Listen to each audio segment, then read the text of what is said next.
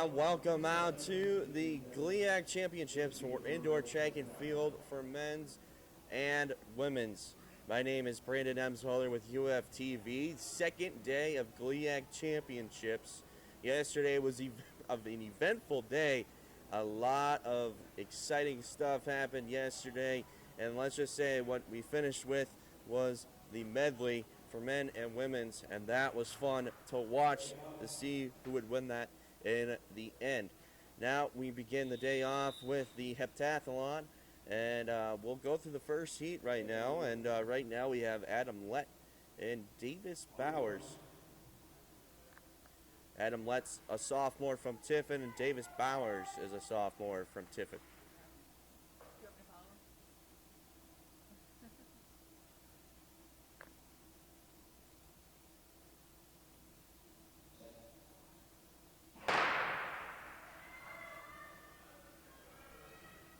And to me, it looks like Davis Bowers will finish this one off from Tiffin. Both of them are from Tiffin, so we'll take a look.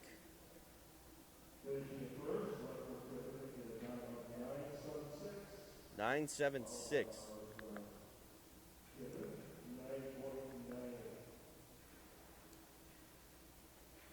Leader there finished with a 976. Now we go into the second heat. So we got Colin Dzinski, sophomore from Tiffin. Roger Wilford, freshman from Lake Superior State. Trent Boldoff, junior, Ashland. And Jared Ryder, freshman from Ashland.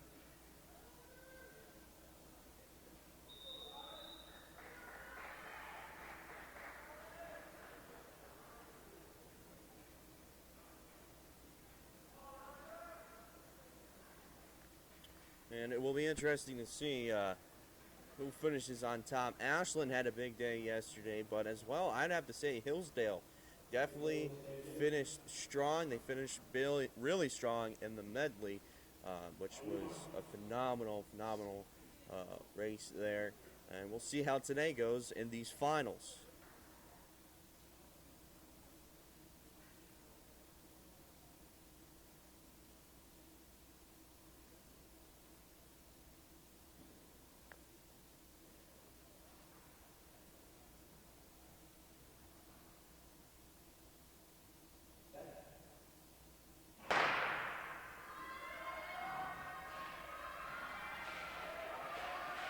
And right now, leading the pack, looks like Ashland, but Tiffin gaining. And I think, from what I see, I saw Colin Dzinski finish first. And Dzinski does finish first. He finishes with a 9.18, and behind him is Ashland, which is Boldoff with a 9.28. Now we head into Heat 3.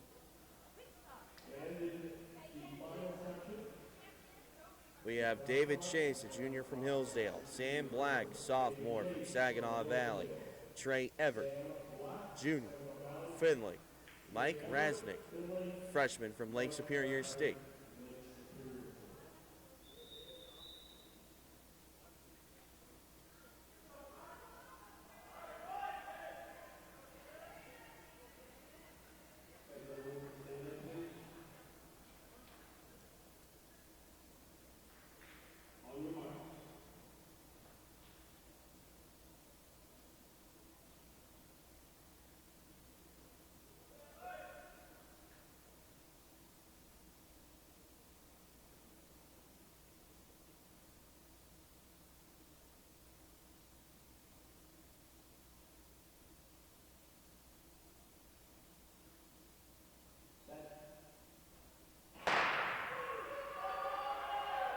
And we're off, taking off pretty quick there. Saginaw Valley, neck and neck is Findlay, and Saginaw Valley finishes first. That's Sam Black. Coming in second is Trey Everett. So Saginaw Valley finishes with an 8.69. Findlay coming in second with an 8.78.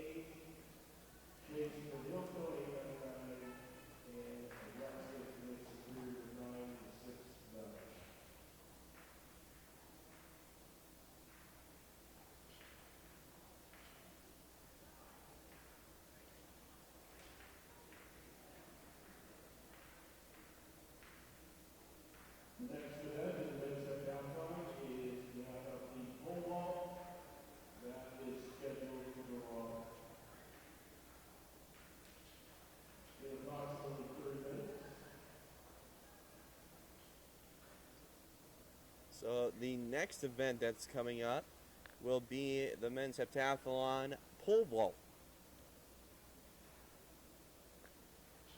But we'll see. They're going to be setting up for that, but that won't happen in the standings of the men's heptathlon. Ray Everett continues to hold the lead with 3,859 points. Sam Black, second down, 3,674. Third place, Dave Chase, 2,545. Jared Ryder, Nebraska, 2,400. All right, well, we'll take another short break. You are watching the men's and women's indoor track and field GLIAC championships here on UFTV.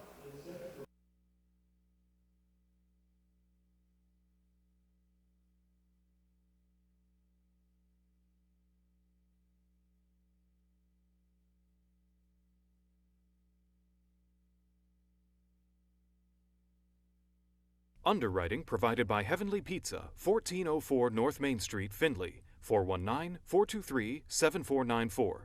UF students get 10% off with ID. Welcome to Coffee Amici. Come on in. Coffee Amici is a friendly place to sip and go or sip and stay. We offer a large selection of handcrafted espresso-based lattes, cappuccinos, and Americanos. In addition, we make delicious fruit smoothies, Italian cream sodas, hot chocolate, and fresh brewed coffee. Local bakers supply freshly baked treats. Free Wi-Fi is offered to customers who just want to relax and have a casual business meeting, study time, or just want to surf the web. Coffee Amici also provides free live entertainment on Friday evenings with open mic and scheduled performers for Saturday evenings. Coffee Amici was established in December of 2012 and is owned and operated by Craig and Jane Allen and John and Lynn Cavledge. Business hours are Monday through Thursday, 7 a.m. to 9 p.m., Friday, 7 a.m. to 10 p.m., Saturday, 8 a.m. to 10 p.m., and Sunday, 9 a.m. to 3 p.m.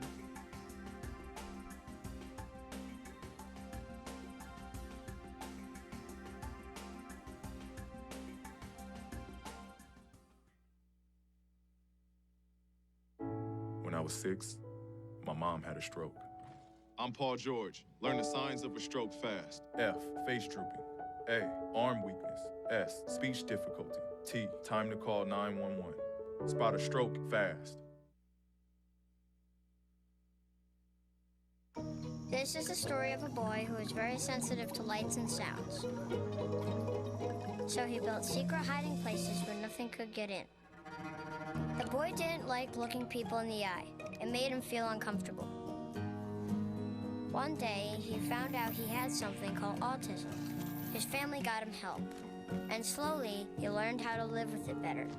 Early intervention can make a lifetime of difference. Learn the signs at autismspeaks.org.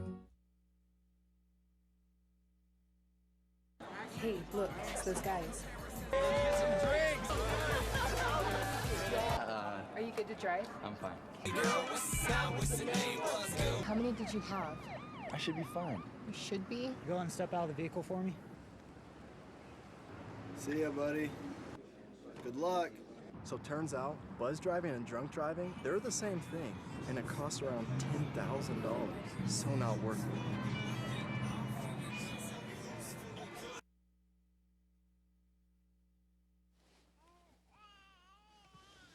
So they say it's a man's world?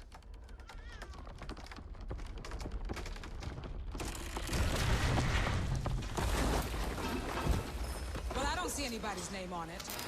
While they were out doing their thing, we slowly changed all that.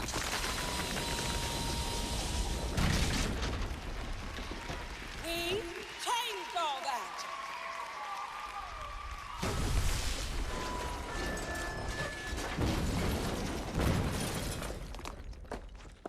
Today, women can do anything men can do. And there's one thing we're even better at.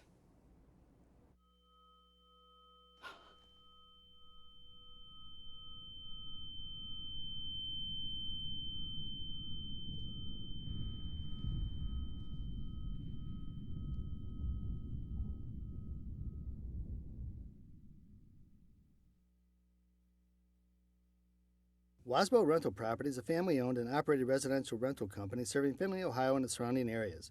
For over 50 years, Wasboro Rental Property has helped residents find the right apartment to fit their needs.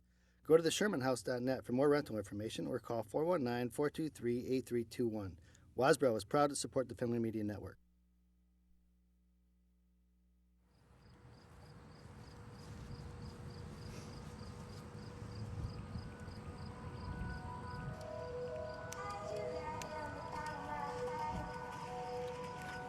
Earth Velocity produces premium wellness and skincare products that are 100% plant-based. In every part of the process, we use environmentally sustainable methods, because in order for the earth to keep us healthy, we have to keep the earth healthy.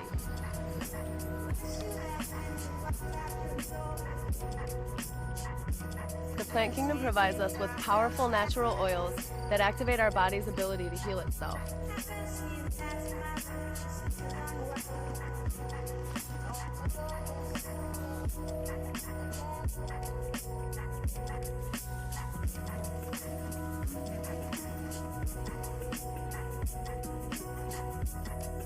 All of the herbs are hand harvested and infused with organic carrier oils and therapeutic essential oils. The resulting products are ready to use for wellness, aromatherapy, massage, and skincare.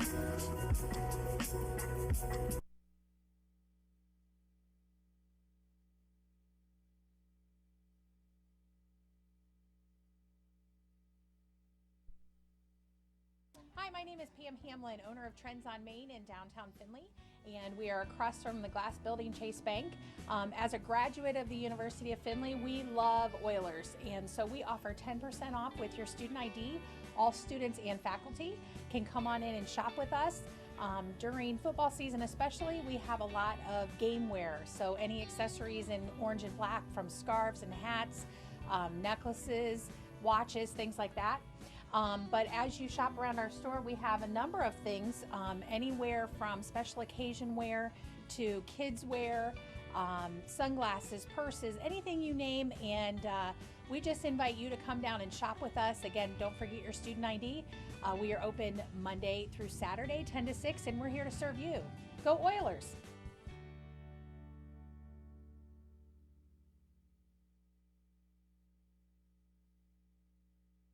Are you struggling with an opiate addiction and pregnant? We know it can be scary to ask for help when you don't know how others will treat you when you reach out. You are not alone, and there is help available for you and your baby. A treatment and recovery resource guide is available that can provide valuable information. Please call 419-424-1985 to receive a free copy of the resource guide. Sponsored by the Hancock County Board of Alcohol, Drug Addiction, and Mental Health Services.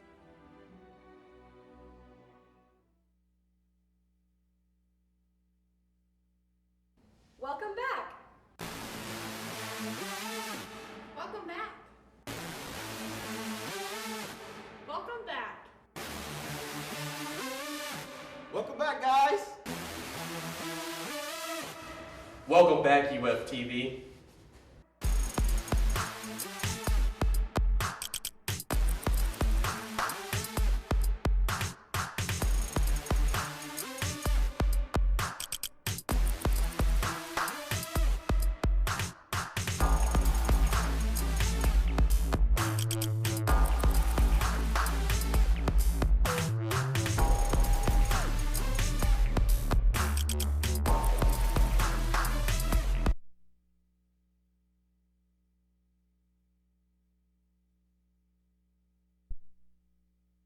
It takes less than 1 minute to find out if you may have prediabetes. You can do it here. But you probably won't. You're busy. Kids, work, show coming back in 48 seconds. So let's do this now. Hold up one finger if you're a man, women, 0. 3 more fingers if you're over 60, 2 over 50, 1 over 40. If you're not sure, keep in mind you're sitting on a couch right now, so 1 more finger if you're not very active. 1 finger if yes, 0 if no. 1 yes, 0 no. Next, find the body type that looks most like you and hold up that many fingers while I look around awkwardly. And that's it. If you're holding up 5 fingers or more, you probably have prediabetes. Sorry to be so blunt, but hey, you're busy. Just go to the site.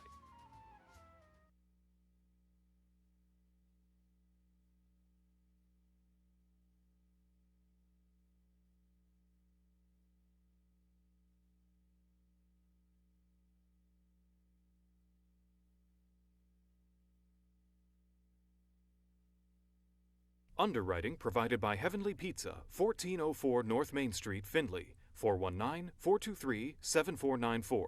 UF students get 10% off with ID. Welcome to Coffee Amici. Come on in. Coffee Amici is a friendly place to sip and go or sip and stay. We offer a large selection of handcrafted espresso-based lattes, cappuccinos, and Americanos. In addition, we make delicious fruit smoothies, Italian cream sodas, hot chocolate, and fresh brewed coffee. Local bakers supply freshly baked treats. Free Wi-Fi is offered to customers who just want to relax and have a casual business meeting, study time, or just want to surf the web.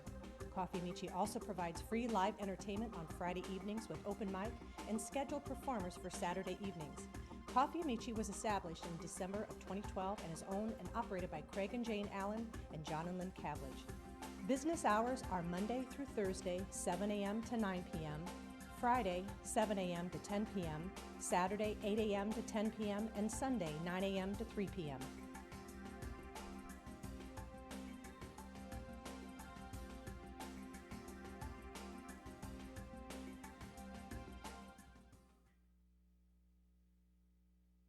Logistics is proud to support UFTV and the Findlay Media Network. Watch Oiler basketball live on UFTV.findlay.edu.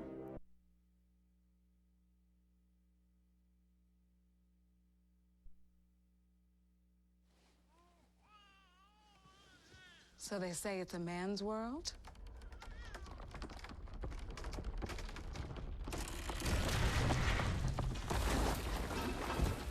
Well, I don't see anybody's name on it. While they were out doing their thing, we slowly changed all that.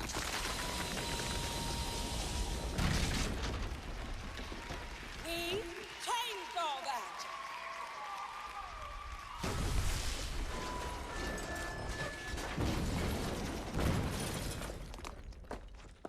Today, women can do anything men can do.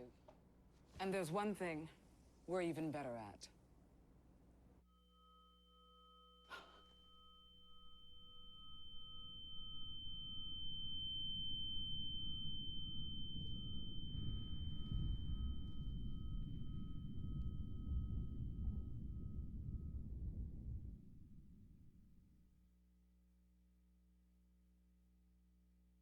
UFTV is committed to giving viewers a complete, entertaining, and enlightening multimedia experience. We are dedicated to our mission of providing a public service to our viewers while working with the community by offering a distinctive voice on UFTV. We present programs of a high production quality, coupled with original creative stories, brilliant visuals, and a clear purpose. Wasbro Rental Property is a family-owned and operated residential rental company serving Findlay, Ohio and the surrounding areas. For over 50 years, Wasbro Rental Property has helped residents find the right apartment to fit their needs. Go to theshermanhouse.net for more rental information or call 419-423-8321. Wasbro is proud to support the Findlay Media Network. When I was 6, my mom had a stroke. I'm Paul George. Learn the signs of a stroke fast. F, face drooping. A, arm weakness. S, speech difficulty. T, time to call 911. Spot a stroke fast. This is the story of a boy who was very sensitive to lights and sounds. So he built secret hiding places where nothing could get in. The boy didn't like looking people in the eye. It made him feel uncomfortable. One day, he found out he had something called autism. His family got him help, and slowly, he learned how to live with it better. Early intervention can make a lifetime of difference. Learn the signs at autismspeaks.org.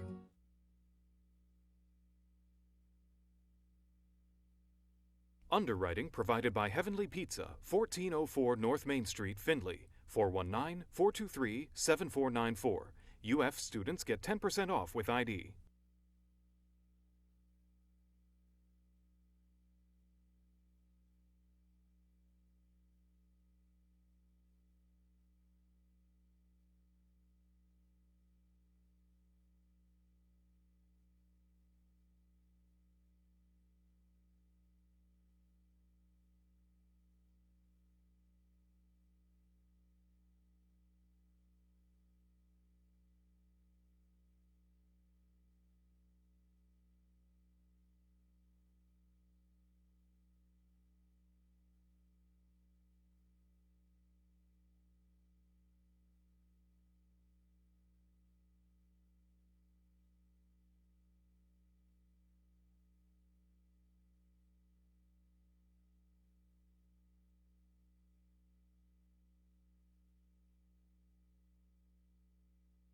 relay on both the men and the women.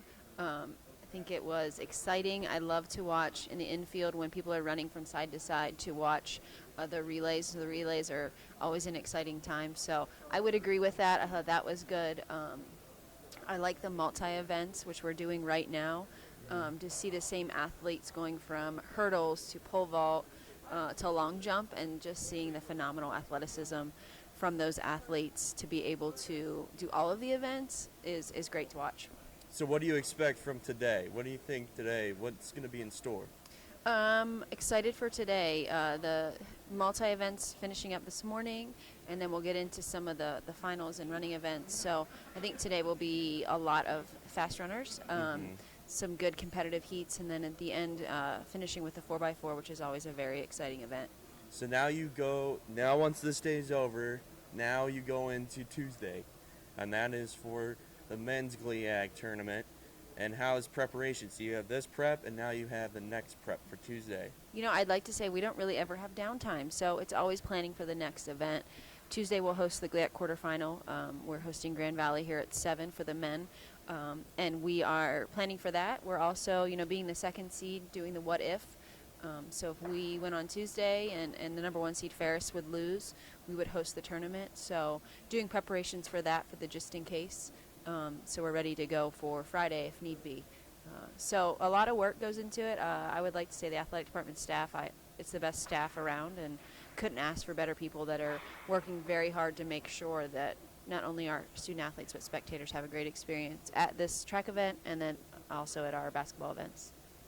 Now, if Ferris State does lose and if we get home court advantage and then we win the whole thing, regionals might get a little chippy. So I don't know if I don't want to put that too far into the future for you guys, but that you never know. You never know, but I think where we are at right now with the men being 5th in the region, we will be traveling for regionals. I think something crazy would have to happen. Yeah. I don't think that will happen, but I think we'll be traveling.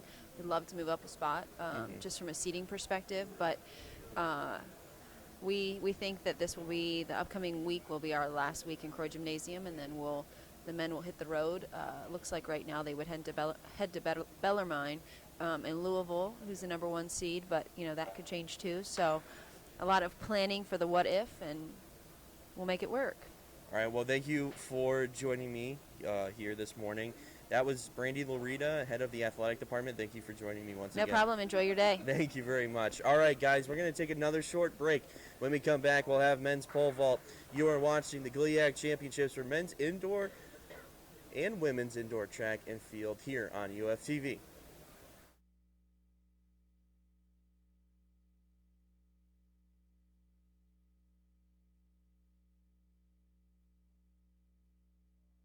Are you struggling with an opiate addiction and pregnant? We know it can be scary to ask for help when you don't know how others will treat you when you reach out. You are not alone, and there is help available for you and your baby. A treatment and recovery resource guide is available that can provide valuable information.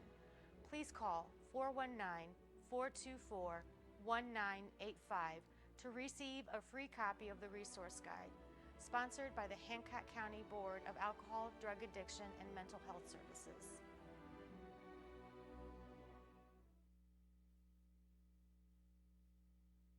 UFTV is committed to giving viewers a complete, entertaining, and enlightening multimedia experience. We are dedicated to our mission of providing a public service to our viewers while working with the community by offering a distinctive voice on UFTV. We present programs of a high production quality, coupled with original creative stories, brilliant visuals, and a clear purpose. Logistics is proud to support UFTV and the Findlay Media Network. Watch Oiler basketball live on UFTV.findlay.edu.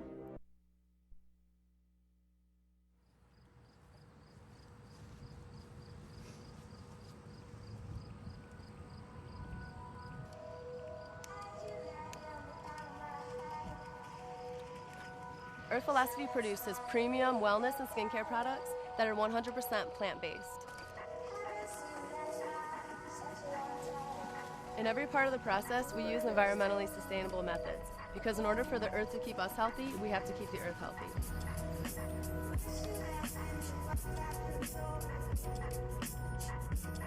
Plant Kingdom provides us with powerful natural oils that activate our body's ability to heal itself.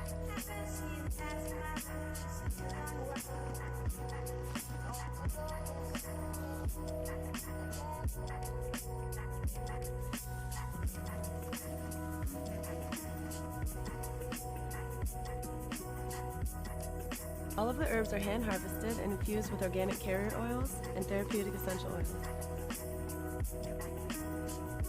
The resulting products are ready to use for wellness, aromatherapy, massage, and skincare.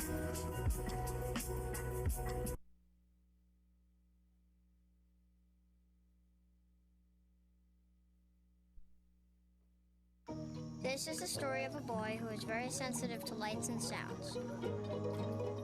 So he built secret hiding places where nothing could get in. The boy didn't like looking people in the eye. It made him feel uncomfortable. One day, he found out he had something called autism.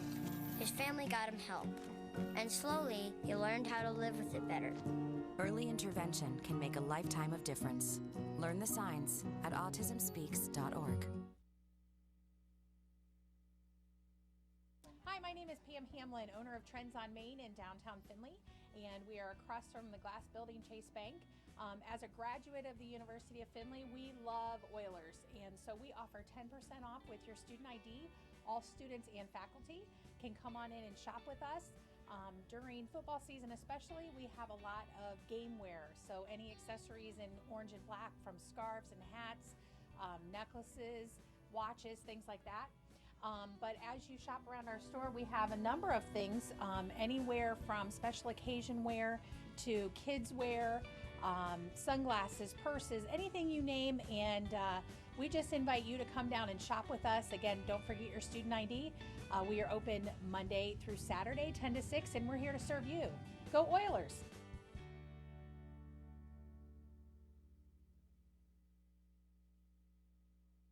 It takes less than 1 minute to find out if you may have prediabetes. You can do it here. But you probably won't. You're busy. Kids, work, show coming back in 48 seconds. So let's do this now. Hold up one finger if you're a man, women, 0. 3 more fingers if you're over 60, 2 over 50, 1 over 40. If you're not sure, keep in mind you're sitting on a couch right now, so 1 more finger if you're not very active. 1 finger if yes, 0 if no. 1 yes, 0 no. Next, find the body type that looks most like you and hold up that many fingers while I look around awkwardly. And that's it. If you're holding up 5 fingers or more, you probably have prediabetes. Sorry to be so blunt, but hey, you're busy. Just go to the site.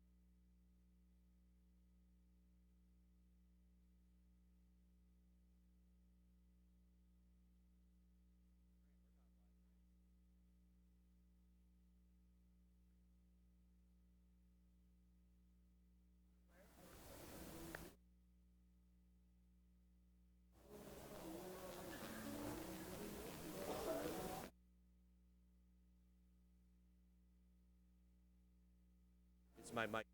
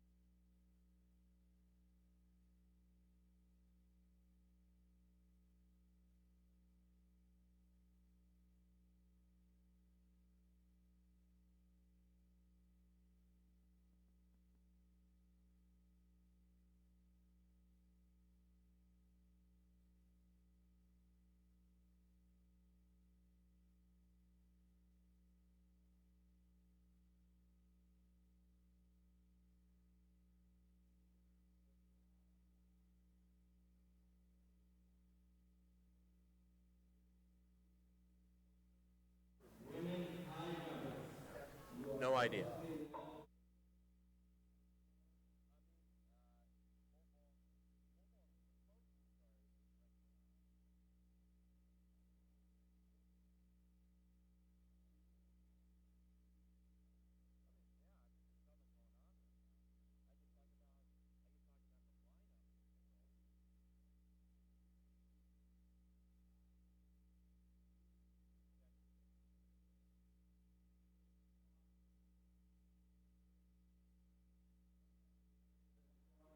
And welcome back out to the men's and women's indoor track and field GLIAC championships here at the Kaler Center in Findlay, Ohio. Welcome out to the broadcast. If you're now joining, my name is Brandon Emsweller with UFTV. Now let's take a look at the GLIAC track and field championships for the men's pentathlon pole vault, and this is the start list for pole vault. It's going to be one flight. So we'll take a look. We got Roger Wilford, Lake Superior State. He's a freshman. David Chase, a junior from Hillsdale. Mike Rasnick, a freshman from Lake Superior State. Then you have Sam Black, sophomore from Saginaw Valley. Jared Reiner, a freshman from Ashland. Trey Everett, a junior from Findlay.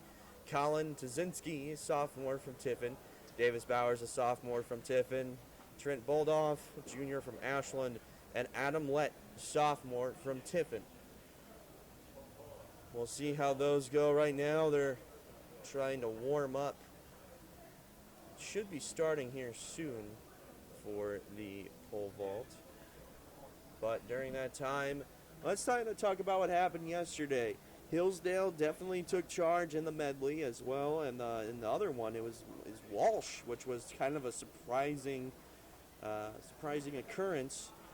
For Walsh, they kept a demanding lead in the medley as well. In the 5,000, just breaking records, was McKinley, I believe. I'd have to look back at my notes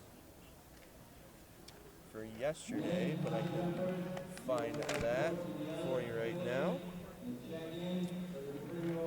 For the 5,000.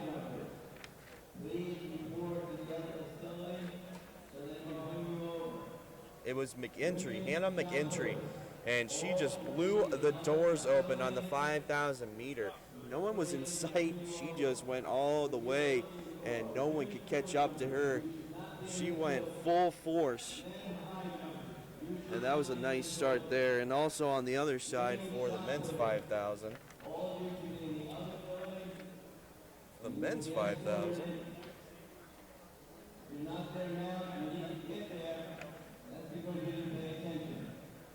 On that side, they had Bentley Hoyte, who definitely had a good start, but Joseph Newcomb led most of the way in that second final but the funny thing is, Joseph Newcomb was leading the whole way until you had James Ngandu from Tiffin, who started to work his way up the chain. But between Chris May and James Ngandu, it was a fight between them the whole rest of the way. But when it came to the final stretch, James May broke away from Ngandu and would finish and win this one. So actually it was Chris May who came in first, and Ngandu came in second. And then third was actually from Grand Valley, which was Nate Orndorff. So that was pretty crazy for the 5,000 meter. And then they finished off with the 200 meter dash for the prelims, as well for men. And then they went into the finals for the medley. So that's kind of how yesterday went. And now it's straight finals. And we'll see how this works out today for all these GLIAC teams. And we'll also see how Findlay will do fare in the finals as well. Findlay kind of had a rough start yesterday, and we'll see how they fare today. And right now they're setting up for an event over there. I believe it is going to be, let me pull it up here.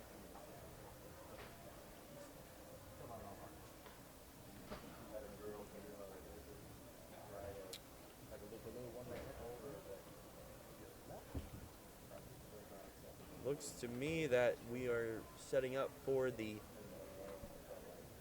high jump for women.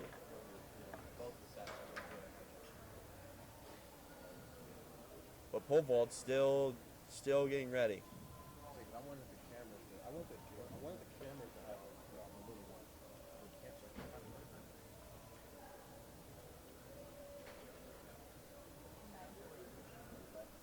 So we'll see.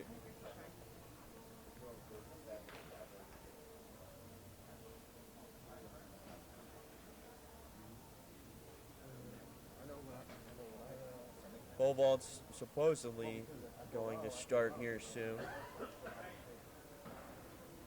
And it does. This is more of a practice still.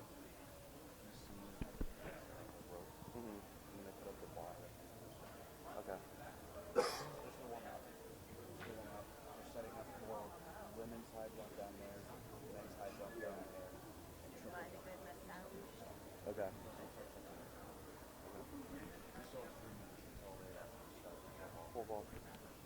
So right now they're setting up men's, women's high jump, and also triple jump will start here soon. In about 3 minutes or so, pole vault will begin. So we will have that for you in a few minutes. Let's just take another short break. You're watching the men's and women's indoor track and field championships here on UFTV.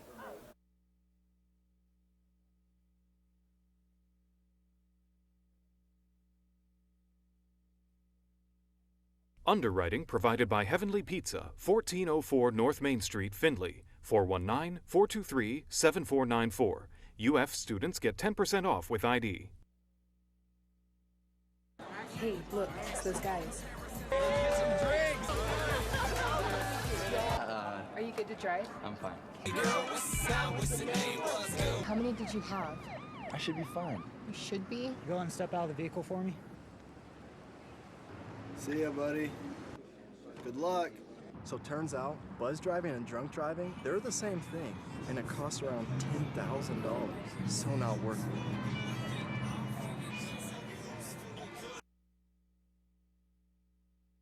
Are you struggling with an opiate addiction and pregnant?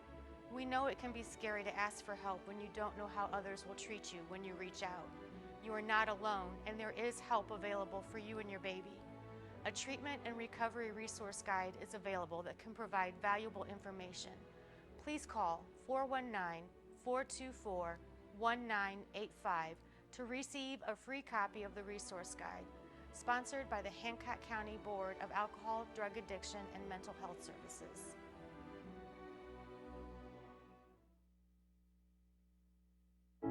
When I was 6, my mom had a stroke. I'm Paul George. Learn the signs of a stroke fast. F, face drooping. A, arm weakness. S, speech difficulty. T, time to call 911. Spot a stroke fast. Biologistics is proud to support UFTV and the Findlay Media Network. Watch Oiler basketball live on UFTV.findlay.edu. UFTV is your university and community TV station. UFTV is committed to giving viewers a complete, entertaining, and enlightening multimedia experience. We are dedicated to our mission of providing a public service to our viewers while working with the community by offering a distinctive voice on UFTV. We present programs of a high production quality, coupled with original creative stories, brilliant visuals, and a clear purpose. Wasbo Rental Property is a family-owned and operated residential rental company serving Findlay, Ohio and the surrounding areas. For over 50 years, Wasbo Rental Property has helped residents find the right apartment to fit their needs. Go to theshermanhouse.net for more rental information or call 419-423-8321. Wasbro is proud to support the Findlay Media Network. And welcome back out to men's and women's indoor track and field. It's the GLIAC Championships here at the Kaler Center, and we are now getting ready for pole vault.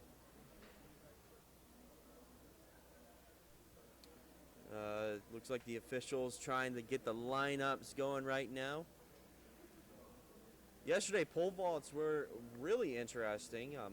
Hillsdale, actually, they broke the championship record in pole vault yesterday.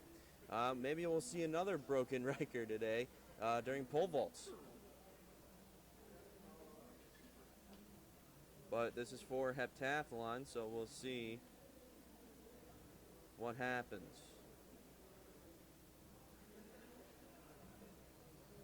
On my sheet, it looks like Roger Wilford will start things off from Lake Superior State.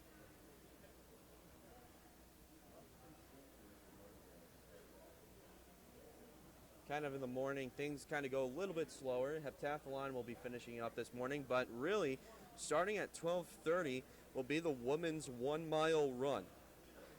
And there will be 2 finals for that. And that will be interesting. Right exactly after that, at 12:45, we'll have the men's 1 mile run. So we'll get close to that around noontime. And we still have the 60-meter hurdles, 400-meter dashes. So a very eventful day for finals here. And we'll see how this all works out for these athletes.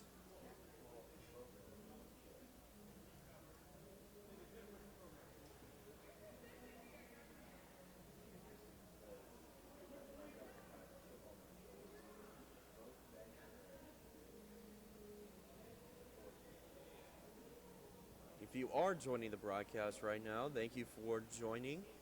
We were on all day live yesterday. We're going to be on all day live today.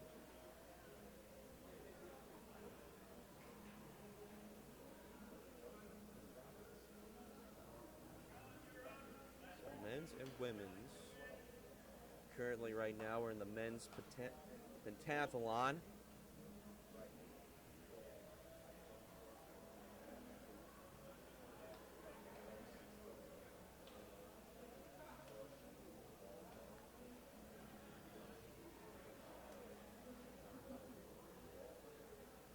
Actually, it looks like we're going to have Tiffin start off first.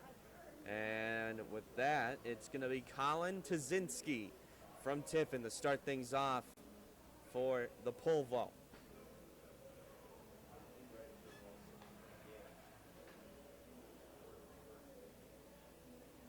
So he'll go off.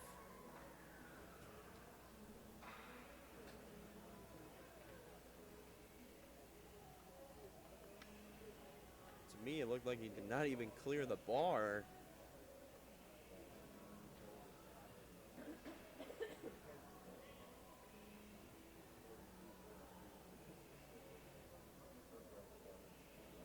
So we will move on to the next one.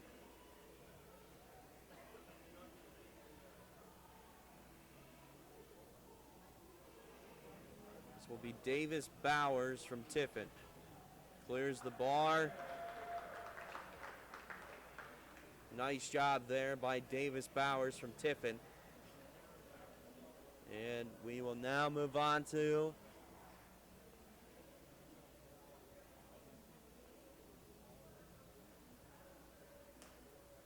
the next one, which will be Trzynski again, which is interesting.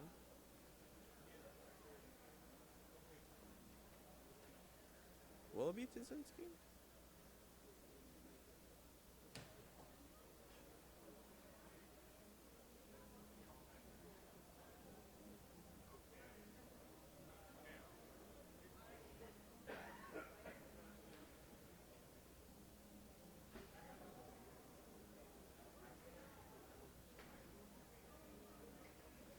Well, Trzynski is going to go again.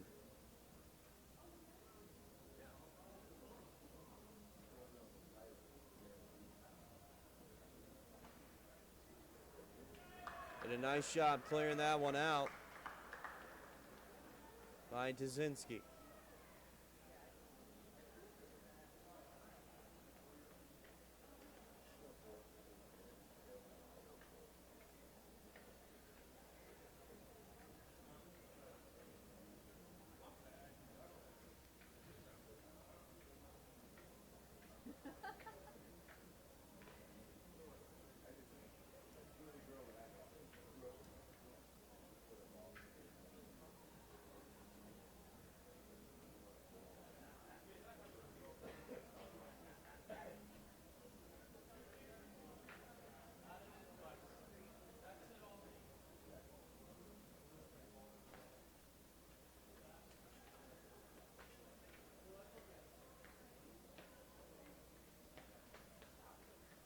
And we're still trying to figure out what's going on over here. Referees, officials looking at the bar. They're actually going to move it up.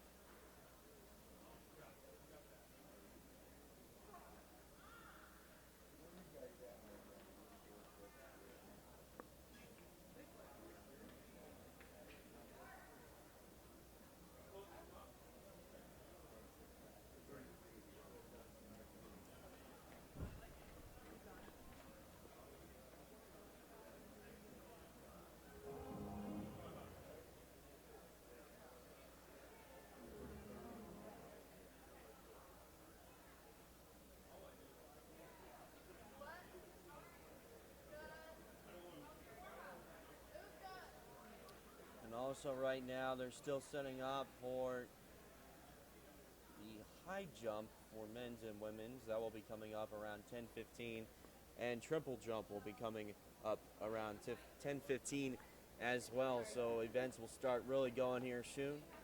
Pole vault right now. Jasinski will go, clears.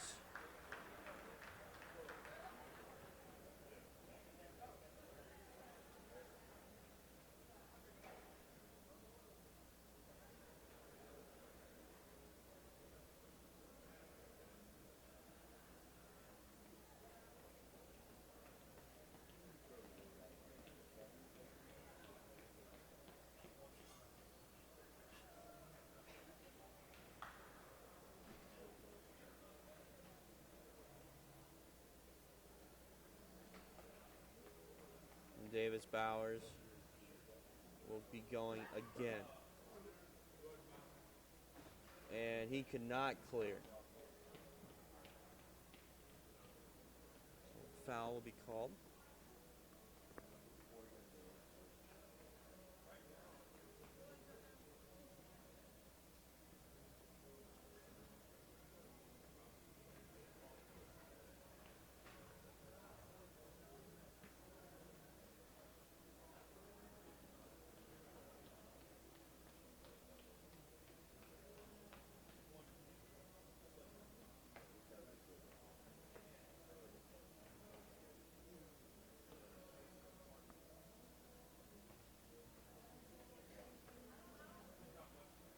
Bowers will go again.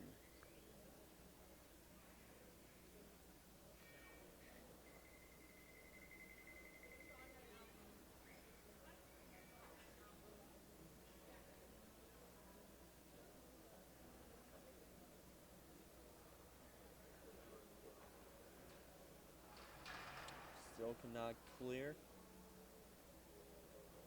Foul called.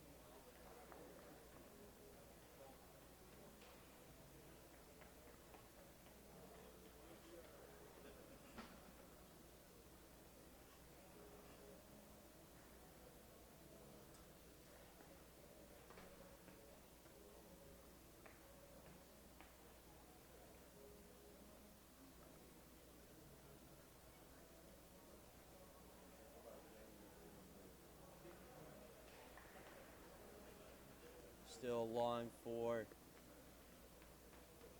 the men's pentathlon. Excuse me. We have pole vault going on right now, and we will finish it off with the heptathlon 1000 run.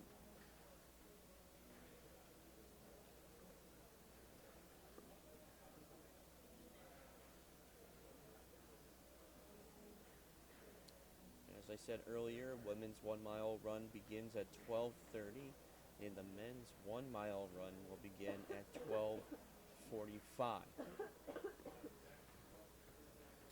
High jumps women are preparing right now for high jumps, as well as men on the other end of the track.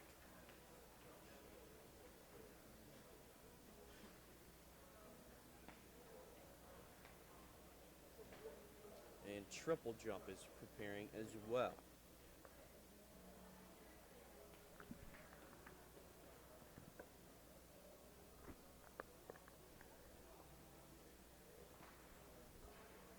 And a nice job there by Tazinski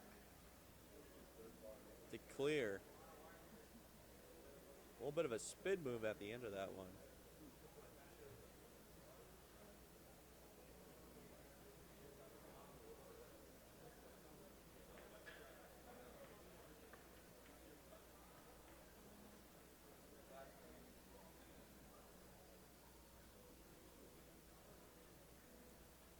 Still with the live look with pole vault. And a nice job clearing that by Davis Bowers.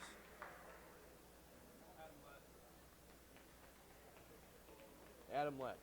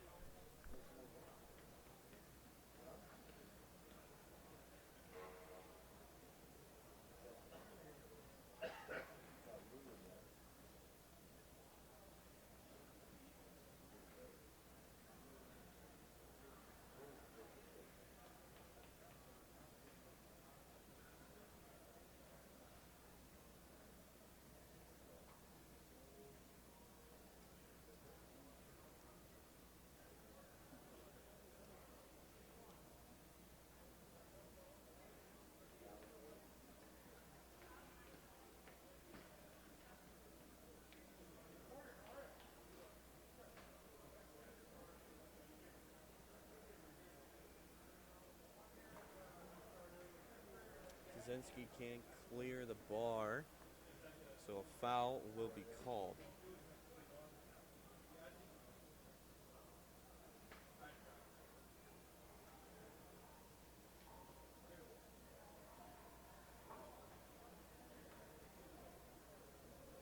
We still have other pole vaulters to go here.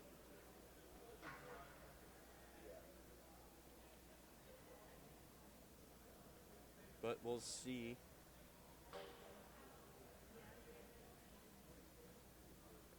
We'll see.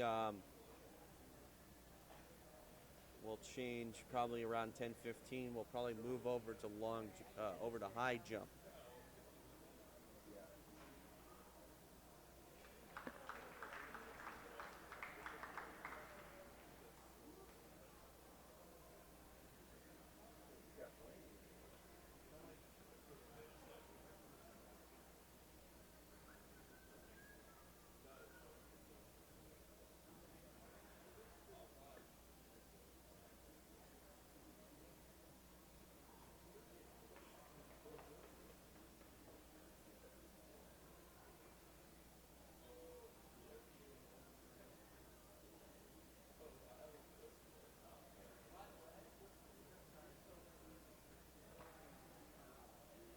Nice clearance there by Kaczynski.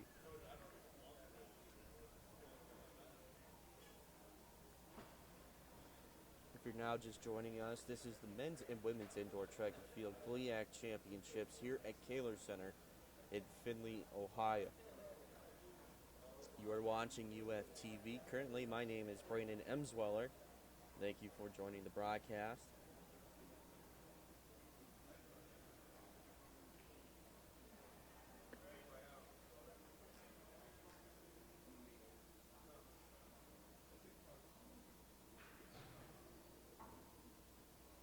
Kind of a slow start to the day here. Starting off with the men's pentathlon.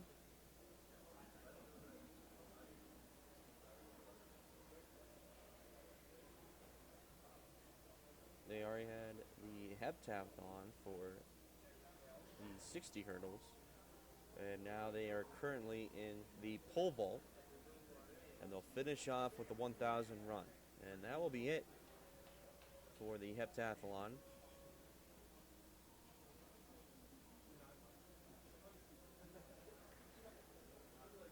Still waiting on. Women are currently right now practicing for high jump.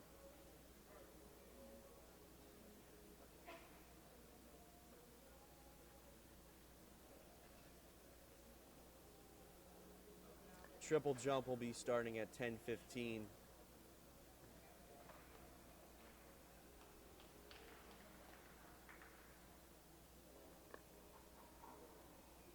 Yes.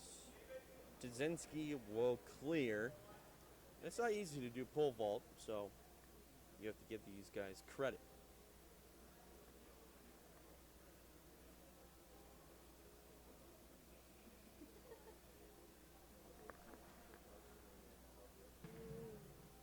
Adam Lang can't clear.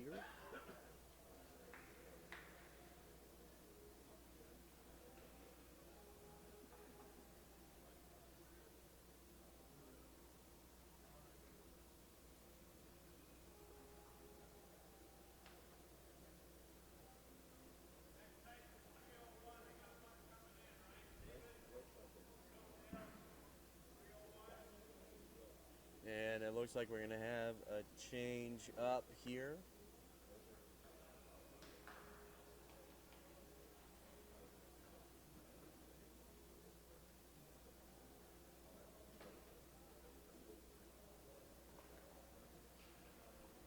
And can now be cleared there by Adam Lett. But to me, I can see some people getting ready right now to go out for their pole vault. It looks like Trey Everett definitely warming up for Findlay.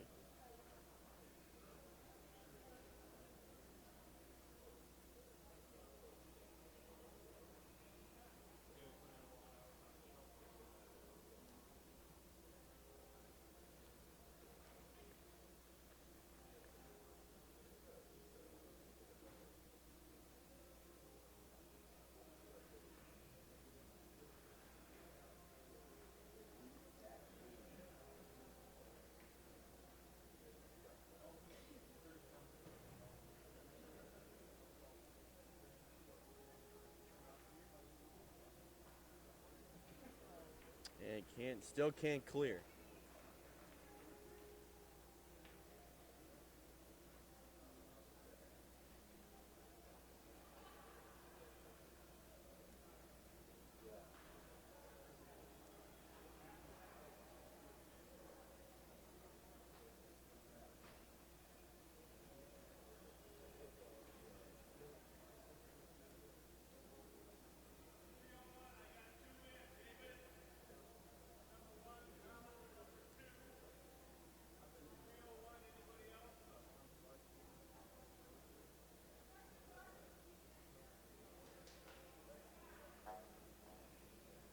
And Hillsdale will now be up. That's going to be David Chase.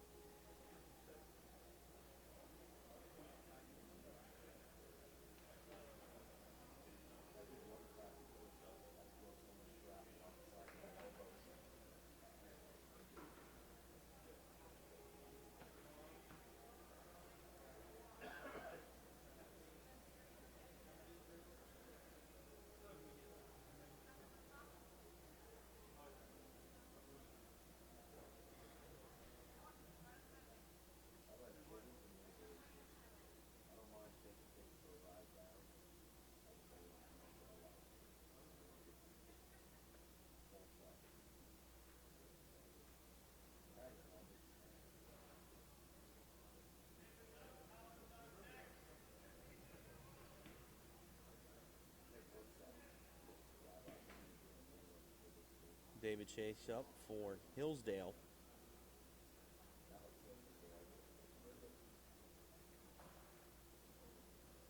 And clears that bar.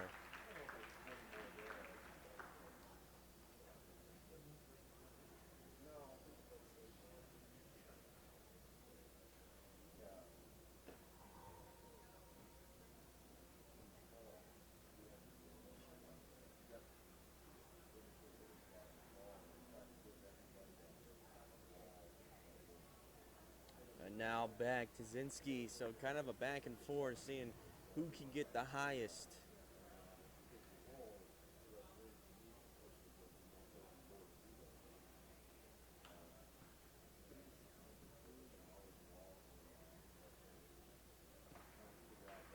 And Tazinski can't clear.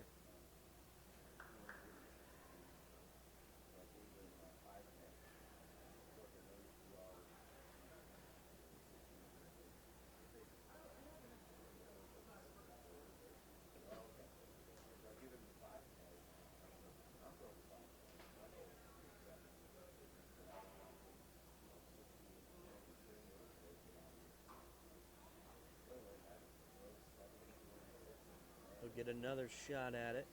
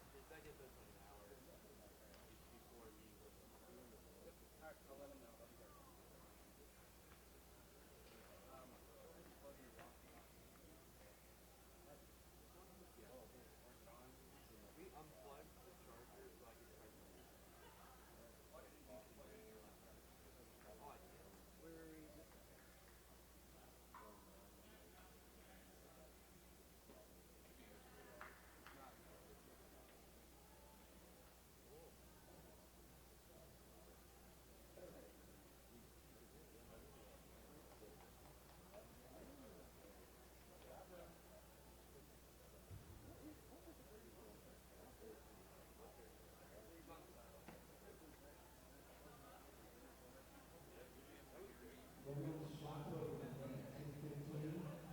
There will be 3 flights. Flight 1 of 3, finish show from Northern Michigan. Emma Bart from Ohio Union. Courtney Fight from Lake Superior. Bobby Love from Lake Superior. Rachel Colsma from Hillsborough. Sarah Alton from Lake Superior. Alexa Cabell from Ohio Union. If you're now joining the broadcast, welcome out. Men's and women's indoor track and field for the GLIAC Championships here at the Kaler Center in Findlay, Ohio. Currently going on right now is pole vaults for the men's heptathlon. And right now, preparing right now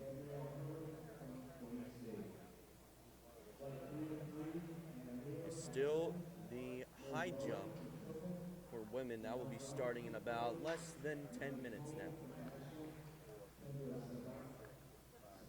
From Walsh, Alex DeBensis from Findlay, Molly Hendricks from Findlay, Deshaun Avery from Grand Valley, and Elizabeth Horner from Wayne State.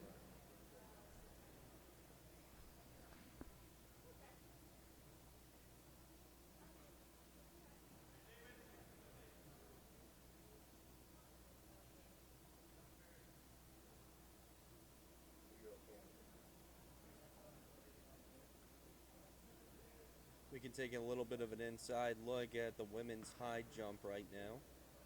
We'll give you a rundown of who will be in this high jump. Anna Focusato will be from senior from Saginaw Valley. Brittany Holbrook, freshman from Tiffin. Catherine Shearlow, junior, Walsh. Lauren Sayer, freshman, Grand Valley State. Kristen Freeman, sophomore from Hillsdale. Jessica Clues, junior from Wayne State. Marie Hall, senior, Lake Erie. Delaney Rogala, freshman, Tiffin. Gabriella Siebert, freshman from Findlay. Sarah Swider, junior, Lake Superior State. Juliana Wire, sophomore, Lake Superior State. Catherine Mills, junior, Grand Valley State. Samantha Sekilis, junior, Grand Valley State. Michelle Jurgen, sophomore, Northern Michigan. Paula Wallenslagel, freshman, Ashland. Heaven Powell, sophomore, Northwood. Rebecca Koval, senior, Ashland. Carly Marshall, freshman, Tiffin. And Hannah Bartlome, junior, Ashland. So those are for the women's high jump.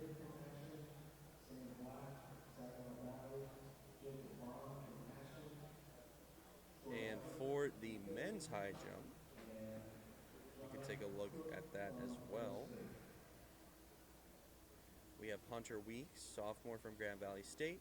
Telianto Jones, freshman. Tiffin. Brandon Bean, senior, Grand Valley State.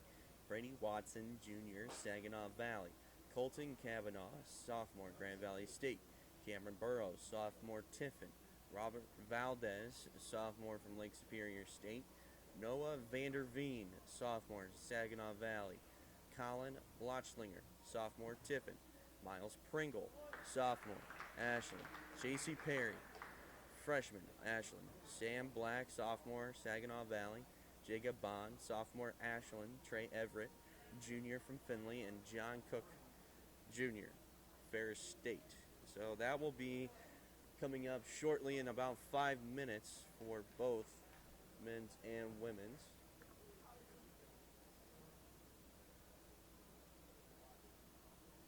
But we are still watching men's pole vault right now for the heptathlon.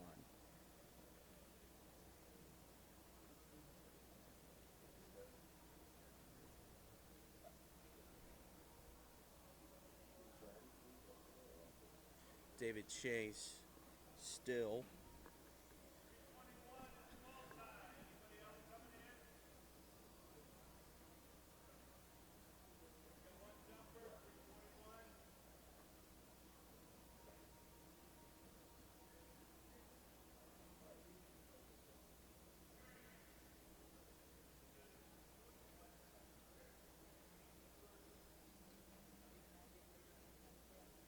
Coming up for pole vault is Trey Everett.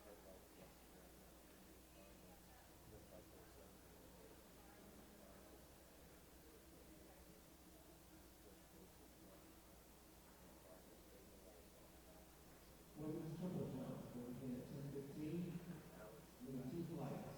Flight 1 and 2, Jordan Ayers from Hillsdale. Women's triple jump will also begin. Women's triple jump will also begin at 10:15. Isabella Stoll from Nashville. Aaron Grace from Walsh. Abigail Christmas from Northern Virginia. Manesha Blair from Tiffin. And Alex Reed from Grand Valley. Flight 2 and 2, Emily Freeman from Tiffin. Miami Kamali from Northern Michigan. Lily Lee from Ashland. Anna Posanta from Saginaw Valley. Chloe Oldham from Hillsdale. Allison Rich from Grand Valley. Jewel Wilson from Oregon State. Diana Reed from Nigeria. And Danielle Porter from Nigeria.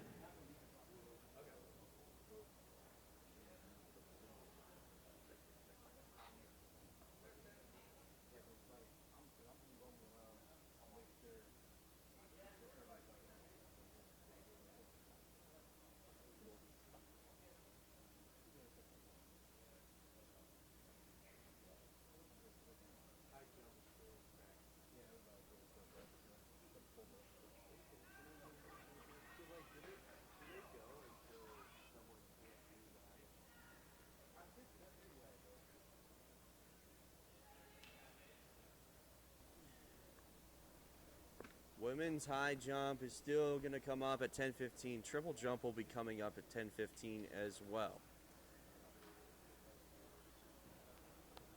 Men's are currently practicing right now.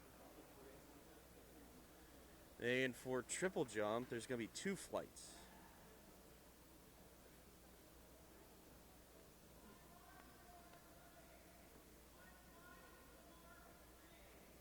Pole vault still going on for the heptathlon.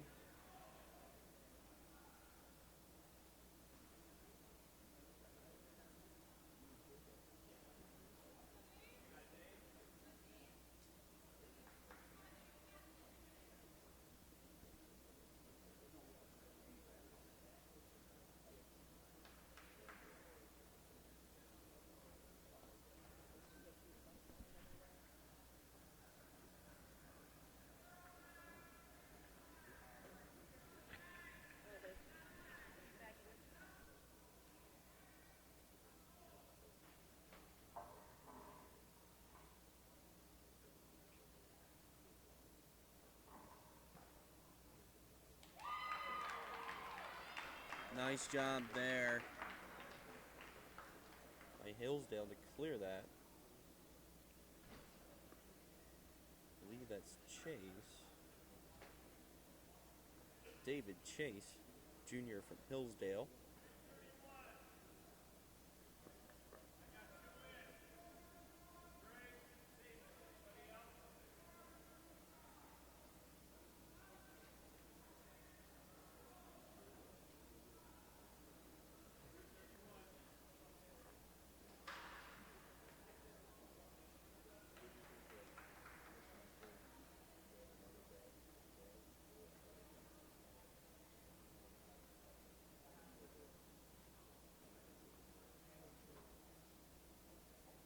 And it looks like on the other side of the track right now, the officials have all the men's high jump contestants lined up, trying to tell them what's going to happen and get them set up and get them going.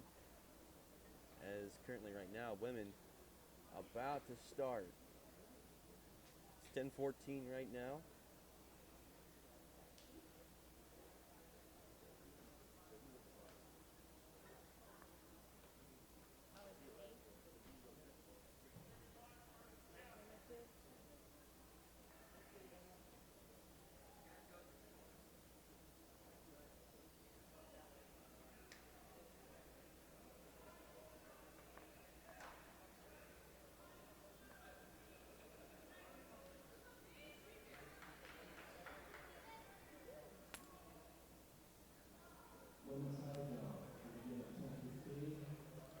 And we are getting close to the 10:15 mark. Women's high jump getting ready here, as well as triple jump.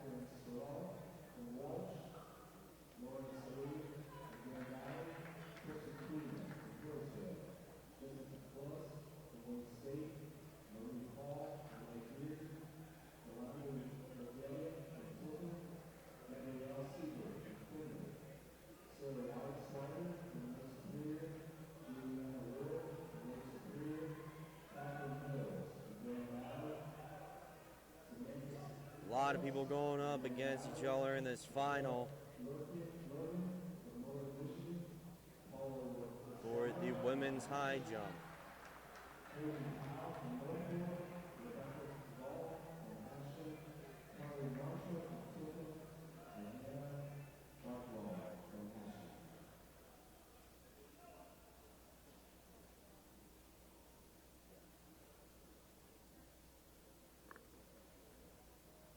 Triple jump looks like that will be ready to start as well.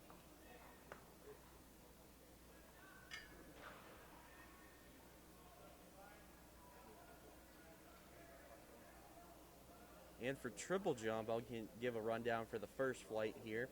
We have Jordan Ehlers, senior from Hillsdale, Haley Menix, junior Lake Erie, Madison Estelle, senior Hillsdale, Marlicia Holston, senior Ashland, Isabella Stoll, junior Ashland, Hannah Grace, sophomore Walsh, Abigail Christmas, freshman Northern Michigan, Maisha Blair, freshman Tiffin, and Alex Reeves, freshman from Grand Valley State.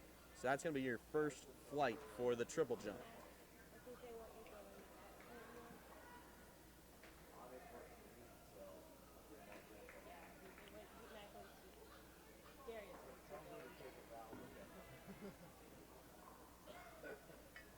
The far one? Mac is heading over there now. Yeah, Mac is here. Well, he's here now.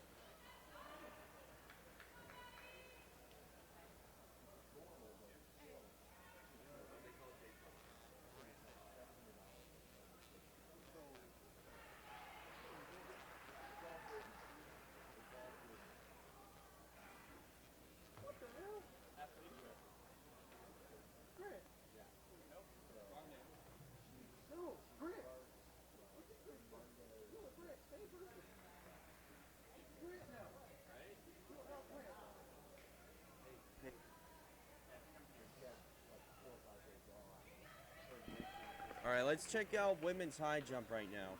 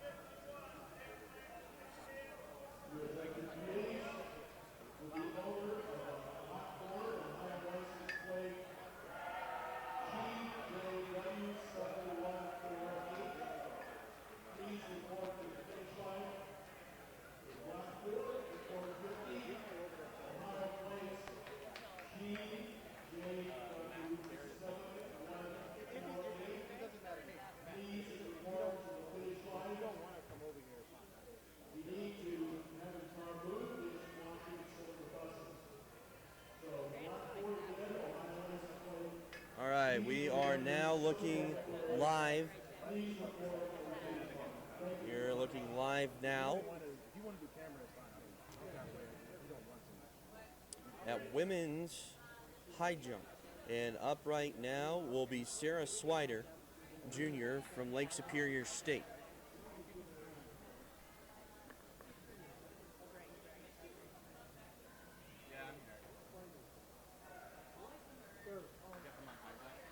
Could not clear the bar on that one.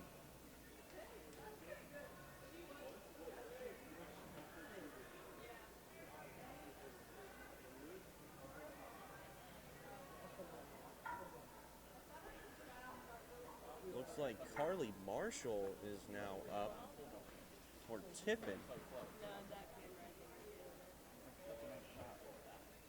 With a nice start. There she goes, a nice clear there.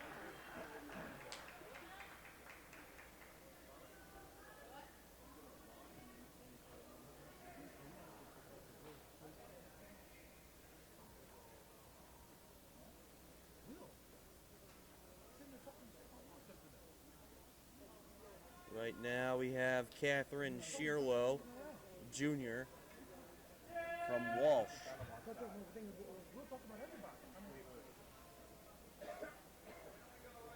With a nice jump there, but no good, can't clear.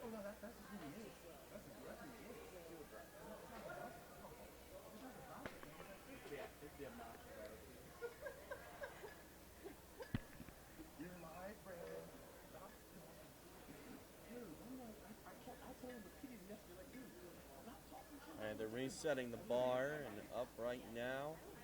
I believe is from Ashland.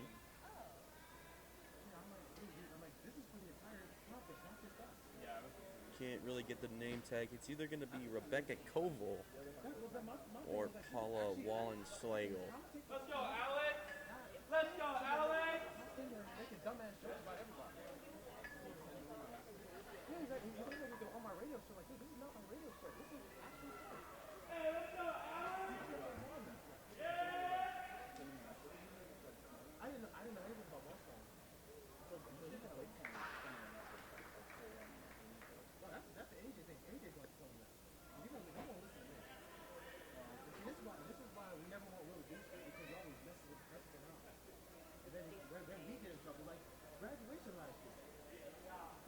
Lake Superior State's up right now.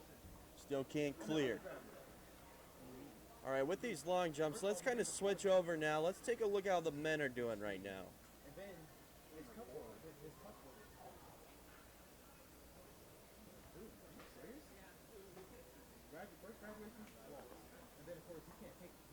Now currently taking an inside look of how the men are doing in their high jump.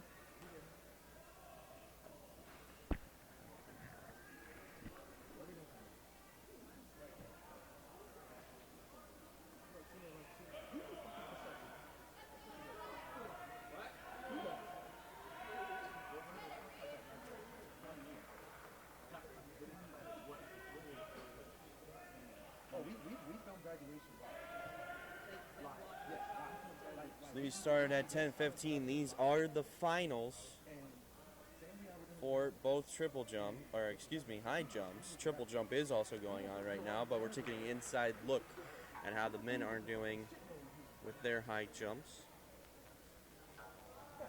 And the bar is set at 194. Yeah, 1.94 meters.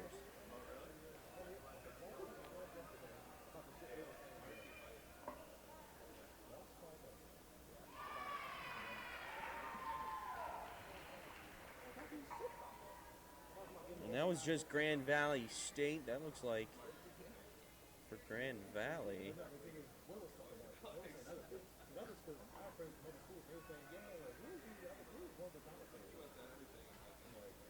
Might be Hunter Weeks.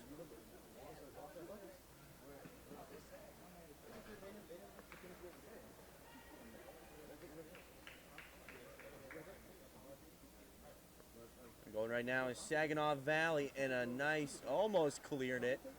Almost cleared it. Not gonna be a little bit closer.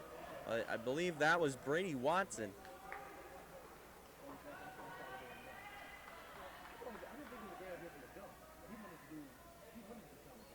Now we're taking an inside look. Colton Kavanaugh from Grand Valley State's up next, and he cannot clear.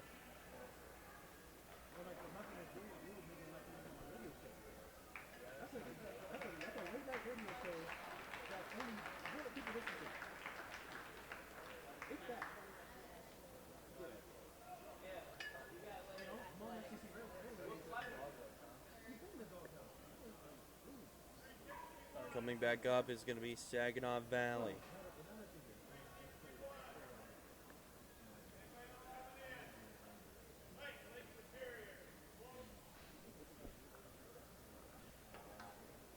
Still cannot clear. Some of these guys are having some issues.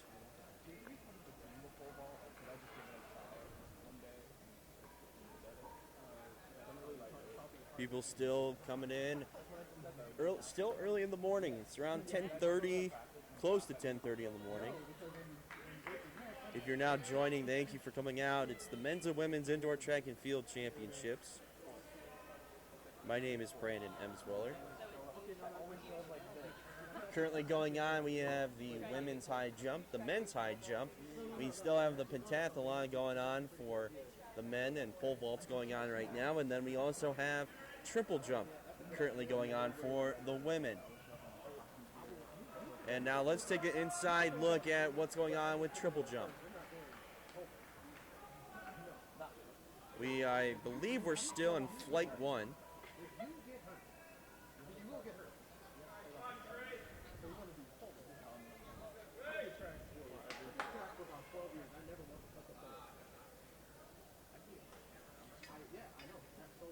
And with the women's triple jump, you can go through the list again. It's going to be Jordan Ehlers, senior from Hillsdale, Hayla Menix, Lake Erie, Madison Estelle, Hillsdale, Marlicia, Holston, Ashland, Isabel Stoll, Ashland, Hannah Grace Walsh, Abigail Christmas, Northern Michigan, Maisha Blair, Tiffin, and Alex Reeves, Grand Valley State.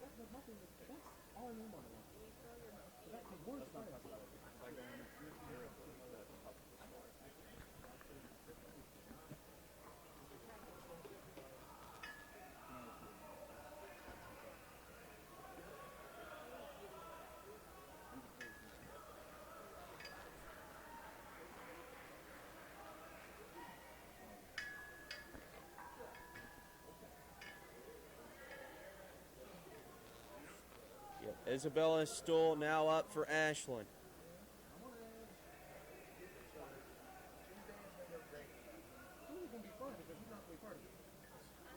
And nothing.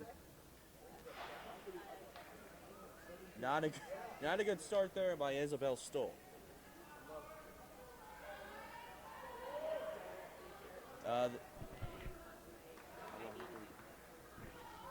This is Hannah Grace now from Walsh. She's a sophomore.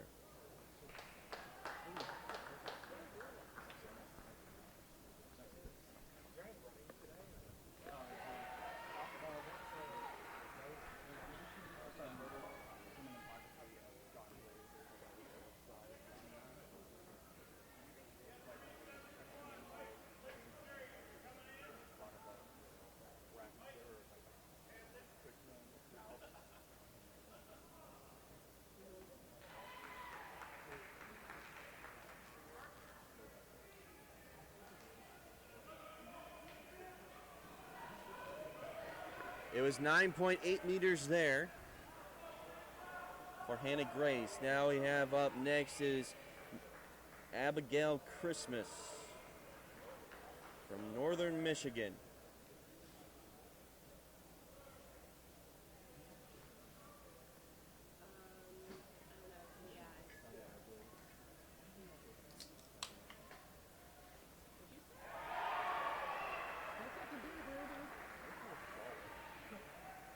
And that was a little bit rough.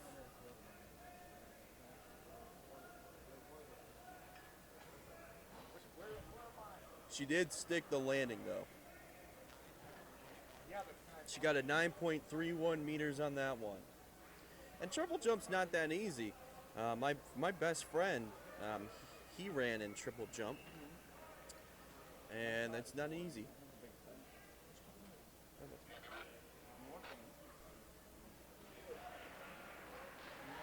Up next is Maisha Blair. She's a freshman from Tiffin.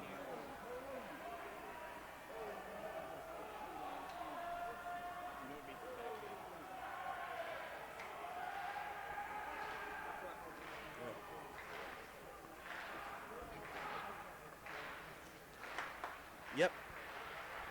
Maisha Blair there.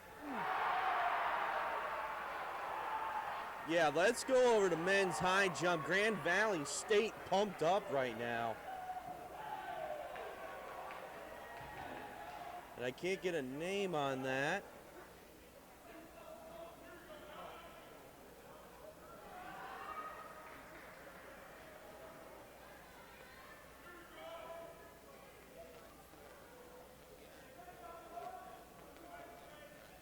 And that was 1.94 meters. And a clear there, and I believe that was Saginaw Valley. And a nice clear. So the bar's at 1.94 meters right now. Up next is Tiffin.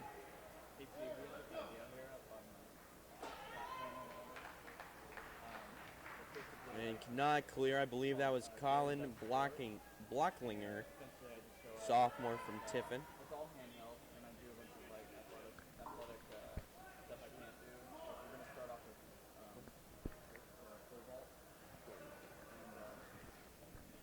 No, but I'm gonna have a GoPro helmet. And it's like John Glazer lives here. You know what I mean? Robert Valdez is next for Lake Superior State.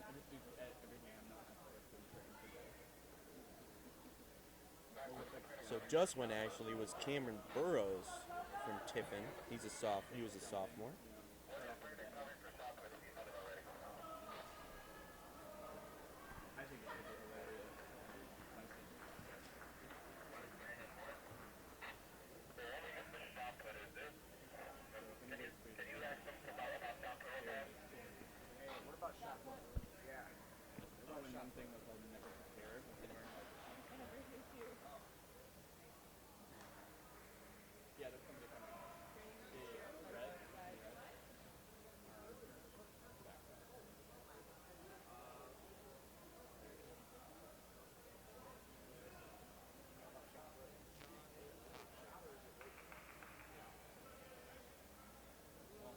Right now it's John Koch from Ferris State, junior.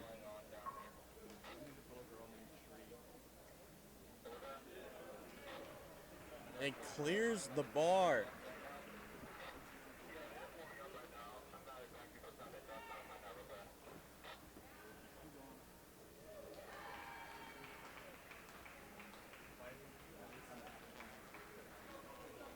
And now they are resetting the bar to 199.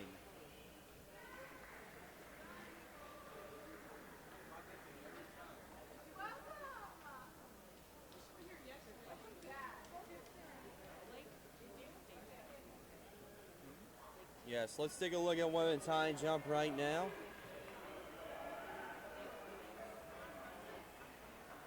And it actually looks like they're going to be moving the bar up. Yeah, they are resetting their bar right now. And now let's head back to the men's heptathlon with the pole vault. currently in progress right now. Once this one is over, they will now move to the 1,000 run.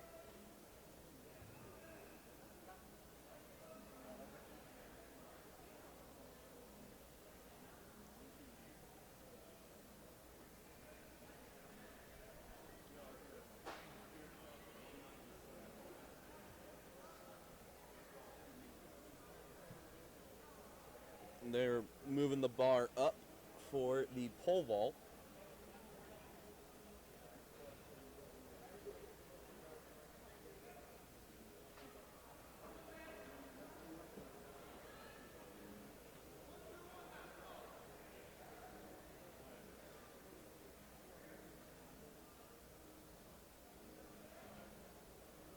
Right now it's Lake Superior State.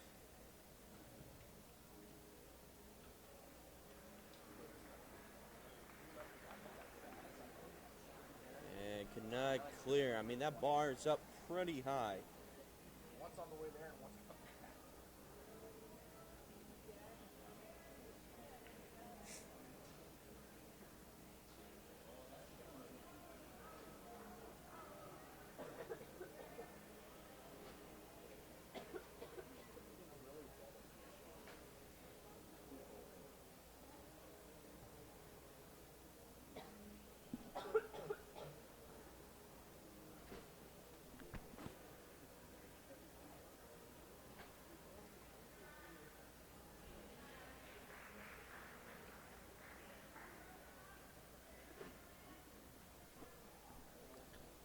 Still on pole vault, Lake Superior State up for the men's heptathlon.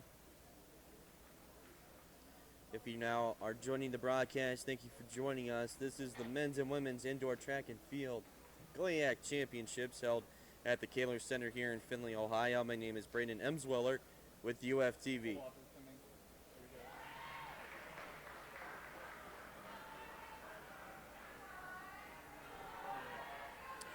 Lake Superior State up for pole vault and still can't clear.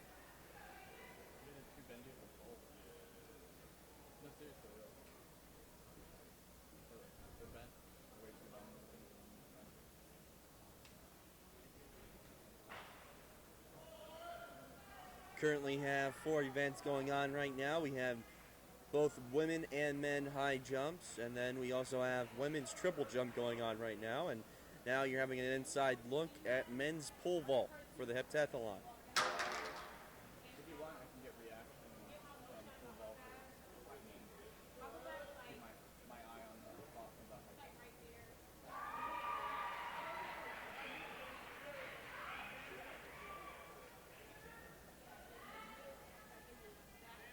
And now up right now is Ashland. That looks like it's going to be Jared Ryder. Jared Ryder is a freshman from Ashland.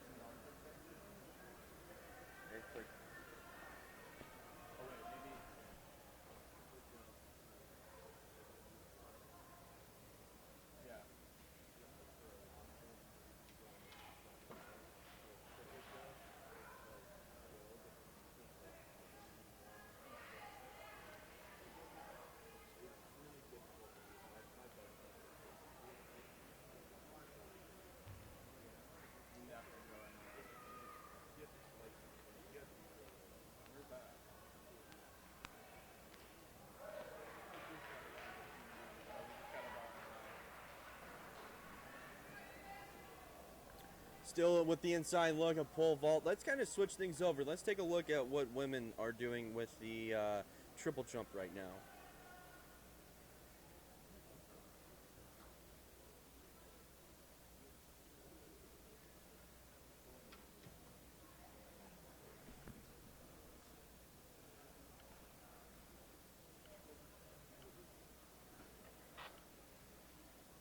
Alrighty, this is going to be Maisha Blair from Tiffin. We're still in flight 1.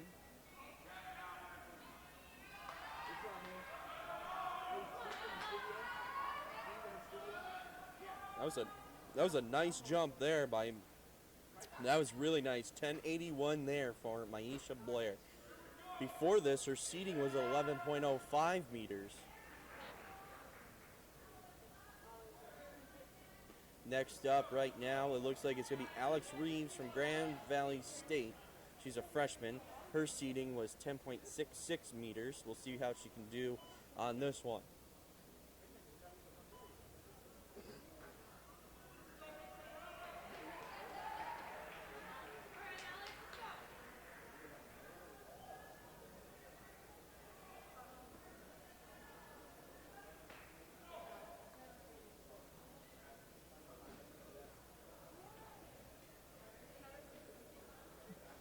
Nice takeoff there by Alex Reeves. We'll see where they measure that.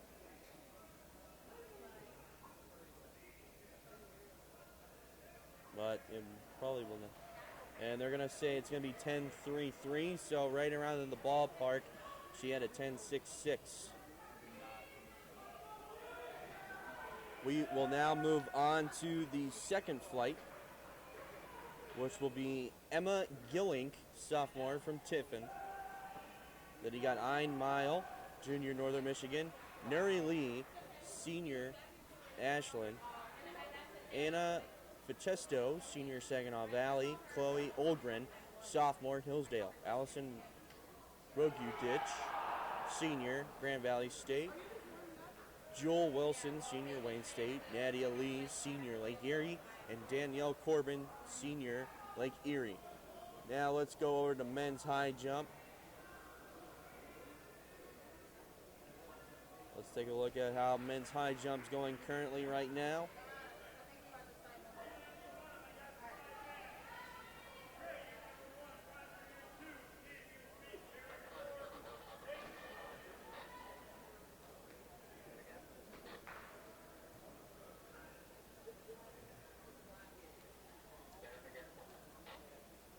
Saginaw Valley State up, almost cleared the bar. It's at 199 still, or the high performance is 199.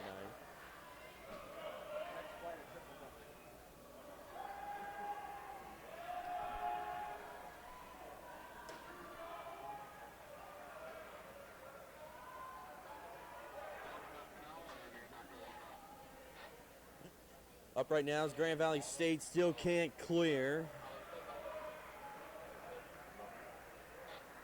Still the high performance right now is a 199.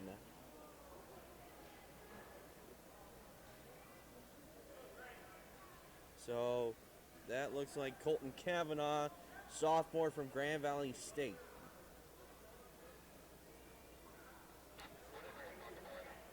I believe right now it's Cameron Burrows from Tiffin.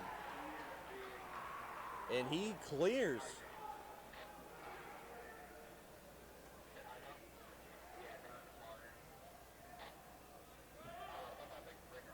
After Cameron Burrows, it looks like we have Robert Valdez from Lake Superior State.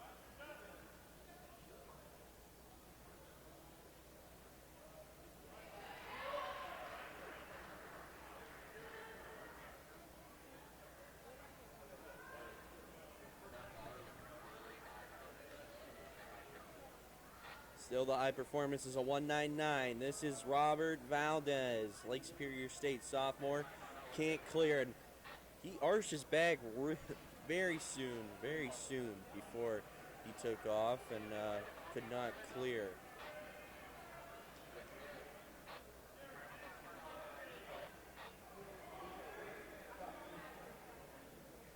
After that, we have Noah Vanderveen, sophomore from Saginaw Valley.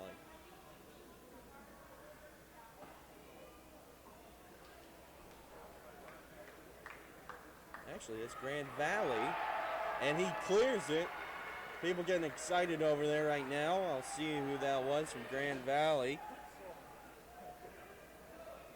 I believe that is Brandon Bean Sr. from Grand Valley State. He's pumped.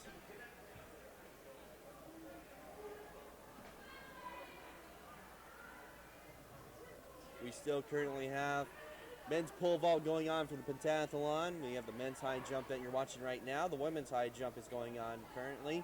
And we also have women's triple jump. The second flight right now is practicing. And then that will start here soon.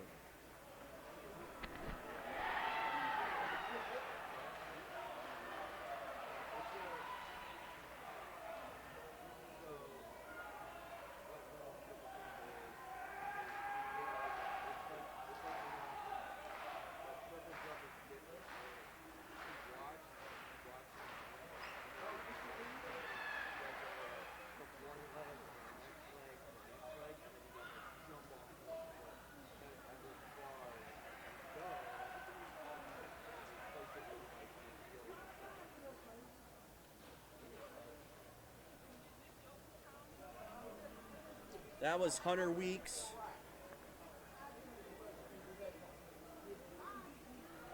From Grand Valley, he's a sophomore.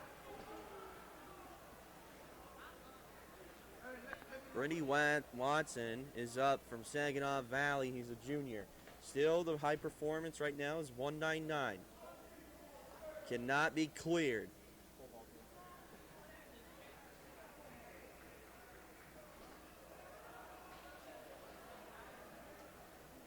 And it's always interesting, it depends on the takeoff, and it's been, for the high jump, it depends on the angle.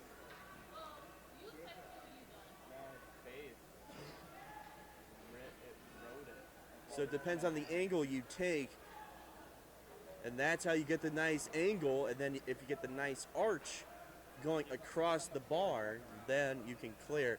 And right now, a lot of the men's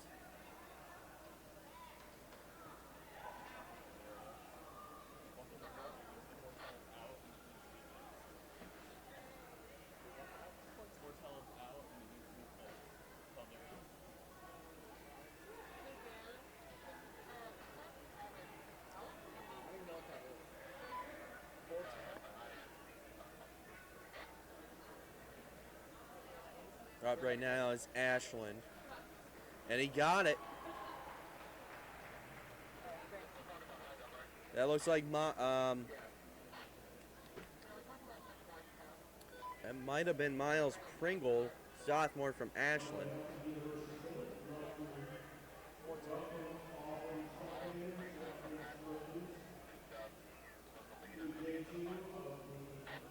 And Miles Pringle is the leader coming into this final for the men's high jump.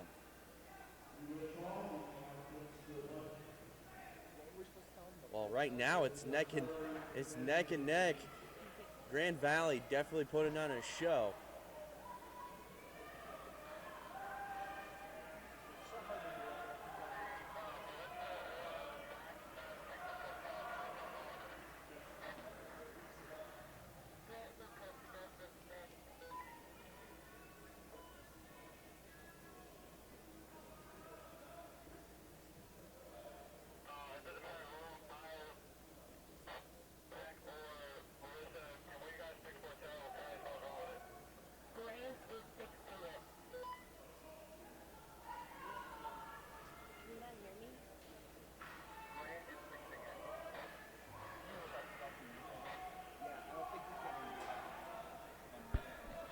Yeah.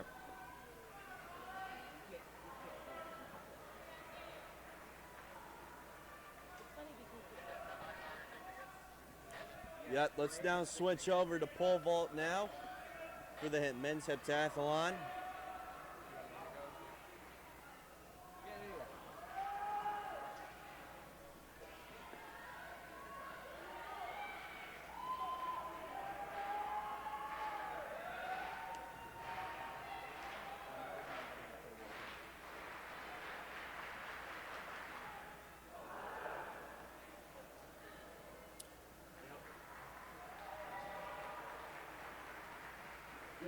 right, so right now Saginaw Valley up right now. It looks like Sam Black. You will notice that there is other activity going on throughout the building. A reminder to Getting closer and closer to the running events right now. Women's 1 mile will begin at 12:30. The men's 1 mile will proceed right after that at 12:45. Right now it's about 10:51. We still have 4 events going on, 4 field events. We have the women's high jump, the men's high jump, men's pole vault for the heptathlon, and we still have triple jump going into the second flight of the final. You are watching men's and women's indoor track and field for the GLIAC Championships here on UFTV. My name is Brandon Emsweiler. Thank you for joining the broadcast. is similar to what it was yesterday. We ask that you remember this and thank you for your cooperation. So right now, Sam Black is going for Saginaw Valley State.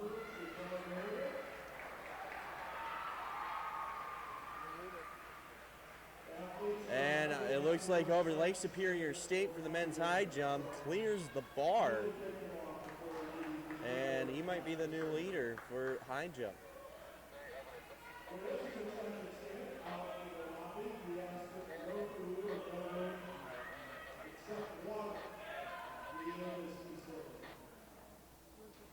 Teams have classes available for food and for eating. If any of you classes in the building, there are results. And this is Jared Ryder from Ashland. He's a freshman. Put your trash in the appropriate place. Folks did a wonderful job yesterday, and thank you for doing that again today. And also from Findlay, that was Trey Everett over on the high jump. He does clear the bar. Nice job there by Everett. While pole vault's going on right now, we have Jared Ryder from Ashland. Keep abreast of all of the events as they occur. University of Findlay is at the faculty campus. We ask that no. Now the funny thing is, since Everett is doing the high jump, he's also doing the pentathlon at the same time, so he has to come back. And I believe he's going to maybe do pole vault again.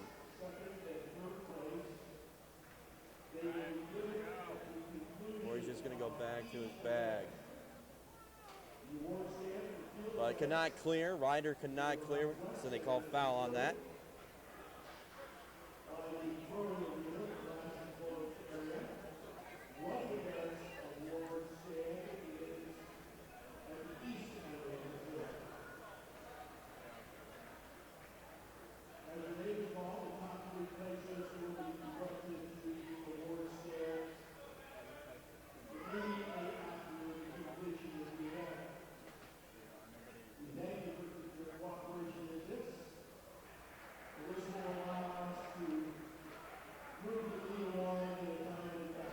Let's actually take a look at triple jump.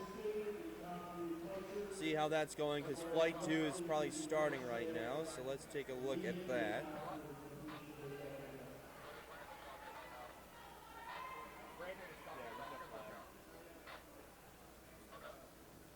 All right, let's take a look at men's high jump again.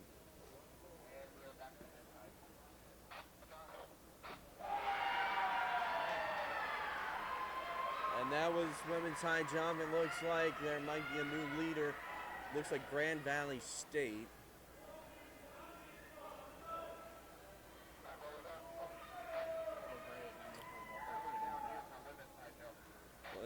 Let's keep it on men here. We'll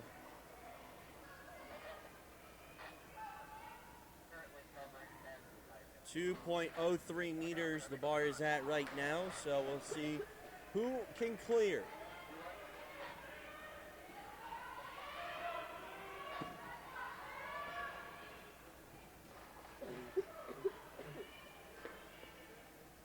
nice crowd showing up for the men's high jump as well as women's. It's kind of hard. You kind of got to go back and forth between these two. Grand Valley up and clears the bar at 2:03. I believe that was Hunter Weeks, sophomore from Grand Valley State. His seed is actually a 2:14.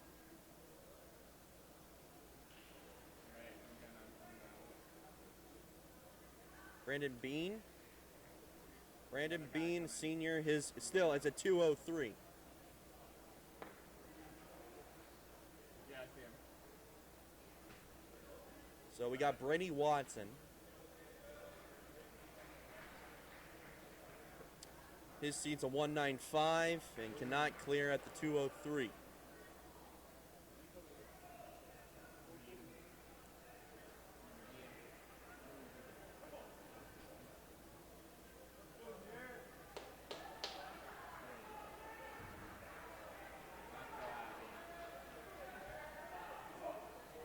Cameron Burrows, sophomore from Tiffin.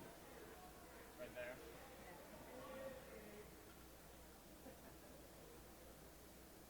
He's off. And a nice job clearing the bar by Cameron Burrows. He has a 2:08 meter seed. And that was 2:03.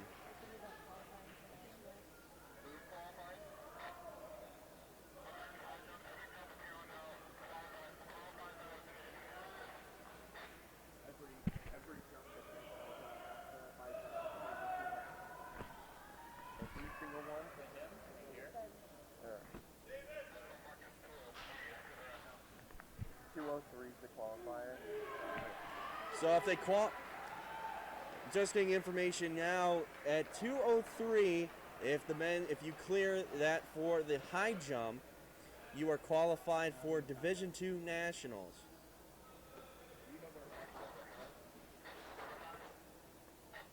And that was Brandon Bean, and he got past, and now you got Lake Superior Straight Robert Valdez. He clears as well, so he'll qualify.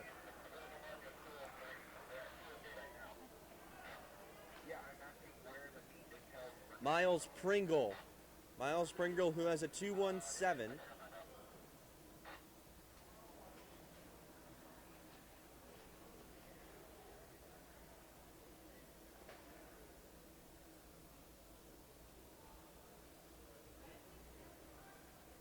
And clears, wow. Clears it easily. So impressive.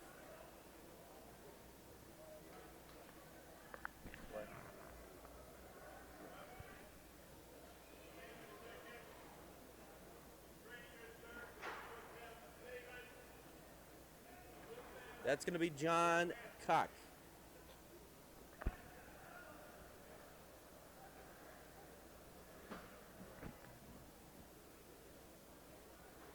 Junior from Ferris State.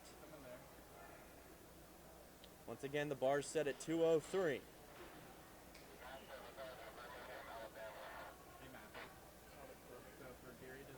And also the Division II National Championships for Indoor Track and Field is held at Birmingham, Alabama. Kind of a long drive from Findlay to Birmingham, Alabama.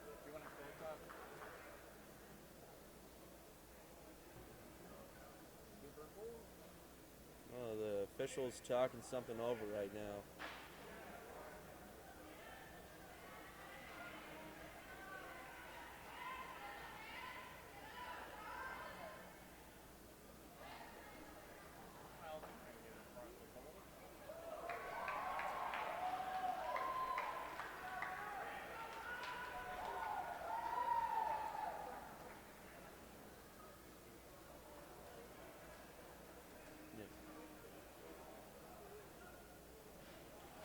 John Cock up for Ferris State.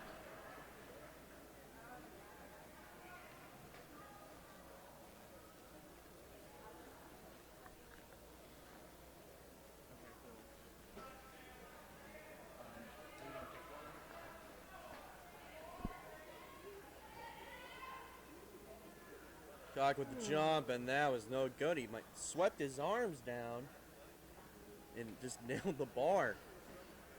So no good there by John Cock. Now let's switch over to women's triple jump. We are now in flight 2. Up right now is Emma Gillink, sophomore from Joel Wilson is up from Ein Mile. Ein Mile is up right now, junior from Northern Michigan. And that was a nice run there by Mile, but they call it a fault.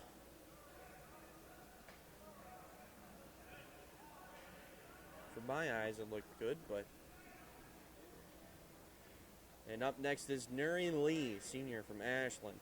And the interesting thing about this is, it's like a long jump, but really, it's more strategic when you get closer to the line to jump off.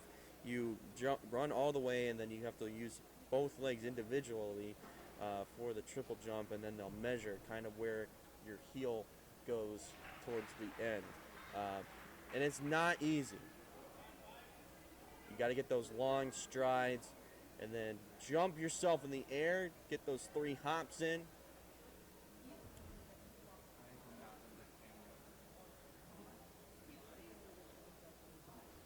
Nice job there by Lee. Her seeding was at 11.48. We'll see. But they call her at a 10.63. Up next is going to be Anna Focheseto. Oh, no, actually it's going to be from Hillsdale, not Saginaw Valley. It's going to be Chloe Olgren, sophomore from Hillsdale.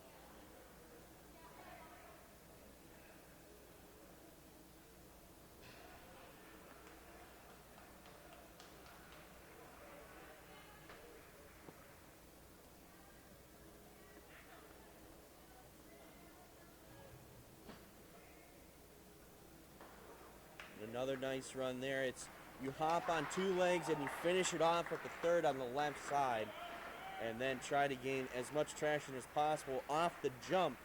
And wherever you land with the heel, that's where they'll measure. Next up is going to be Allison Rogudich from Grand Valley State. And for Olgren, it was an 11.27. She came in to the finals with an 11.26.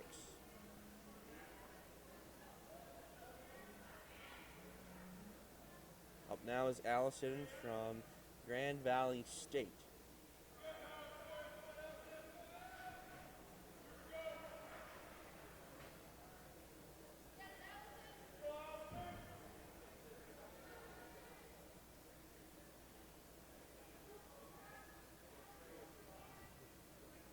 Take off, and a nice long jump there. They'll call it.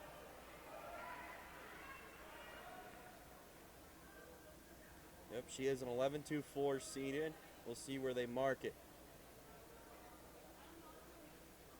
They'll call it an 11.22.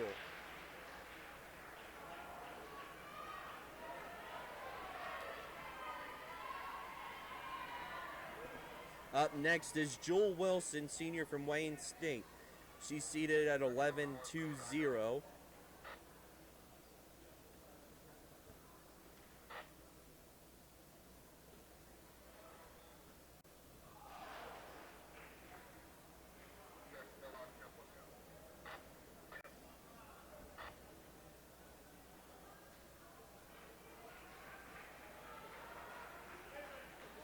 Thinking about the jump. And we're off.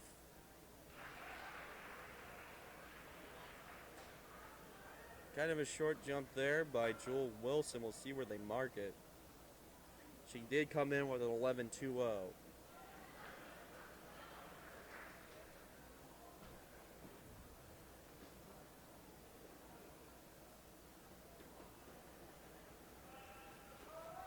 call it a 10-5-8 for Wilson, and we'll move on now, I believe, to Nadia Lee from Lake Erie.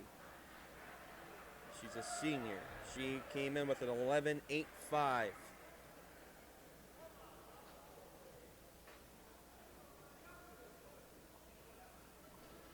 We'll see if she can soar on this one.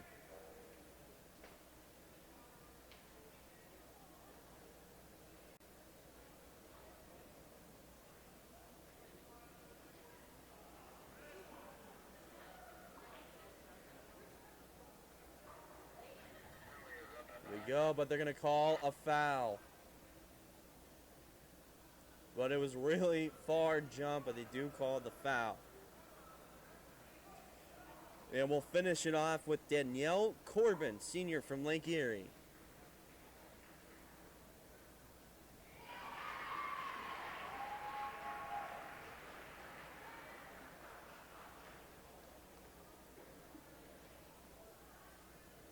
Danielle Corbin, senior from Lake Erie. She had 11.74 seeded.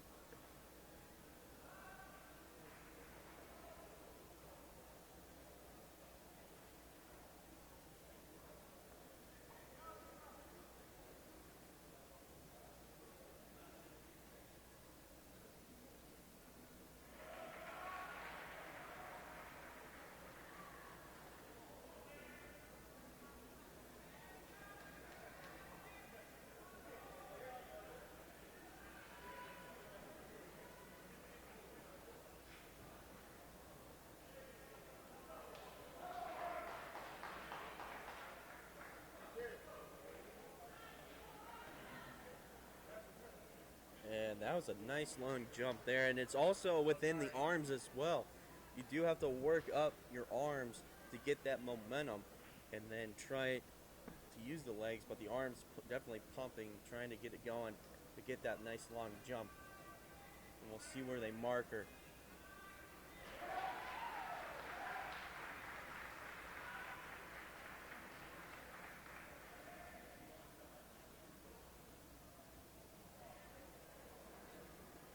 Yeah, an 11.41, not surprised there. That was a nice jump there by Danielle Corbin from Lake Erie.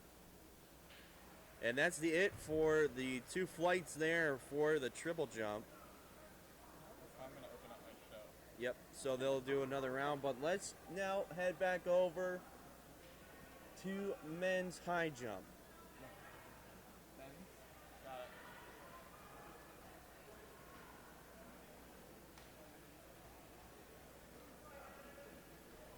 it. And they have now risen the bar up to 2.07. The qualifier was 2.03 for nationals.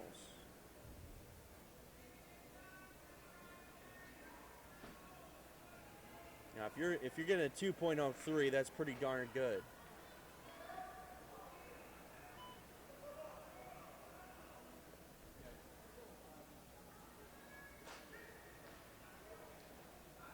Coming up at the bottom of the hour at 11:30, we will have an interview.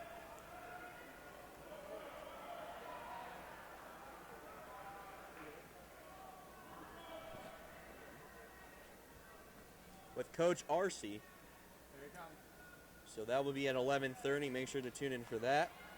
We had that interview this morning with Brandy Lorita, but as you can see, nice job there by Grand Valley State.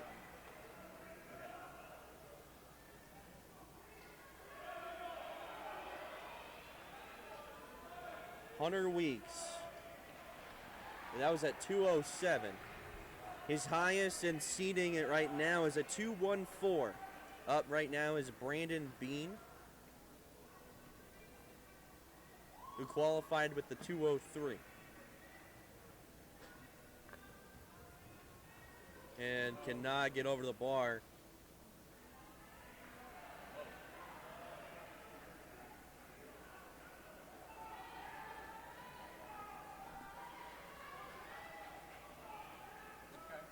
Next up is from Tiffin. That's going to be Cameron Burrows. He has a 208. Well, this is 207. We'll see if he can get over.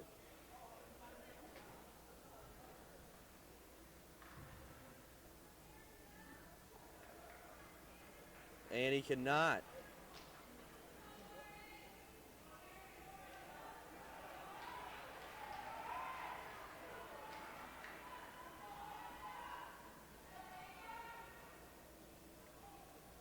Yep, that will be Robert Valdez, sophomore from Lake Superior State. He's up next.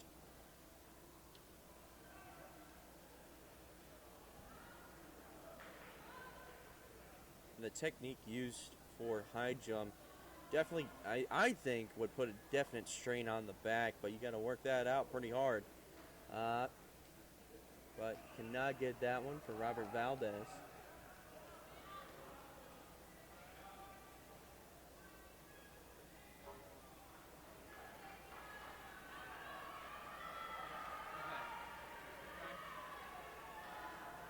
Up next right now is Miles Pringle from Ashland.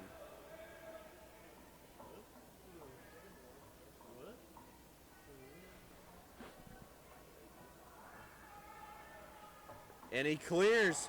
And Miles Pringle coming into this one with a 2.17.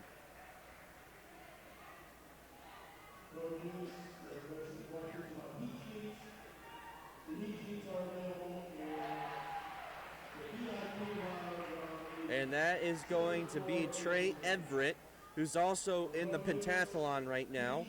So he's doing double duty.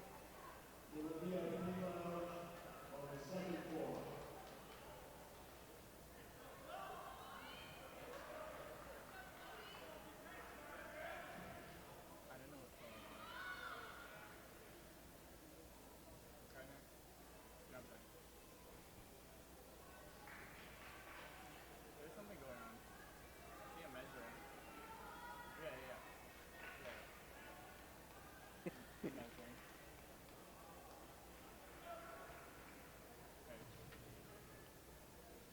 Pole vault thing. Ooh.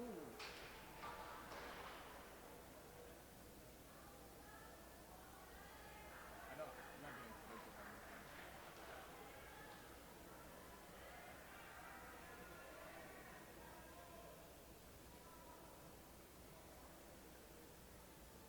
We also have some other events going on. We also have women's shot put going on right now.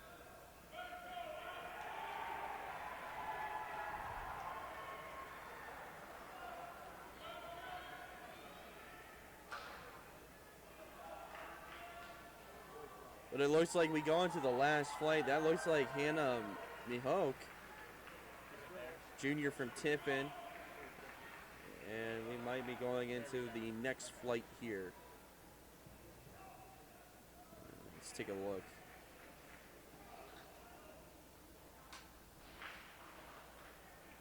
It's Trivia Gums right now. So, yes.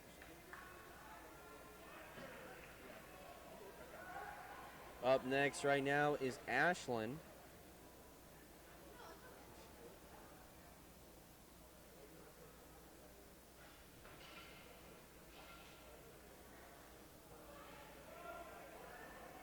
Megan Tomei from Ashland.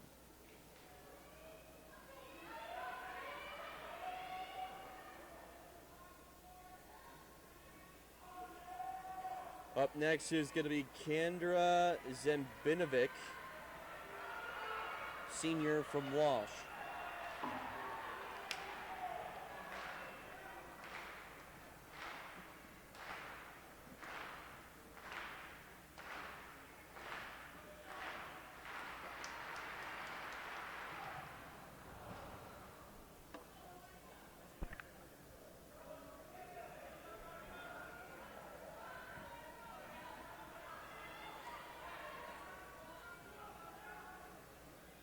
Up next, we got Alex DeVincentis Jr. from Findlay. She came in with a 15.10 meter.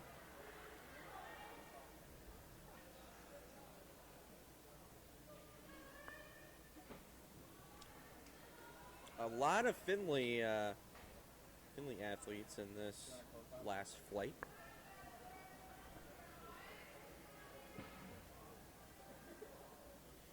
Also, we still have coming up running women's 1 mile run at 12:30. And right after that, we have the men's 1 mile run at 12:45. And then from there, we'll just keep trucking along.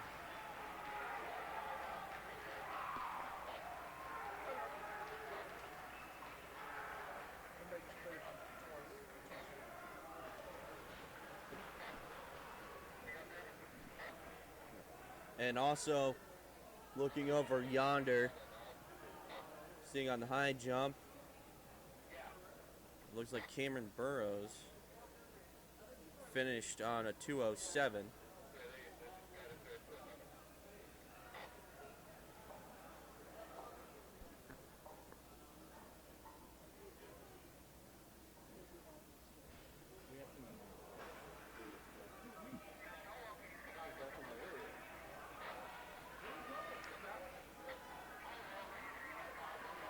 It's going to be Daja Avery, junior from Grand Valley State. She comes in with a 15 flat.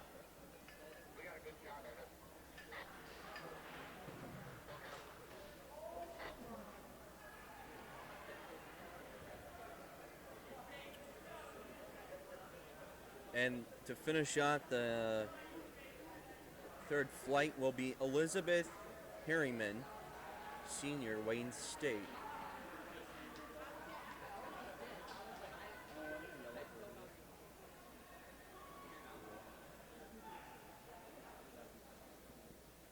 Coming up in about 10 minutes, we will have an interview with Findlay coach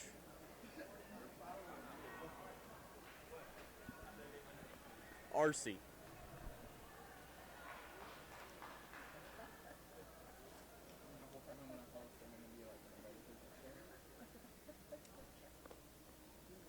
All right, now we'll switch back over to men's high jump.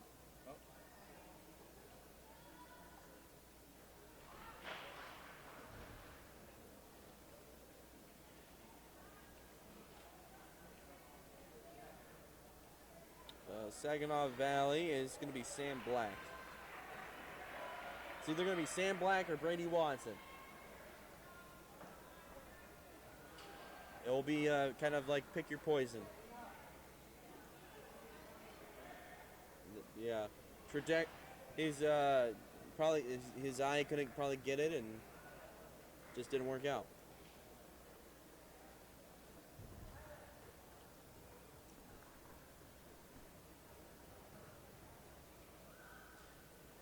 Yes. Women's high jump still going on.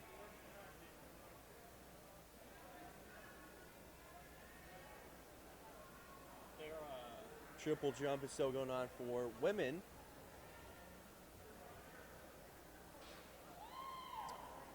And we still have men's pentathlon going on right now for pole vault. And a nice clear there. A nice clear by Trey Everett. He gets the 2:07. He comes in with the 2:08.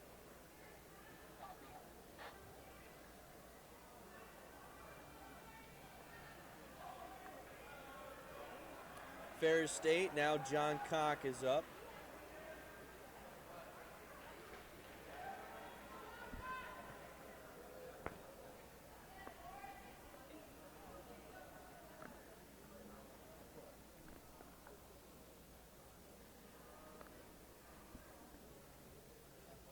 And Cock cannot clear.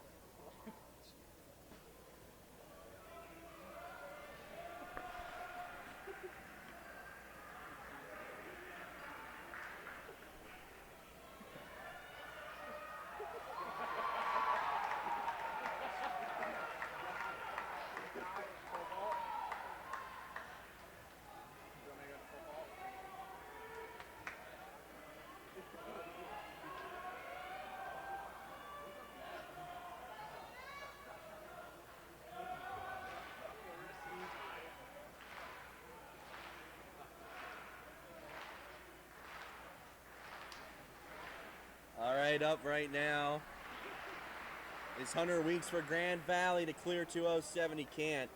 And that's kind of surprising. Hunter Weeks came in with a 2.14.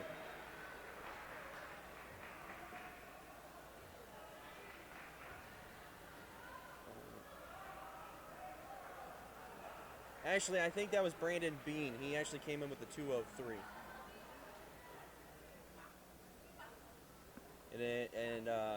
Now we'll move on. It's Robert Valdez once again, or Noah Vanderveen. That's going to be Robert Valdez. And he clears 207. And Robert Valdez came in with a 2 flat.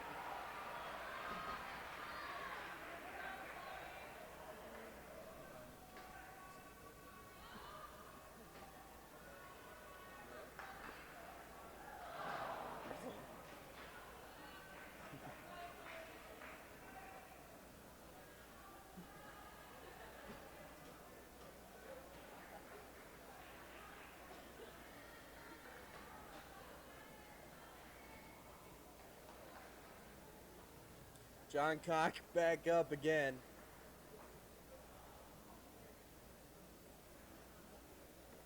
And cannot clear.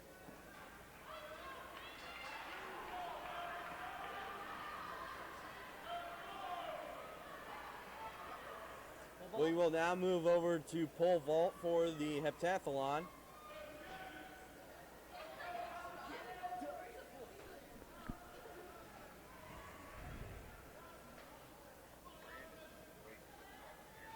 Hi, my name is Gary, and I do sports.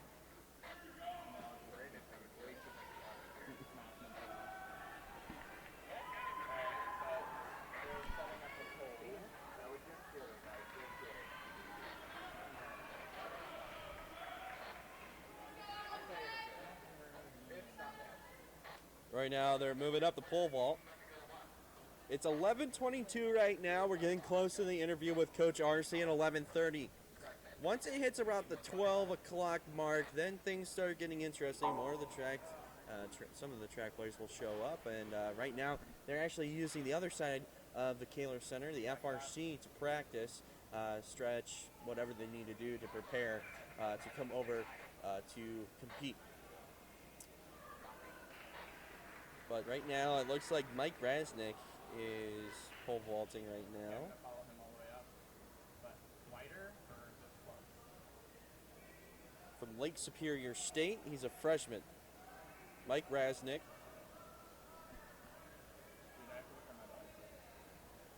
Bar's currently at 4.31 meters. It's an early morning. I'm trying to drink some pop to keep some caffeine in me right now. But my Lanta, he went flying. He could have gone to the moon.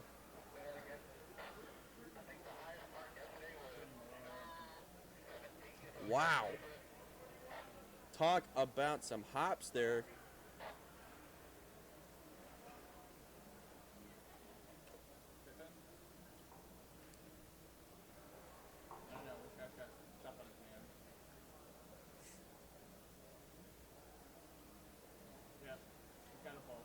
It looks like Tiffin is going to be coming up right now. I believe this is actually Davis. This is Davis Bowers.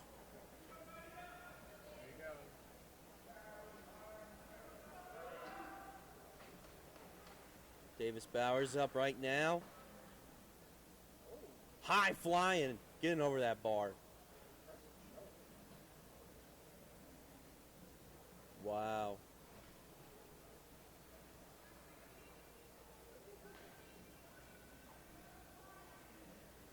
Davis Bowers.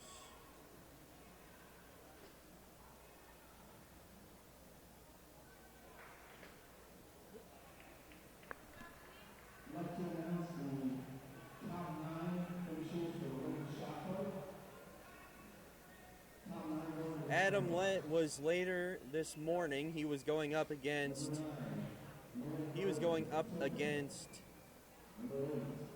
Colin Dzinski.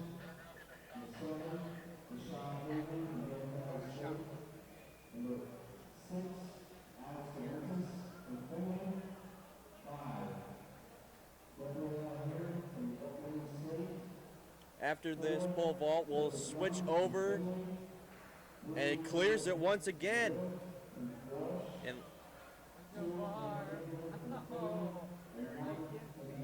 well, they did a magic trick, folks.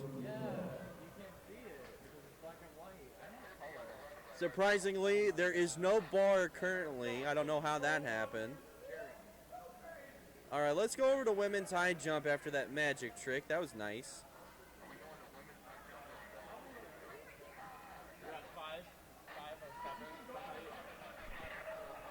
Yes, it's 507. 5:07 right now.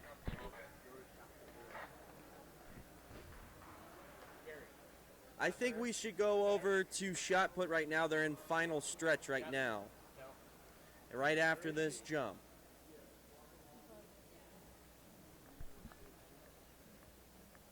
There she is. All right, going up. Can't finish that one. Let's go over to shot put.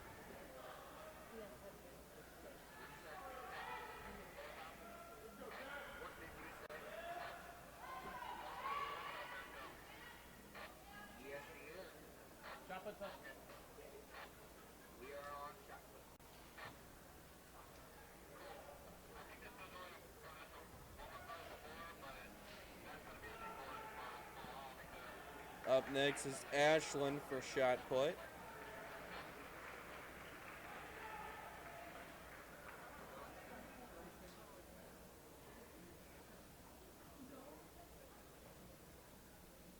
That's a Yeah, this is all practice. Triple jump score? Let's go to triple jump, guy. Let's check out triple jump.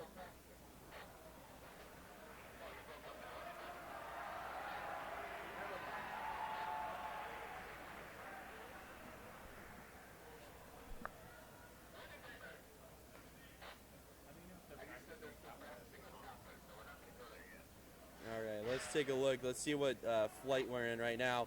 But actually, we're 2 minutes away from doing an interview with Coach Arcee.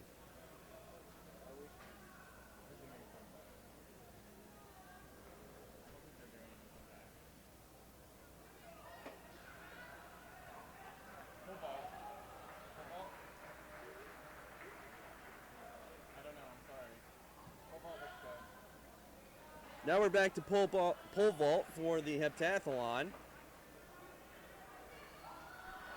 And cannot clear.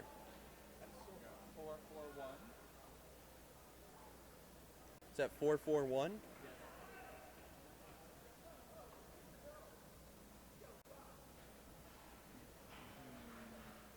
That was still Mike Rasnick.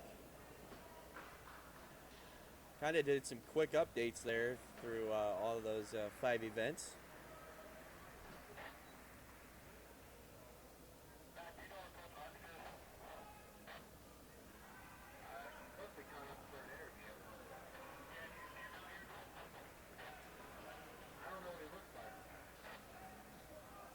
And this is going to be Davis Bowers.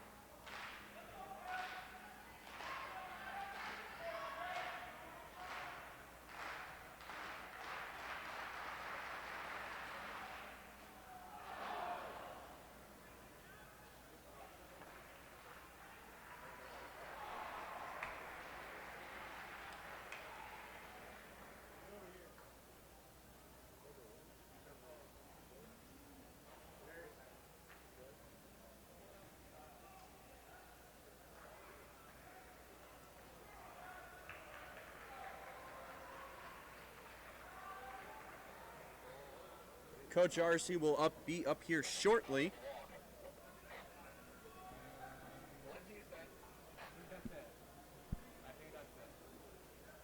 And it looks like right now that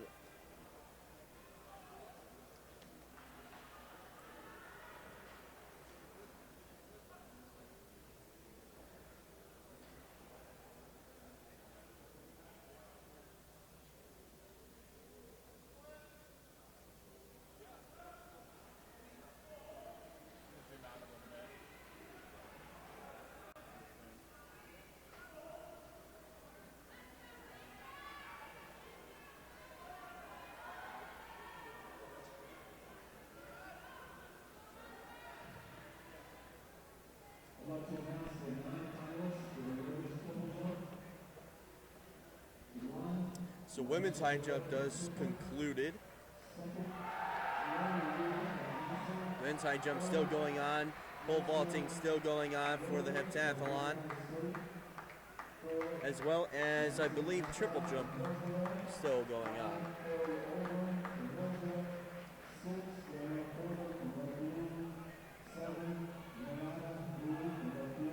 And triple jump is now over.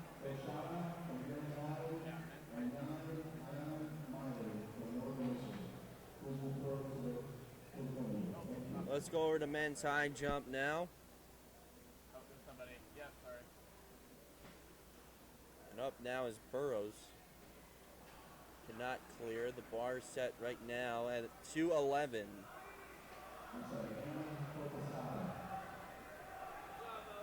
And the highest on this list for clearing the bar for seating is Miles Pringle with a 2:17.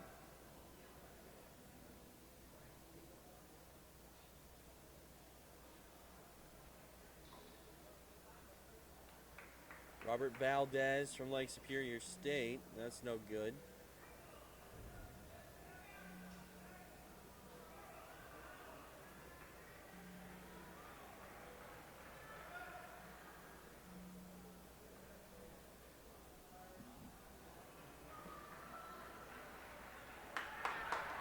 Right now is Miles Pringle.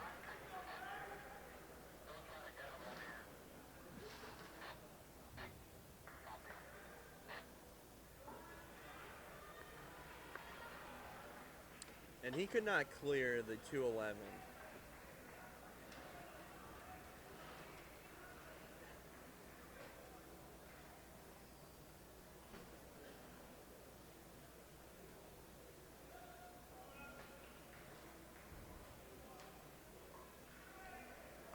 Trey Everett up right now.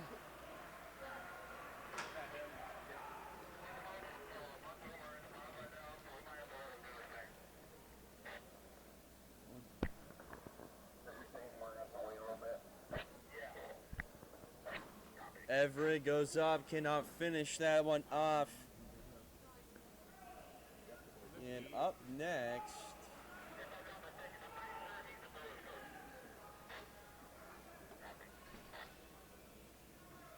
I think that's Burrows.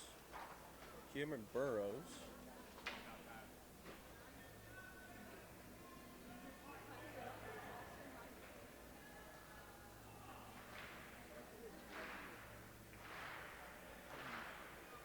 Getting a clapping session going on right now.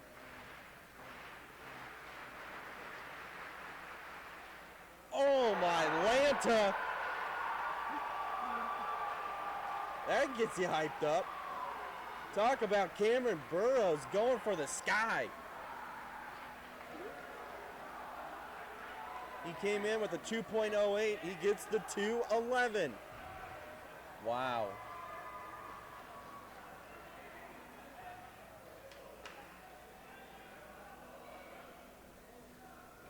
And Valdez is up right now for Lake Superior State.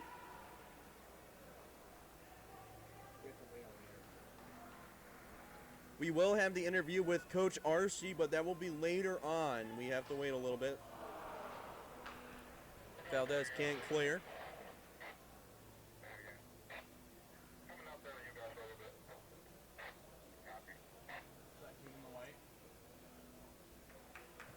And now we'll go back to Miles Pringle.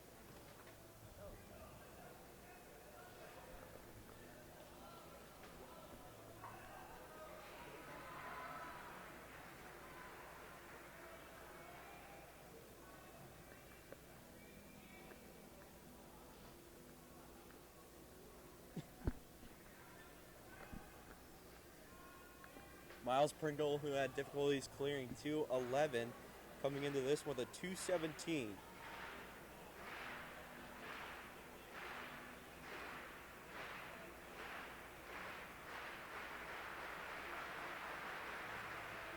And gets the 211.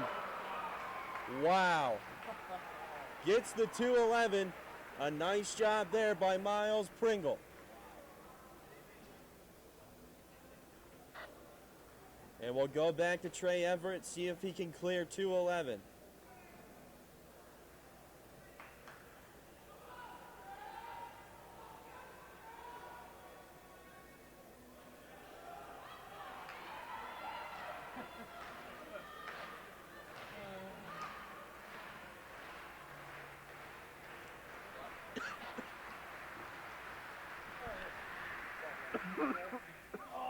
And Trey Everett clears the 211. That is crazy. Nice job there by Trey Everett.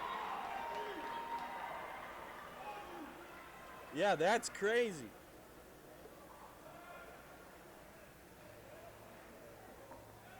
Yeah. And it will now readjust the bar. It's the opposite of limbo, folks.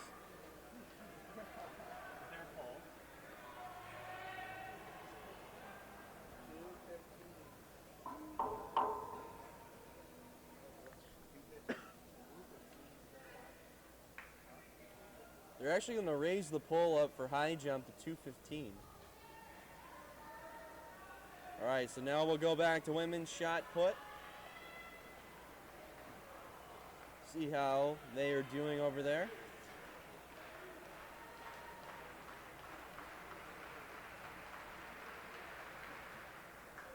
Nice throw there, Tiffin University. The shot, okay. You want to follow the next time. You get to just widen that. No. I don't think I'm going to be able to. I'm getting some of these easier.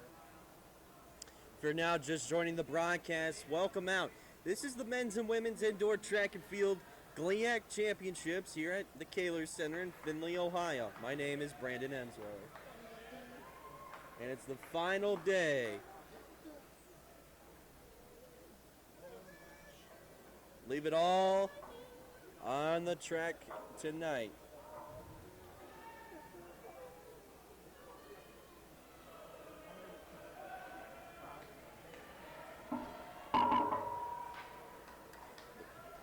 I believe that was Tynell Gums.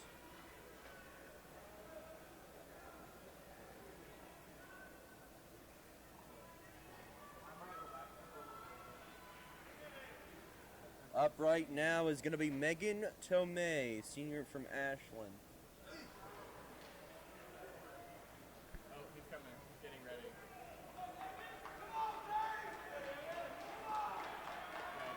All right, we will now go back to men's high jump. The bar is set right now at 215.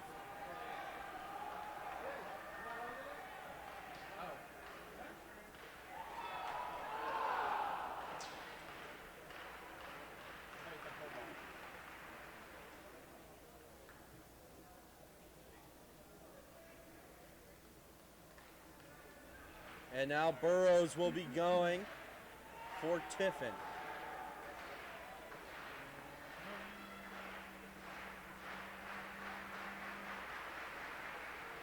And cannot clear the 215.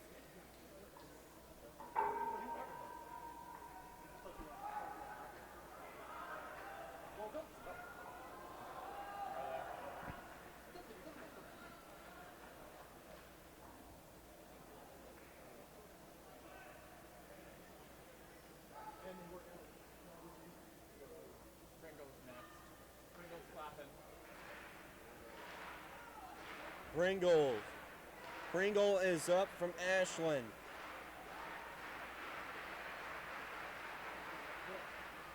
And does not, almost clears the 215. Close but no cigar.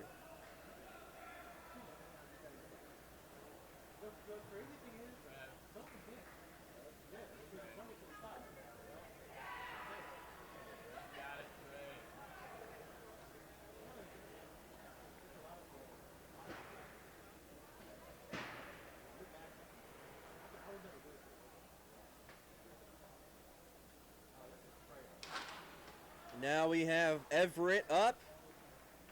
Can't clear the 215. And Everett coming this far. I mean, he had a 208 coming into this one. He passes, he clears the 211. We'll see if he can go again on the next try. Nice shot, Barry. Good job. There you go. Really want to understand this when you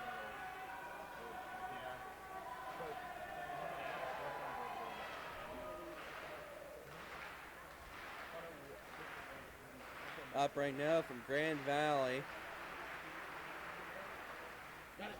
And could not get the 215. Couldn't get his leg exactly over that bar. Hunter Weeks.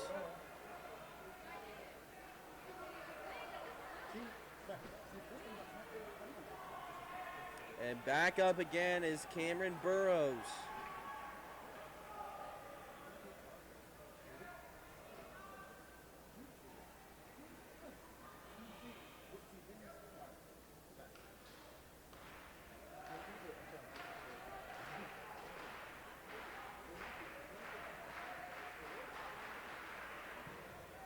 And that clapping is for shot put.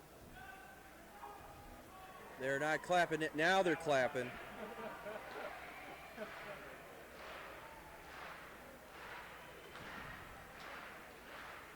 Burrows. Oh, me. Oh, my. No good. Burrows so close. A lot of these jumps are really close to just clearing the bar.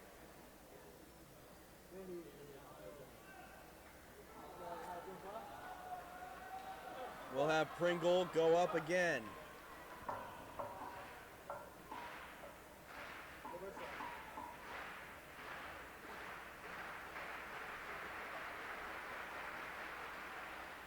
And Pringle still can't clear. And Everett is up next. Can he make a miracle happen?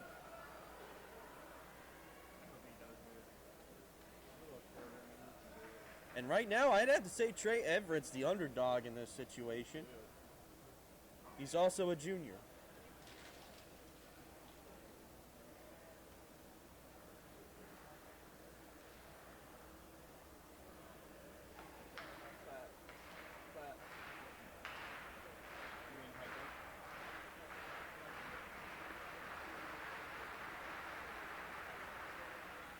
Oh, and he can't clear, so we'll keep on going.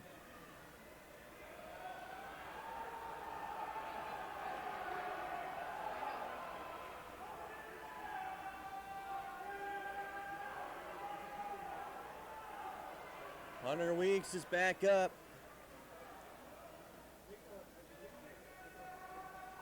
From Grand Valley.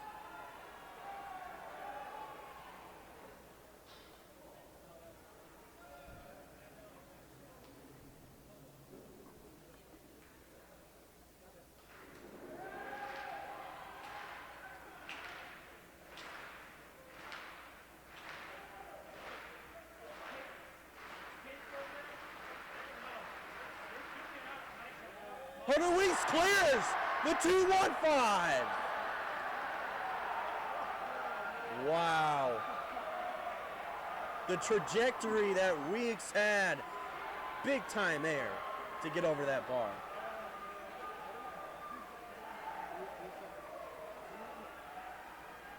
Cameron Burrows is up next for Tiffin. Now a challenge for Miles Pringle. And 2:17 is the automatic qualifier for nationals.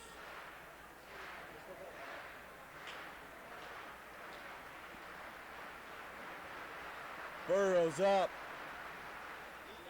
And he can't clear.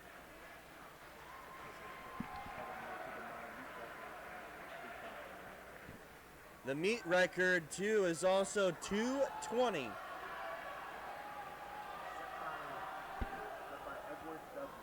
Set by Edward Dudley. And Robert Atwater last year.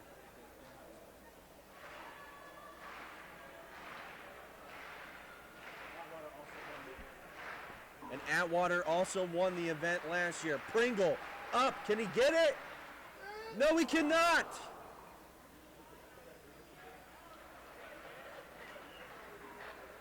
And Everett is now up for Findlay.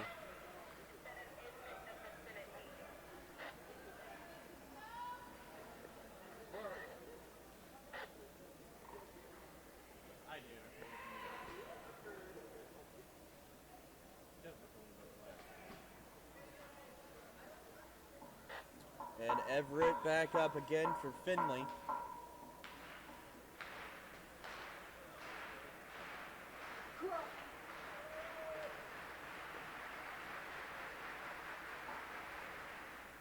And close, but could not clear.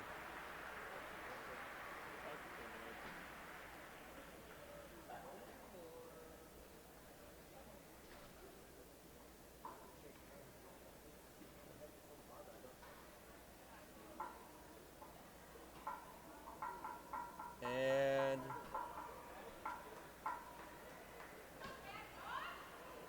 if they don't raise the bar, Hunter Weeks wins the high jump with a 2:15. That's if they don't raise the bar.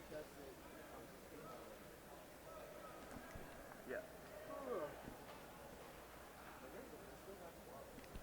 They might raise it.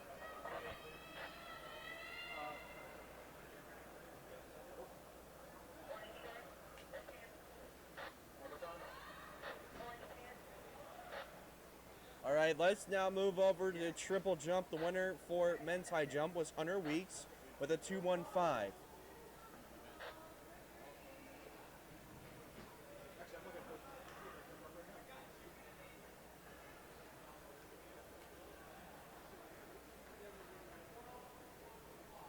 A fault there.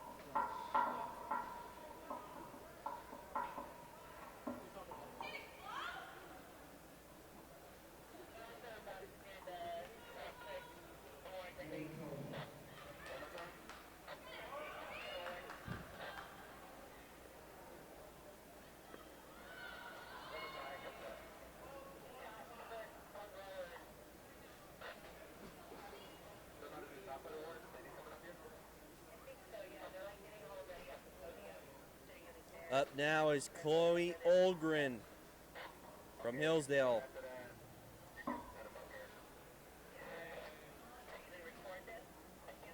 They're going to mark that right where the hero finished off.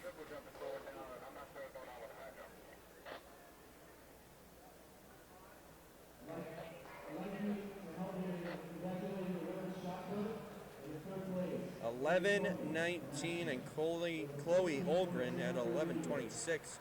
So right around that ballpark.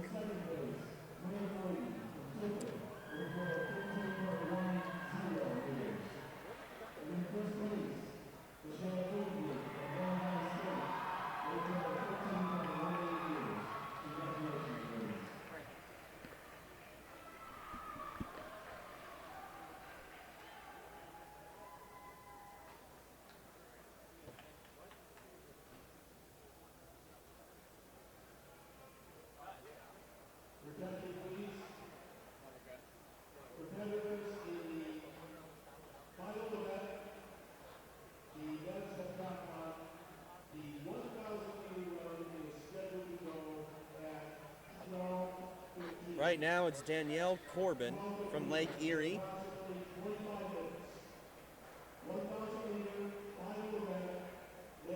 And she was the last one in flight 2.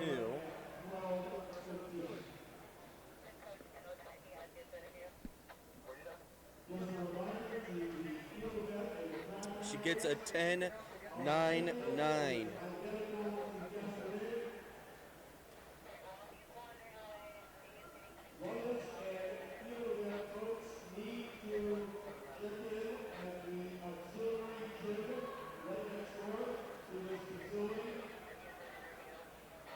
Nadia Lee from Lake Erie.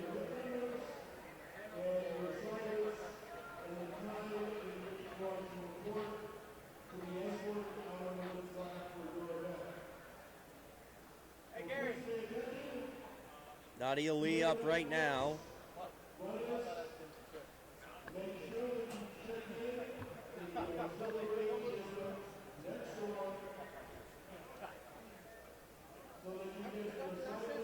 We're getting close to the 12 o'clock hour.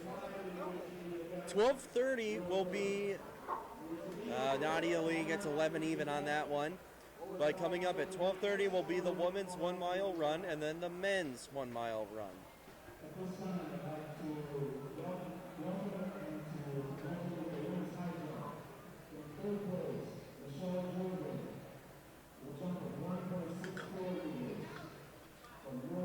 Yes, this will be Anna Fucisato, senior, Saginaw Valley.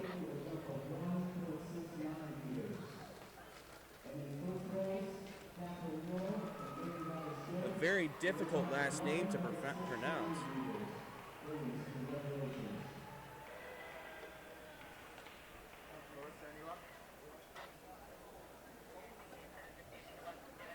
Nice jump there. She has an 11.89 seating right now. We'll see where they mark this one.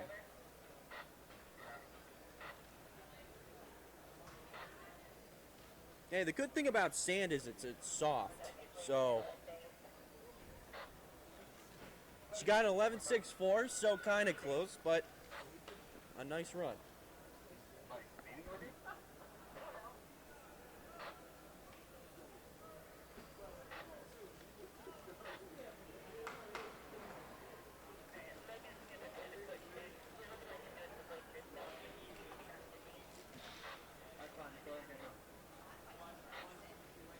Ian Mile, Jr., Northern Michigan.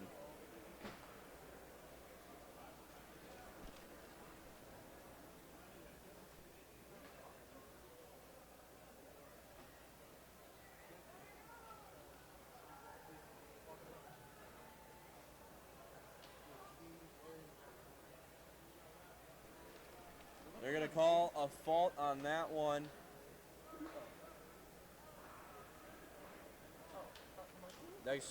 Next up will be Emma Gieling.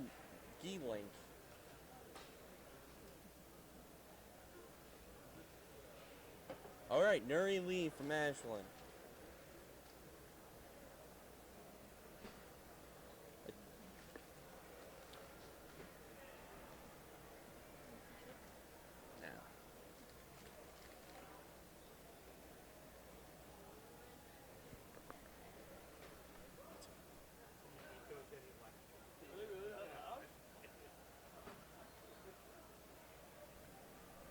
Nuri Lee up.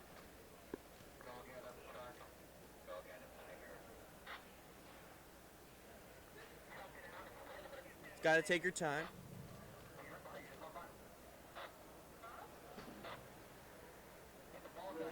And they're going to call a foul on that. Long pause didn't work out so well.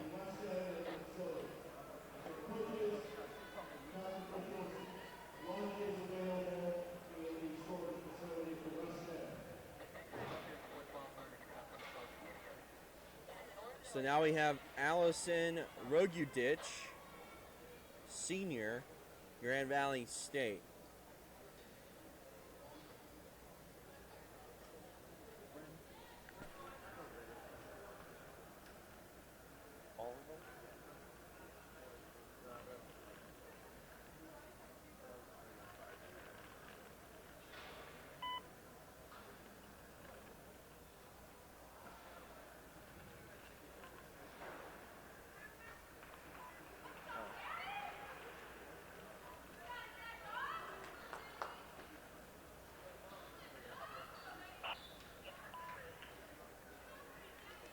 Nice clean jump there.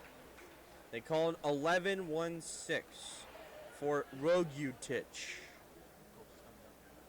And Coach RC is coming up right now to do the interview. You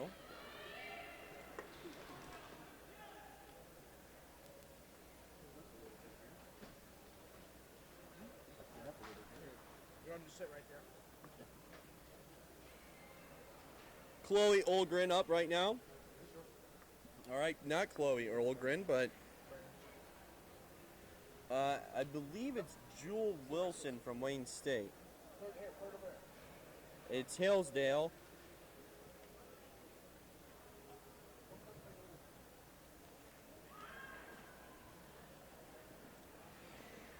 They call it fault.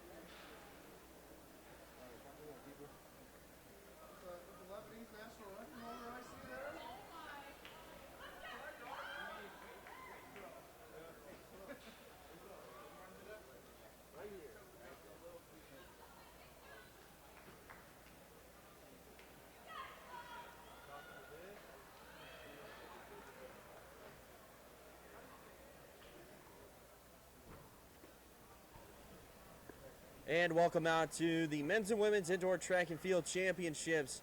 With me right now is Coach RC for the University of Findlay. Thank you for joining the broadcast. No problem.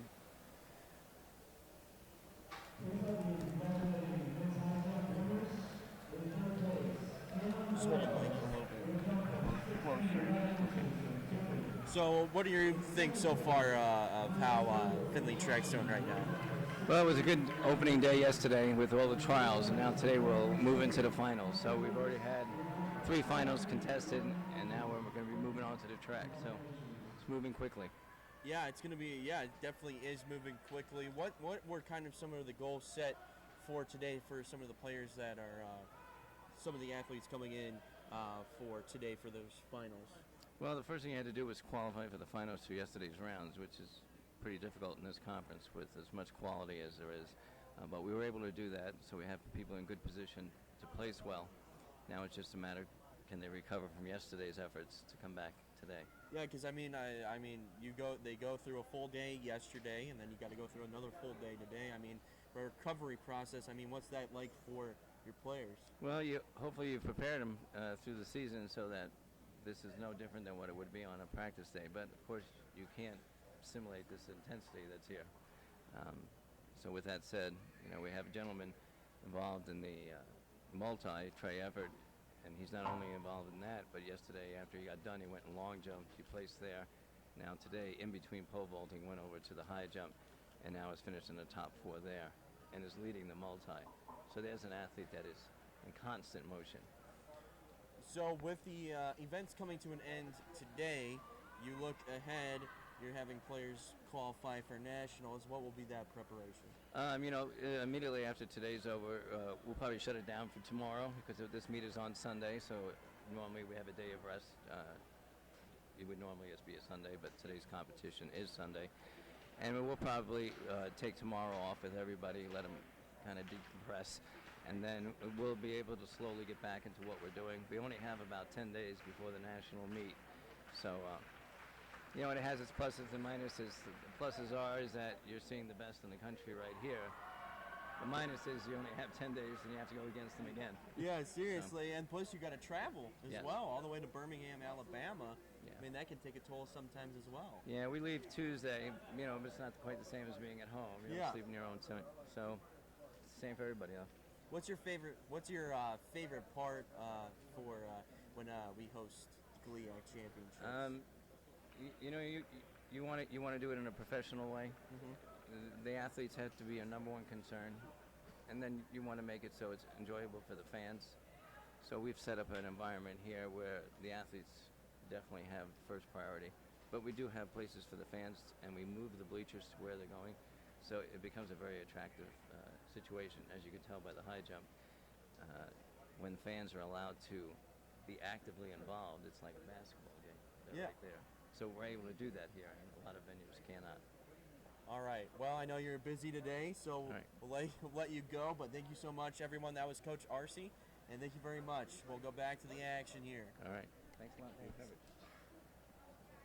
People are watching. It's good. Thanks, Coach.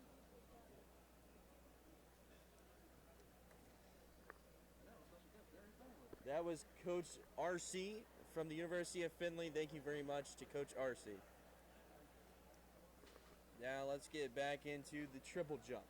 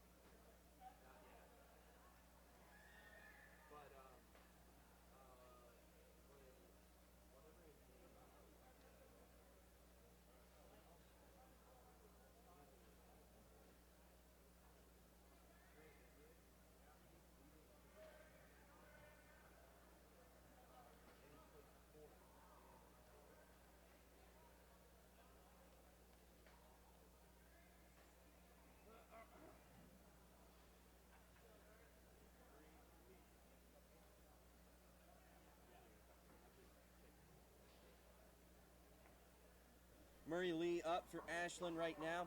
And also talking to Coach RC, the player that he was talking about, the runner that he was talking about, was Everett, who placed 4th in the men's high jump, but he also is now leading the pentathlon.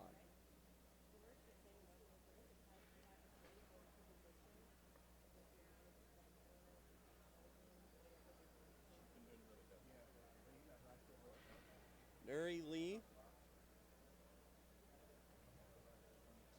And they're going to call a fault.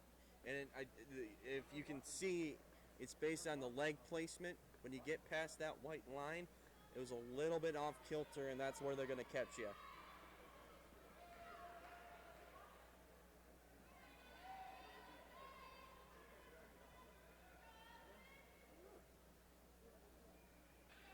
Allison Rogutich.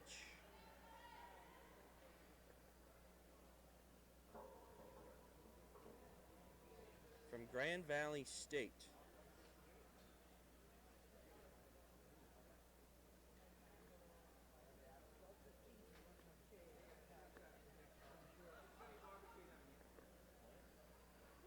that English? Huh? Did you just say something?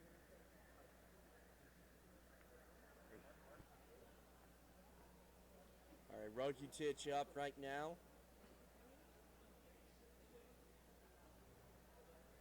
That's a nice clean jump there.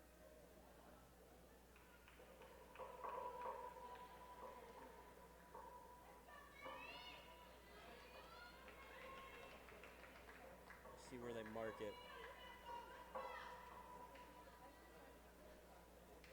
11.26 for Rogutich, which is actually better than her seating. It was 11.24. But they have the red flag out, though.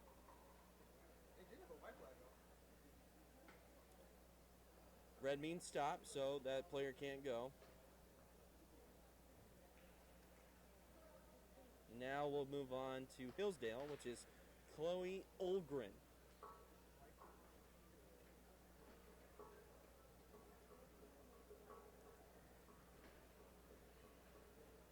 Madison Etzel. Madison Etzel, senior from Hillsdale.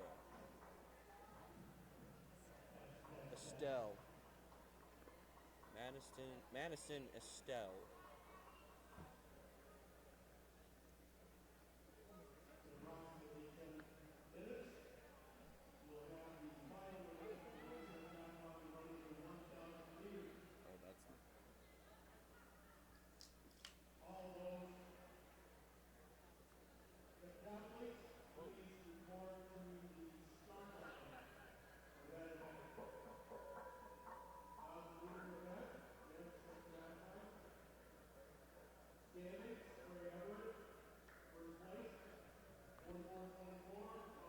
I'm surprised they didn't call a fault on that.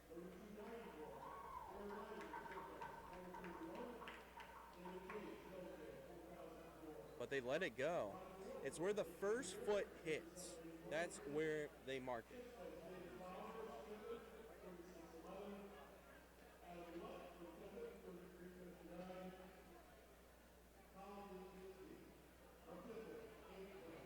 Ten 3-5. And it looks like they're trying to set up the 1,000 meter, and that is going to finish up the men's heptathlon, excuse me. Now Chloe Olgren is up. And leading the way in this heptathlon is Findlay's very own Trey Everett.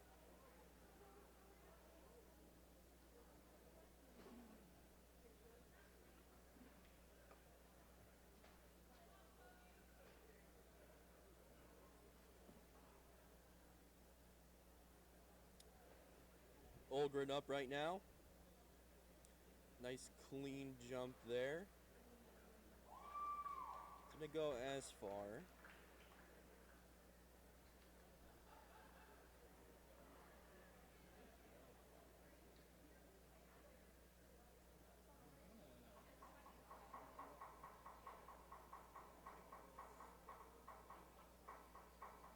And that will be a 10.69 for Olgren.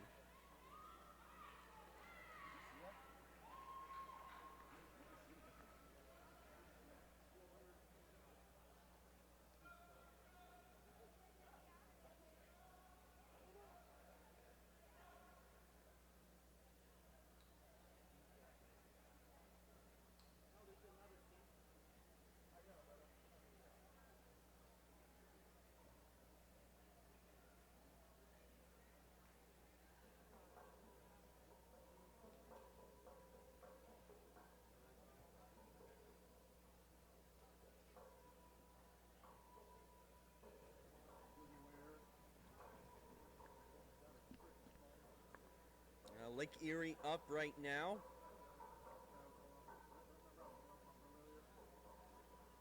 I believe that's Nadia Lee.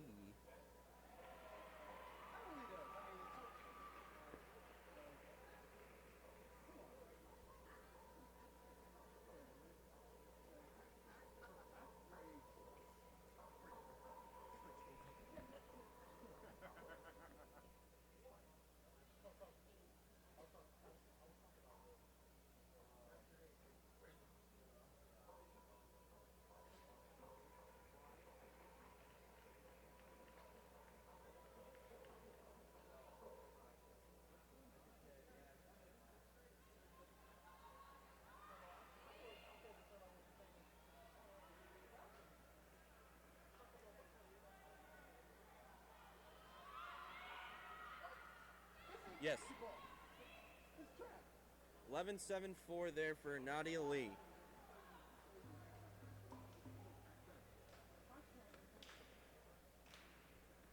Yes, that time is going to be coming up here soon for Danielle Corbin.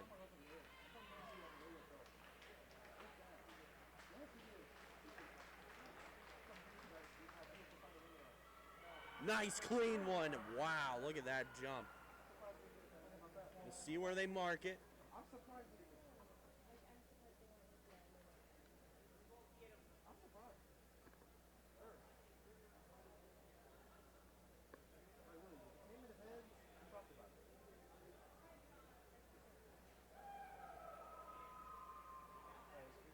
And they call it 11.92 for Danielle Corbin. She had 11.74 coming into this one, and that's pretty impressive.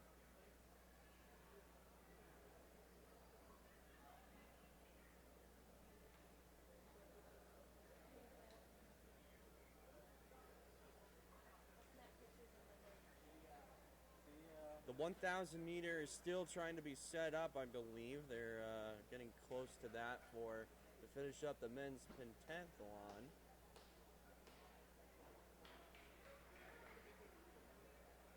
but we're getting close to the 12:30 mark, and that is when the women's 1 mile run will begin. Up right now from Saginaw Valley State, I believe is Anna Fochisato.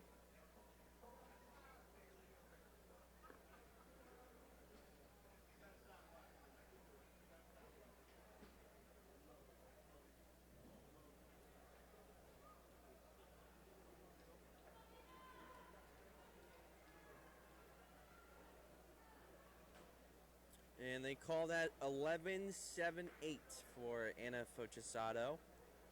She had an 11.89 prior to seeding. Now we have Northern Michigan, which is Ian Mile.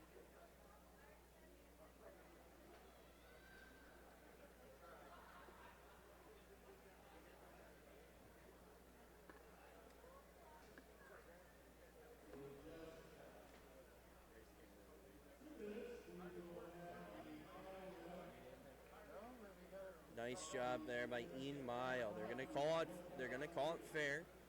Took a while, but they're gonna call it fair.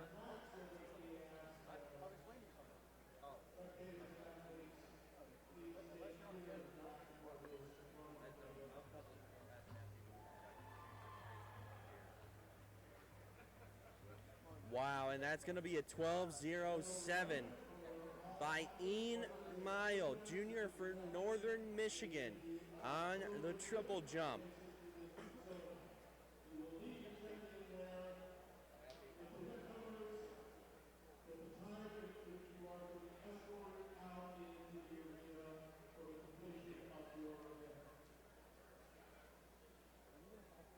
And it looks like triple jump.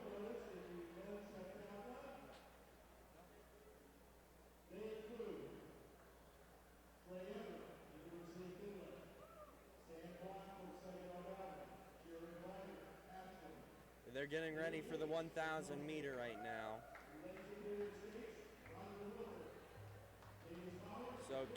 So we have Colin Tazinski, from Tiffin, Trent Baldoff, Ashland, Mike Rasnick, Lake Superior State, David Chase, Hillsdale, Adam Lett, Tiffin, Sam Black, Saginaw Valley, Roger Wilford, Lake Superior State, Trey Everett, Findlay, Jared Ryder, Ashland, and Davis Bowers, Tiffin.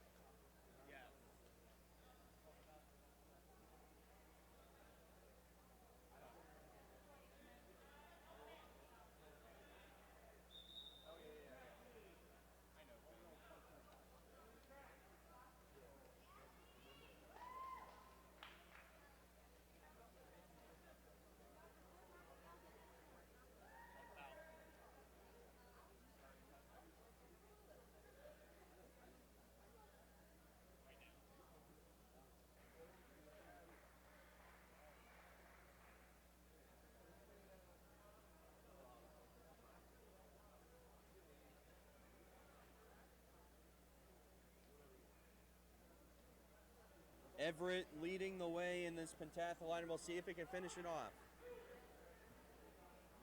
for Findlay. He also placed fourth in the high jump.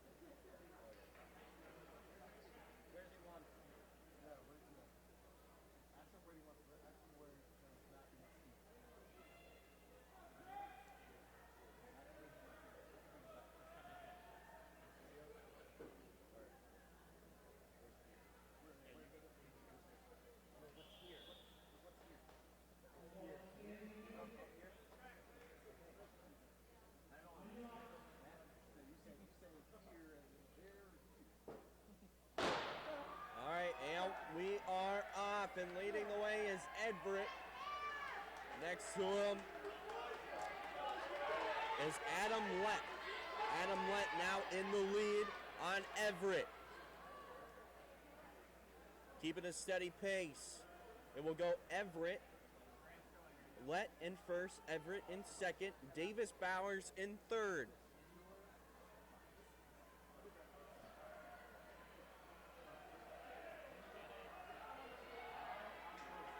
And now Let trying to gain some speed ahead of Everett.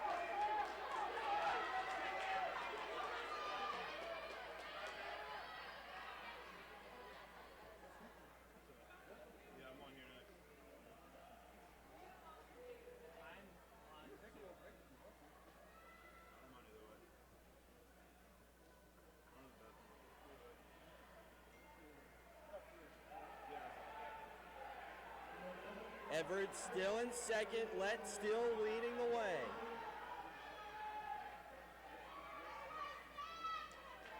And Davis Bowers right behind.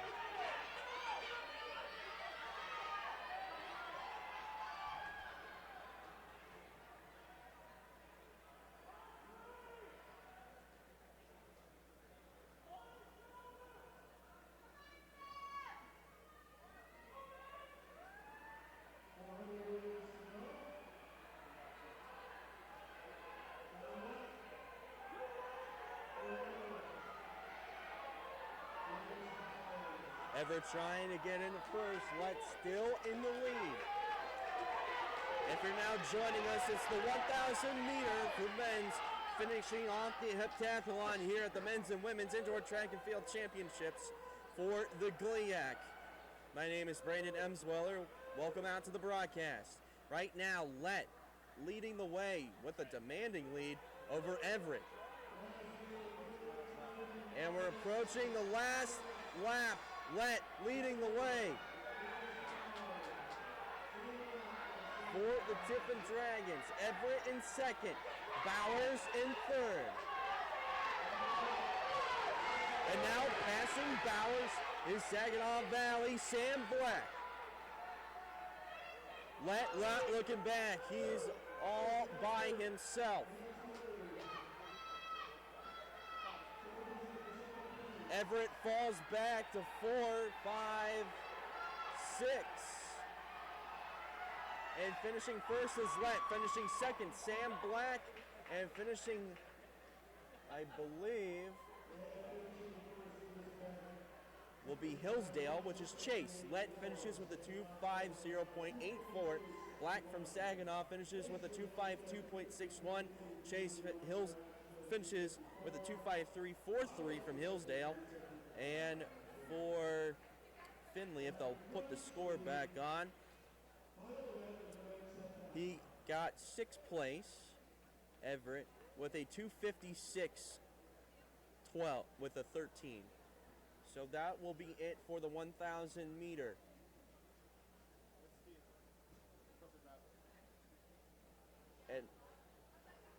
And now we have a break in the action until about 12:30, which will be the women's 1 mile run. Let's take a commercial break. You are watching the men's and women's indoor track and field championships here at the Kaler Center in Findlay, Ohio. You're watching it on UFTV.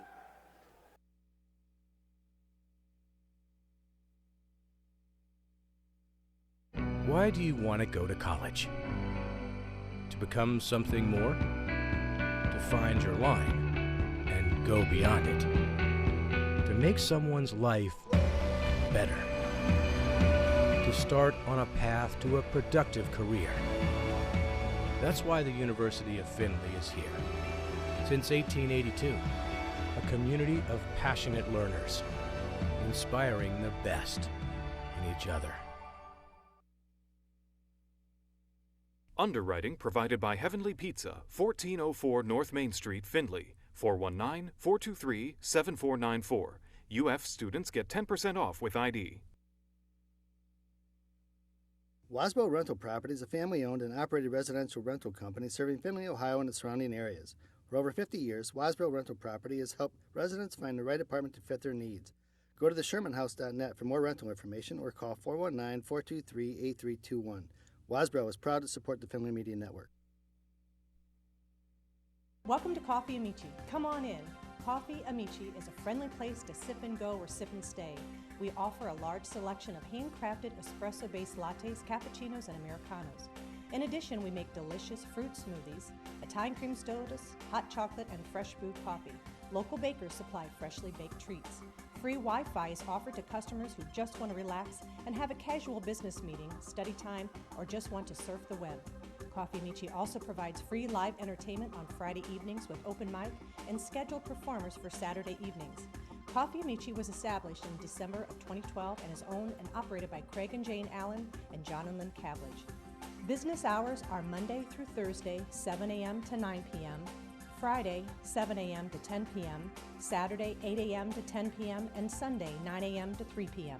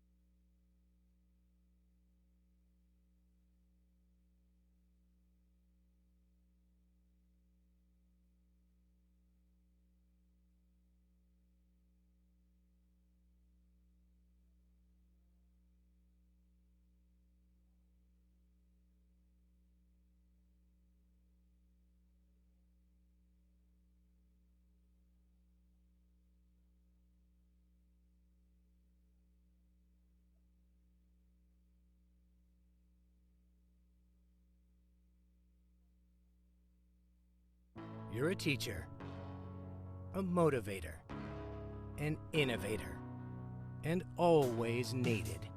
Your days start early. Your weekends are sometimes more work than play. But you'll persevere because you'll have teachers, innovators, and motivators guiding you each step of the way. University of Findlay, preparing educators for meaningful lives and productive careers.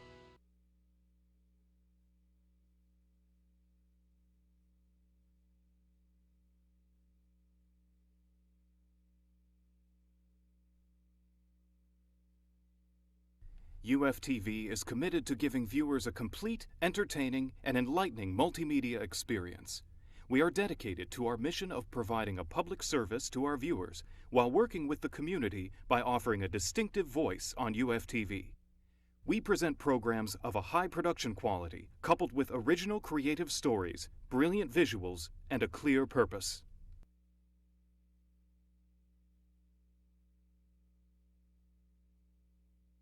This is the story of a boy who was very sensitive to lights and sounds. So he built secret hiding places where nothing could get in. The boy didn't like looking people in the eye. It made him feel uncomfortable. One day, he found out he had something called autism. His family got him help, and slowly, he learned how to live with it better. Early intervention can make a lifetime of difference.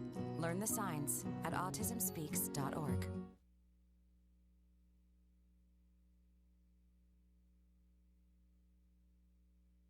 Underwriting provided by Heavenly Pizza, 1404 North Main Street, Findlay, 419-423-7494.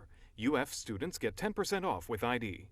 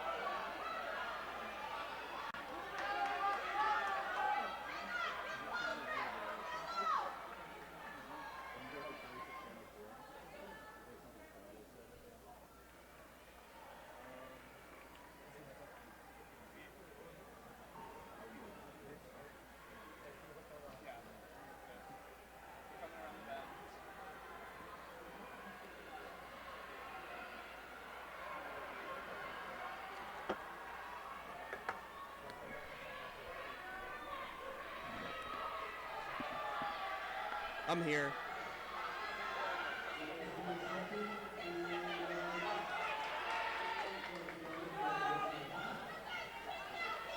Okay.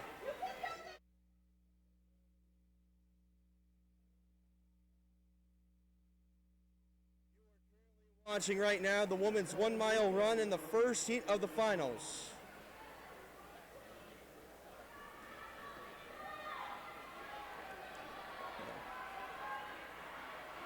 And leading right now is Taylor Bollinger. Right now out there is Alex Smith of Ashland, Hannah Lonergan, Northern Michigan, Mackenzie Smoyer, Saginaw Valley, Caitlin Smith, Northern Michigan, Rebecca Lathrop, Lake Superior, Courtney Hubert, Ashland, Bree Bacon, Wayne State, Teresa Deal, Wayne State, Dominic Adams, Saginaw Valley, and Larissa Medic, Ferris State.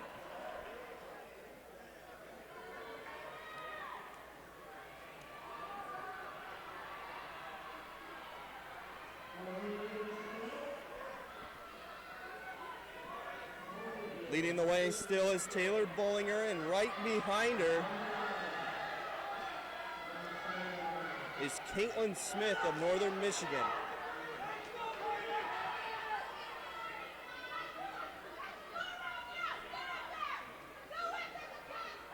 And Taylor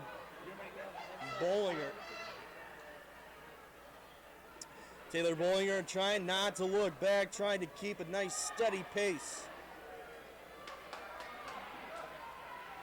Breaking away from the pack. And we're going into the final lap. We'll see neck and neck right now. It's Caitlin Smith and Taylor Bollinger. We'll see if Findlay can finish this one out strong.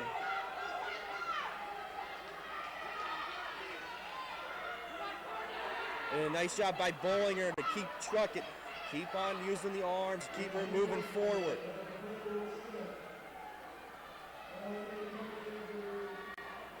She's not looking back, but trying to catch up some speed. This is when we get into the final stretch.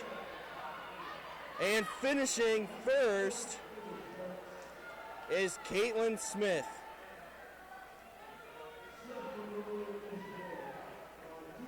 And Bollinger comes in second by 0.02 of a second.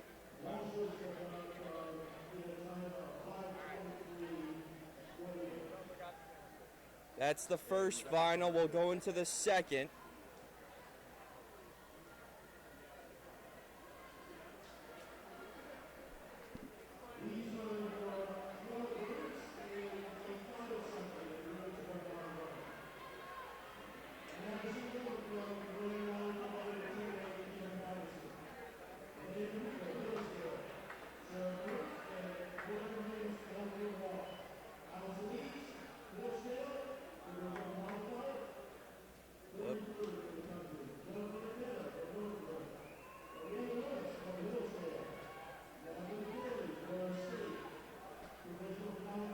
Going into the second 1 mile run.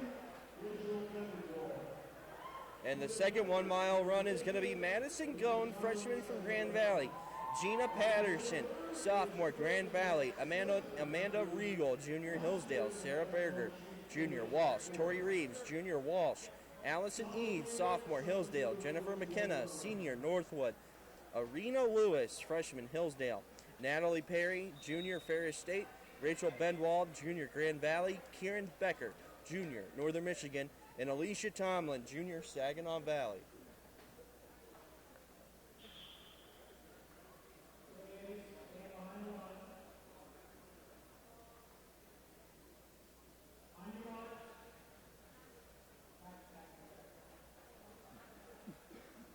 Don't want any false starts. We had a false start yesterday and it DQ'd somebody.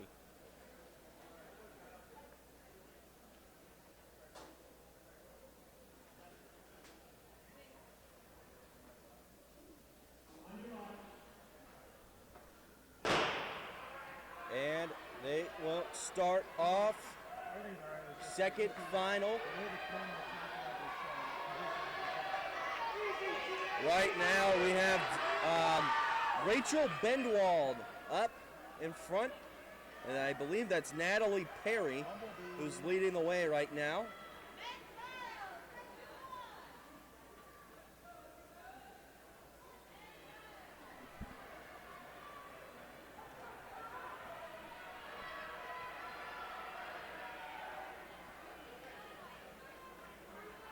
Natalie Perry leading the way.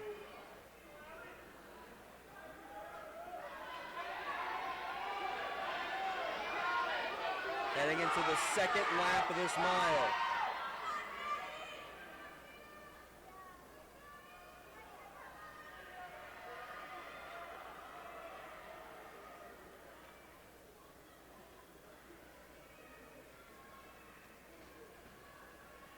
In the first heat,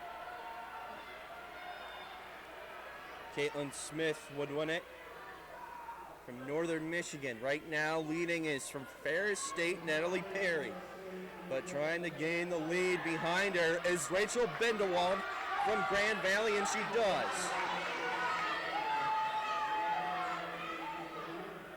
Trailing right behind her is Sarah Berger from Walsh.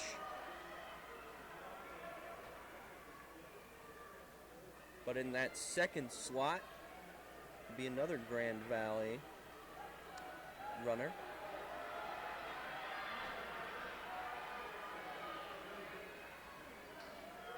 That will be Gina Patterson. She's a sophomore.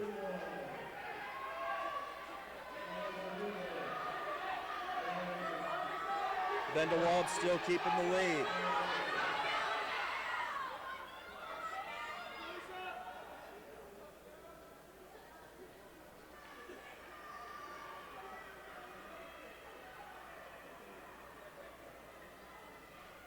And we're going to be heading right into the final stretch of this mile, right when they cross the white line.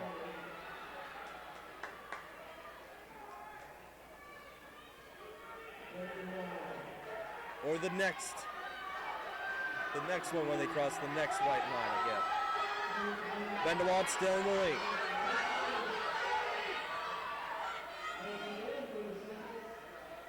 But going up again, we got 3 laps left.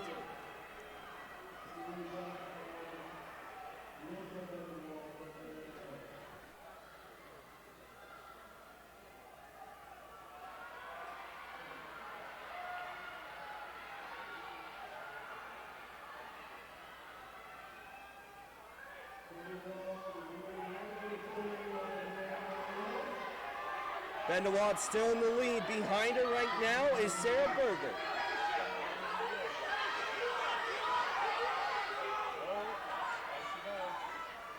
And now Sarah Berger trying to get past Bendewald. She does.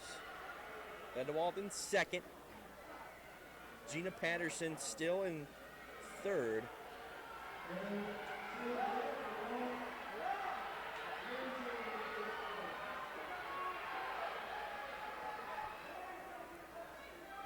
We're getting close to the final stretch. We have one more lap after this one. And gaining traction is Sarah Berger, trying to finish strong, trying to break away from the pack.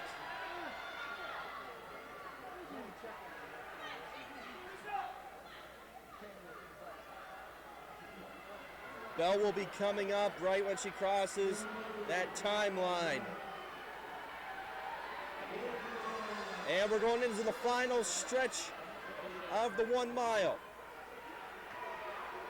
Berger with a demanding lead, but Bendewald in third now, and right behind her is Gina Patterson.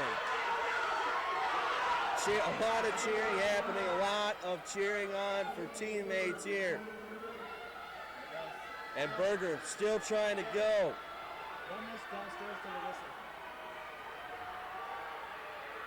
And Berger is going to finish for Walsh first.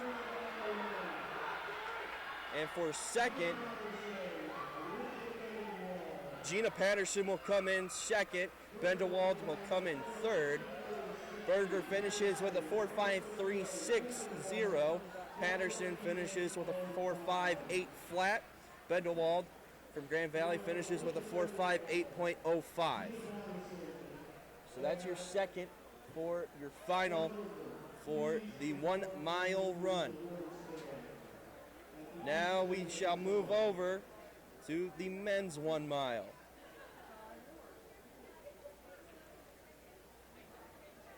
And the men's 1 mile will start off with Patrick Ferguson, senior from Ohio Dominican. Isaac Butang, sophomore, Tiffin. Rob Roast, freshman, Saginaw Valley. Matt Thiessen, Walsh. Dylan Richards, a sophomore from Lake Superior. Cody Cook, a freshman from Saginaw Valley. Brandon Bryan, sophomore, Lake Erie. John Anderson, freshman, Findlay. Joseph Masser, a freshman from Lake Erie. Joey Southgate, senior from Saginaw Valley. Zachary Workman, Lake Superior State, sophomore there. Aubrey Jordan from Ashland, he's a senior. Chad Ellis, junior from the Ohio Dominican. Kevin Black, a sophomore from Grand Valley. Parker Wingard, sophomore from Lake Superior State. And to finish it off, it's going to be Ethan Israel's, sophomore from Ferris State.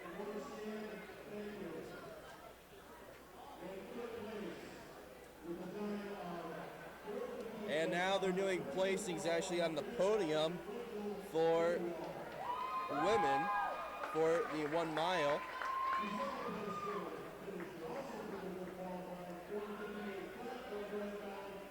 Rachel Bendewald comes in third. Coming in second would be Gina Patterson. And coming in first is Sarah Berger.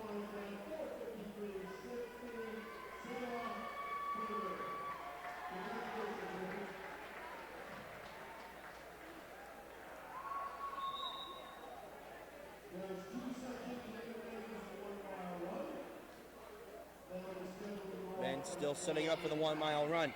If you're now just joining us, thank you and welcome out to the broadcast. This is the men's and women's indoor track and field GLIAC Championships.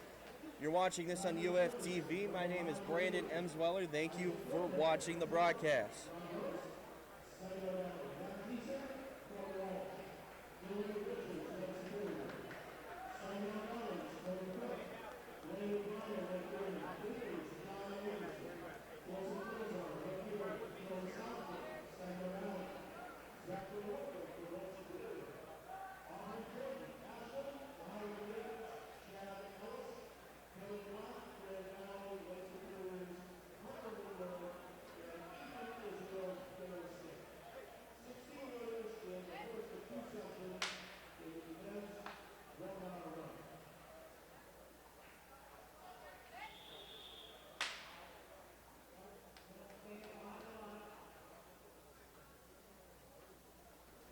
Getting ready. And we are a go. Leading right now.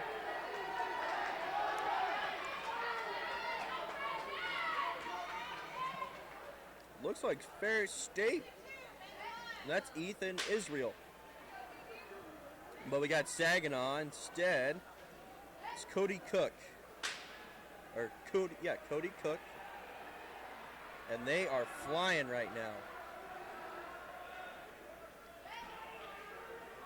In third is Matt Thiessen, senior from Walsh.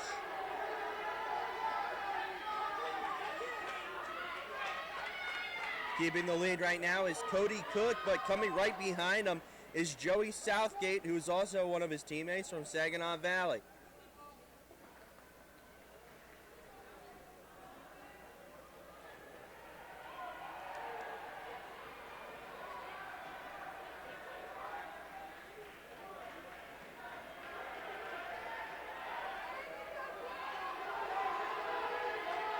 Cody Cook still in the lead.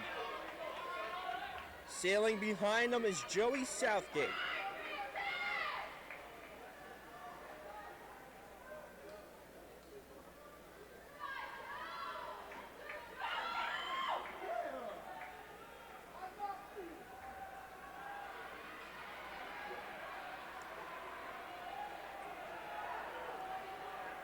Southgate trying to keep away from the pack. Excuse me. Well, Southgate, but also you got to take a look at how Cody Cook is running. His mile, which Cody Cook is actually a freshman, is 4:25.50. Pretty impressive there by Cody Cook.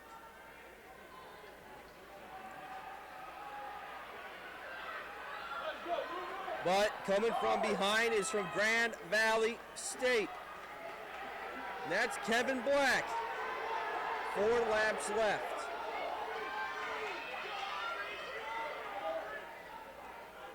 Kevin Black ran a 4:17.40 in the seed time.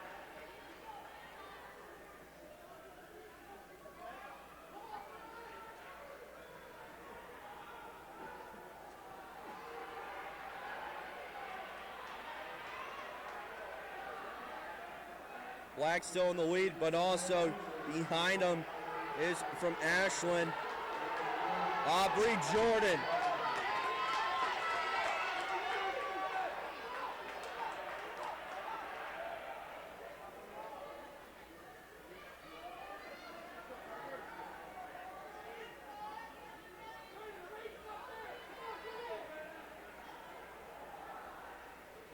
Keeping the nice steady pace there is Kevin Black, still from Grand Valley. Right behind him is Aubrey Jordan.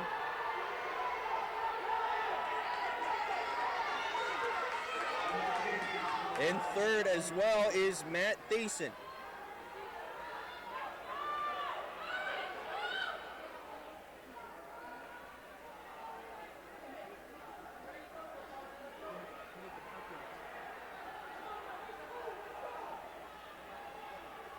Has a big lead right now. And we go into the final lap. And you can see the look on his face. He just wants to finish. Kevin Black just trying to finish. Getting back in second. Saginaw Valley. But it seems that Kevin Black will finish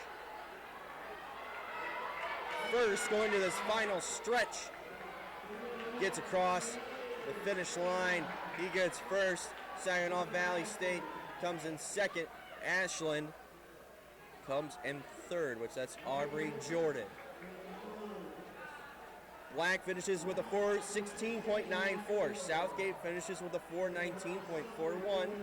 And for Jordan, he finishes with a 4:22.15.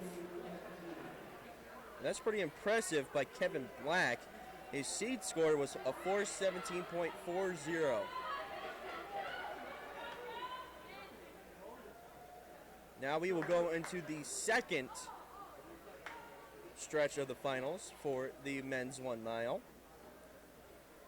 So running in this one is Stephen Cates, freshman from Ashland. Jacob Caniford, freshman from Walsh. Zach Panning, sophomore, Grand Valley. Logan Hammer, senior, Ferris State. Tyler Jensen, senior, Northwood. Vince Horning, senior, Lake Erie. Hunter Heaton, junior, Ashland. Jacob Kernell, sophomore, Walsh. Nick Feen, sophomore, Hillsdale. Joseph Hooms, freshman, Hillsdale. Jacob Domagowski, freshman, Grand Valley. And Caleb Gouchel, senior, Hillsdale.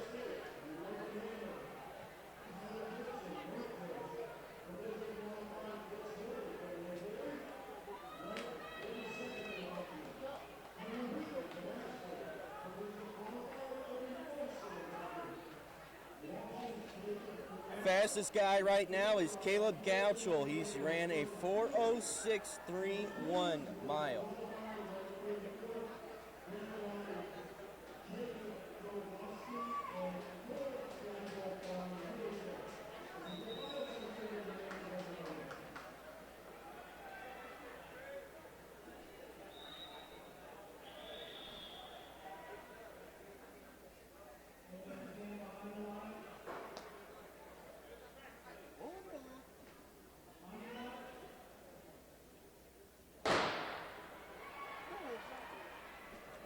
see what happens here.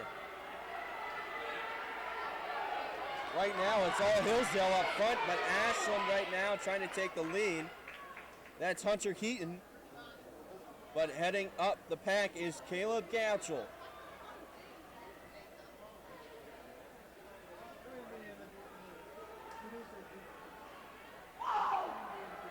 Trying to keep steady right now. Kind of clumped together right now for the second final.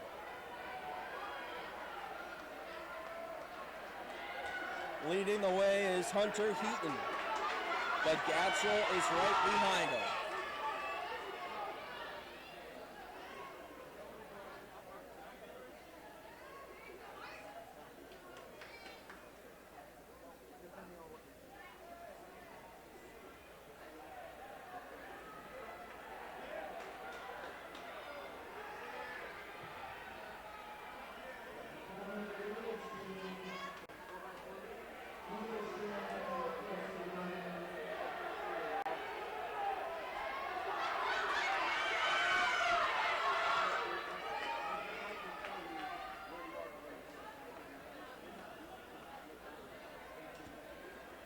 For the last one, Kevin Black came in first for the first final. For this one, still leading right now. Not anymore. It's now Northwood Tyler Jensen.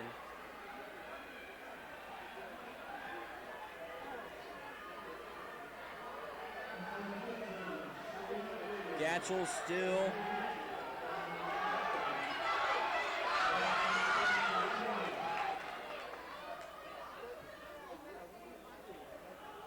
Gatchell still trying to work his way up.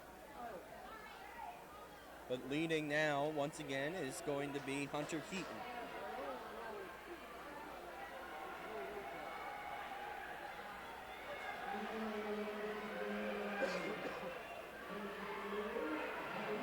And getting the push there is Nick Fain. But in the lead now is from Grand Valley, Zach Panning. And now back Gatchell reclaims the lead.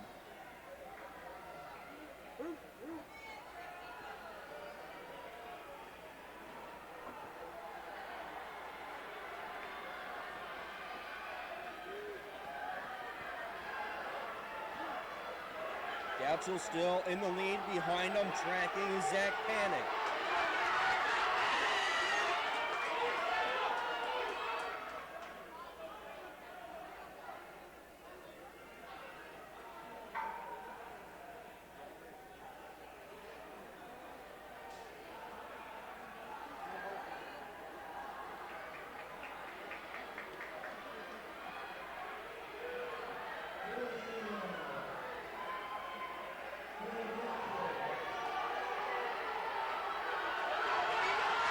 Gatchell trying to keep going.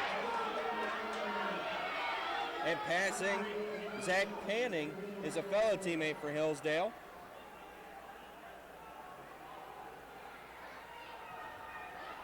And that will be Joseph Humes, freshman from Hillsdale. Gatchell still in the lead. And we go into the final stretch here. Gatchell trying to keep the lead. This is going to be a close one. Keeping tight. Looking behind him is Humes. Humes has Panning right behind him. Gatchell trying to break away. Getting that speed on the curve right now. And he will try to finish as fast as he can. And keeping second will be Humes. Gatchell finishes first.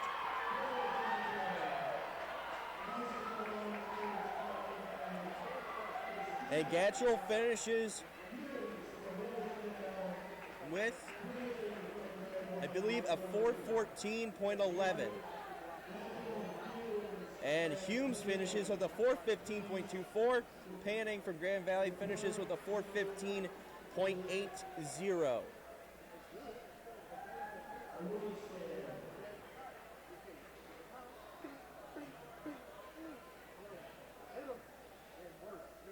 So Gatchell will be victorious in the 1 mile run for the men.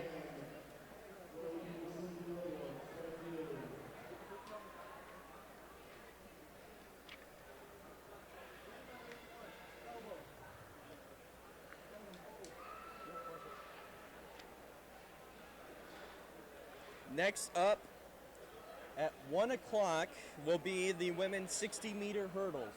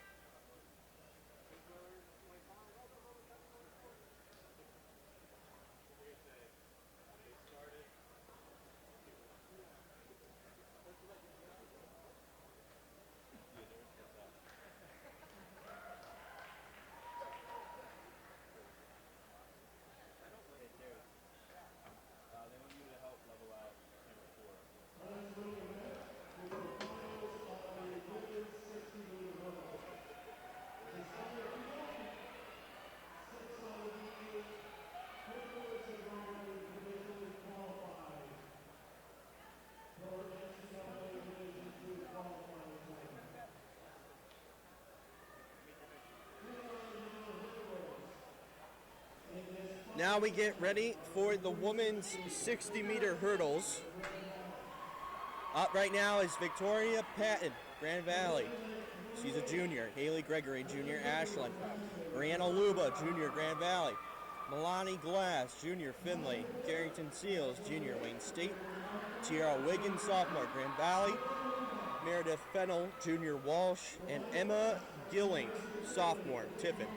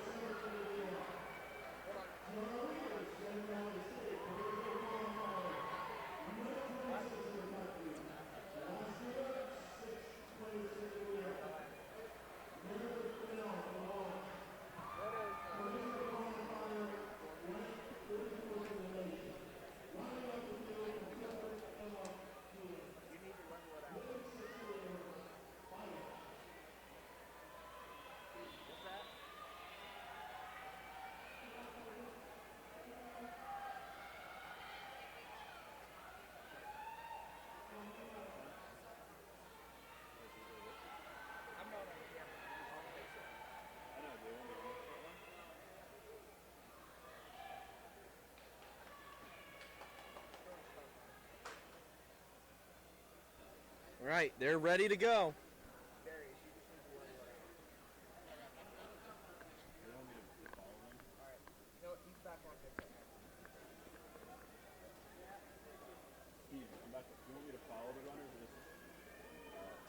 And right now it's really going to be against Melania Glass and Carrington Seals. See what will happen here. Running all the way, Glass and Seals. And it looks like to me that Carrington Seals finished first. She finished with an 8.51, but coming in second was Glass with a 8.54, and third is Luba with an 8.81 from Grand Valley.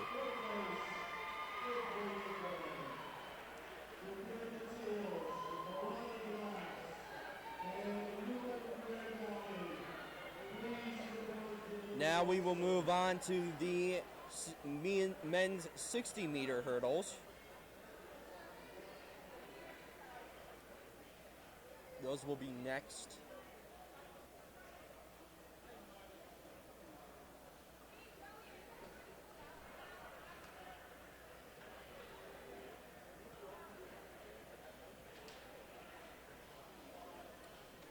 And for the men, this is who we have lined up right now. We have Devin Snowden, sophomore from Ashland. Eric Snell, freshman, Tiffin. Linnell Shelby III, freshman from Findlay. Rami Garsali, sophomore, Northwood. Gary Hickman, junior, Grand Valley. Arthur Greenlee, freshman, Ashland. Mackenzie Rickman, freshman, Tiffin. Kylie Vanderside, senior, Northwood. Kyle Vanderside, senior, Northwood. So we'll see who gets that win. But for the women, placing 1, 2, and 3, one was Carrington Seals, second was Milani Glass, and third was Brianna Luba.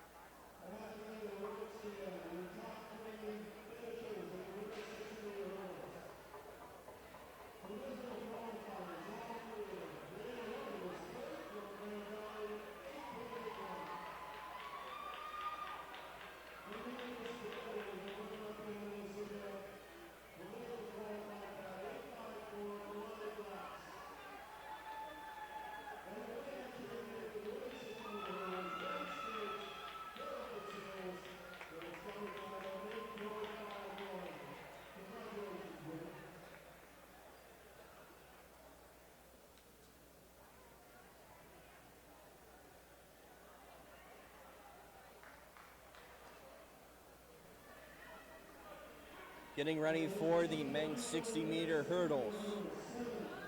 And in this one, you got to definitely take Rami Garsali.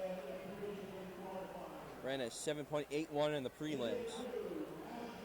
And Gary Hickman with an 8.06 in the prelims from Grand Valley.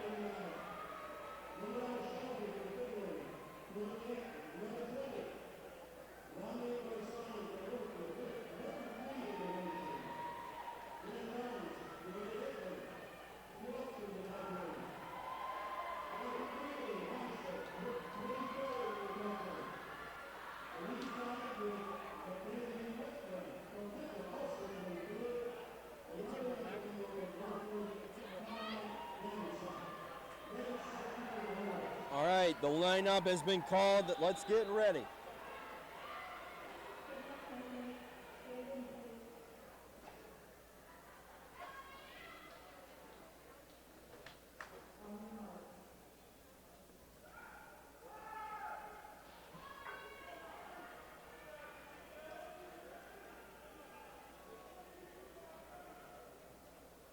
Rami Garsali with a 7.81. We'll see what he can do.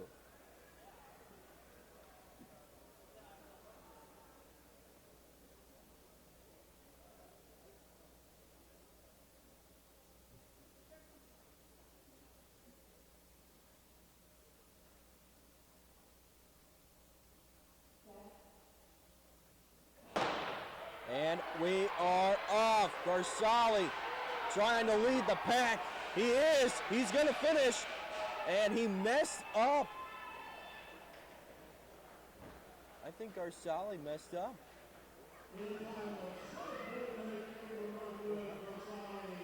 Garsali finished with a 7.93. I don't know why he's angry about that. Hickman comes in second with an 8.08, and then Tiffin would come in third.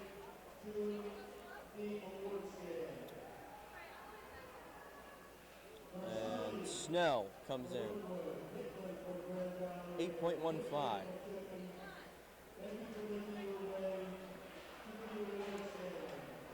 So Garsali wins that one. Snell comes in third. Hickman comes in second. We now move on to the women's 400-meter dash. I thought you could still run. As long as the hurdle doesn't impede somebody else. There will be two finals for the 400-meter dash.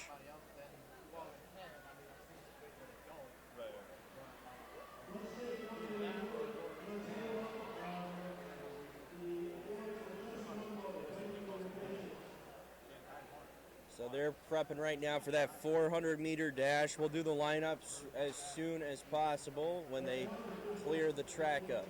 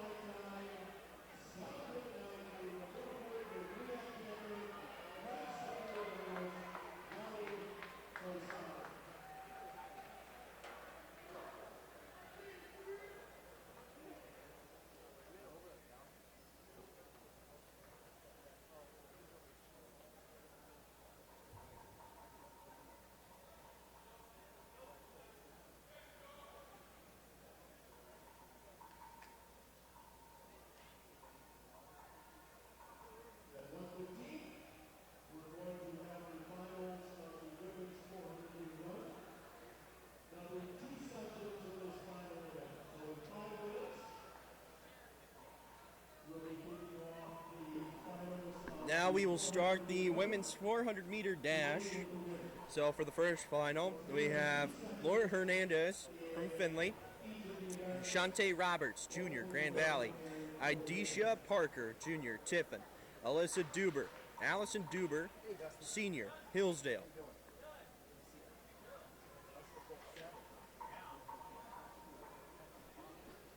If you're joining the broadcast right now, welcome out. My name is Brendan Emsweller.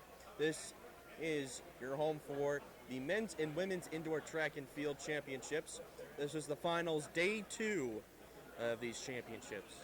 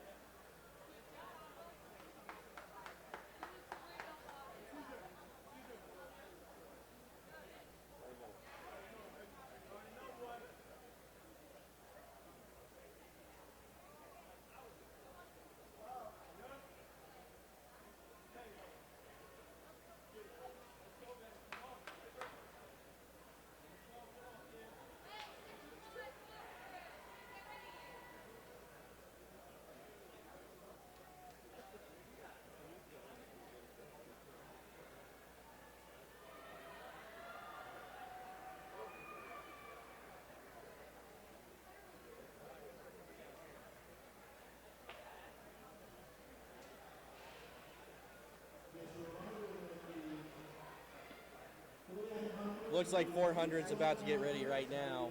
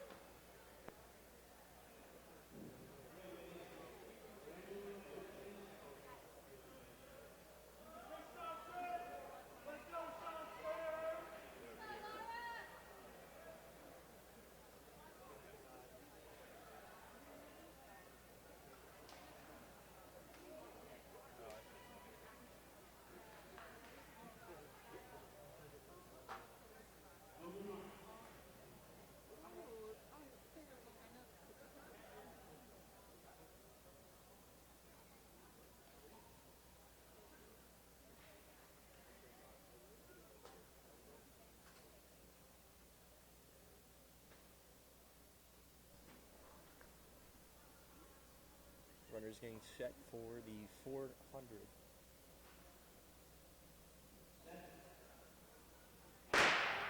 And we are a go. Leading the pack right now is Allison Duber.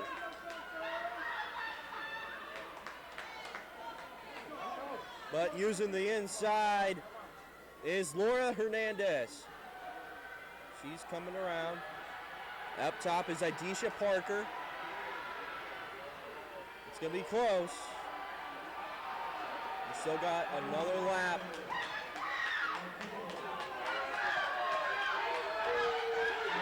Idisha Parker still in the lead. Parker ran a 57.22.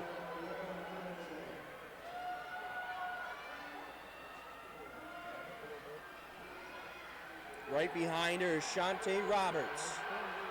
And Shantae Roberts and Parker neck and neck. We'll see who can finish first. And that will be, that's going to be Idisha Parker with a 57.6. All right, they're going to say a 56.42. And it's not going to be Idisha Parker. It's actually going to be Shantae Roberts with a 56.42. Parker gets a 56.43. And Duber from Hillsdale gets a 5.656. Really good. So that is what we have for the first final. We'll head into the second final.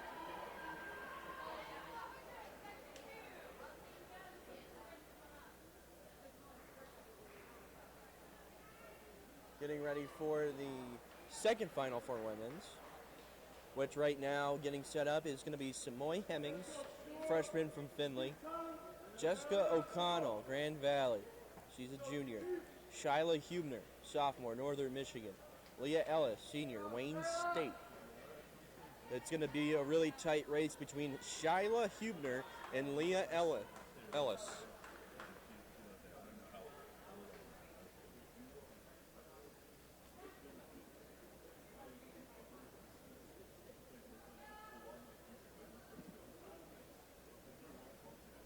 After this, when they figure out who's going to go onto the podium, we will head over to a field event, which currently right now going on is men's triple jump, but also men's shot put is going on too. And women's pole vault will be coming up as well.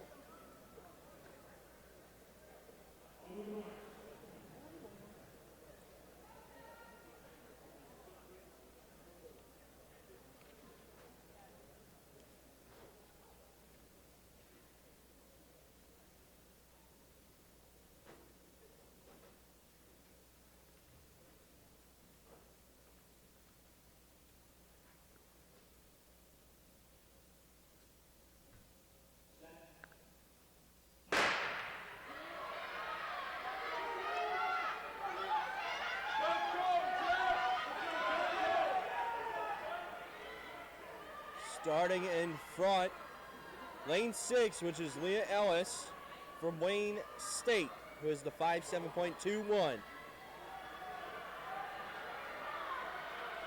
And trying to catch up to her, behind her is from Northern Michigan, which is Shayla Hubner.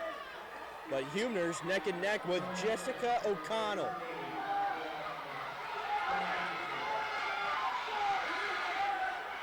Very tight, very kept close together, but kind of come away from the back of the pack is Samoy Hemmings. But keeping that nice lead there is Leah Ellis. Samoy Hemmings trying to get that second spot, trying to beat out Hubner. And it looks like Ellis comes in first. Hemmings comes in third, and Hubner will come in second. So Ellis finishes with a 5.687, Hubner with a 5.724, and Hemmings comes in with a 5.729.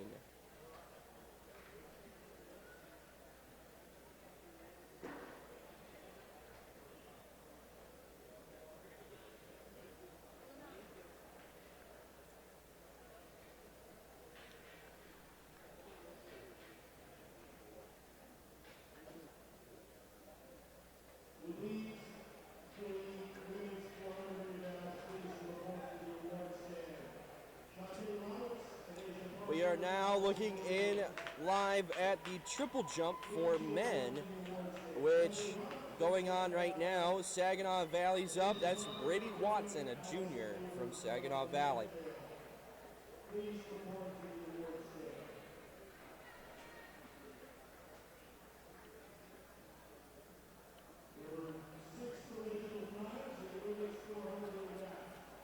That was a 13-2-0 there.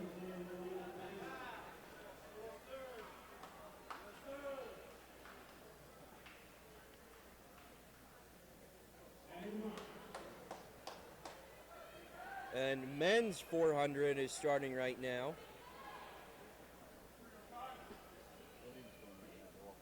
They're doing men right now. So we're going right now is TJ Burnett, senior Grand Valley. Sergey Torres, junior Findlay. George Effa, sophomore from Findlay. Jalen Golson, freshman Grand Valley.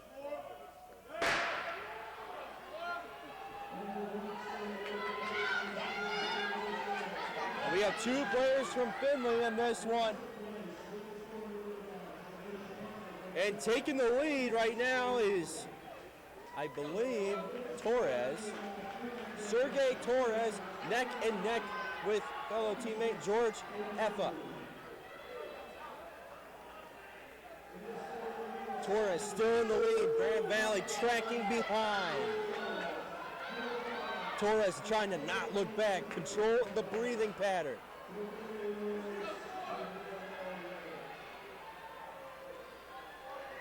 Effa coming right up behind him. Torres trying to finish strong and finishes first with a, we'll see what they call it out, a 4.80.71. Effa comes in second with a 4.8.82, and coming in third, we'll see who that will be. It will be Burnett with a 4.9.15.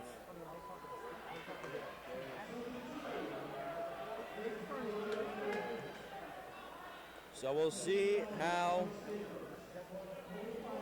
the second finals go, but right now, Sergey Torres finishes out on top.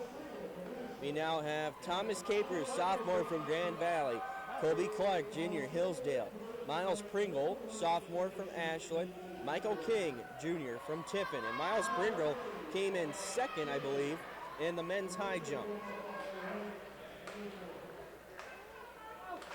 That's going to be someone that you got to look out for. Miles Pringle ran at 47.97 in his 400 meter.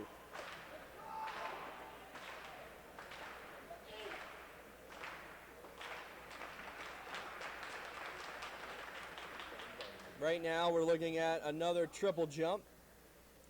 I believe that's Kevin Roberts from Tiffin.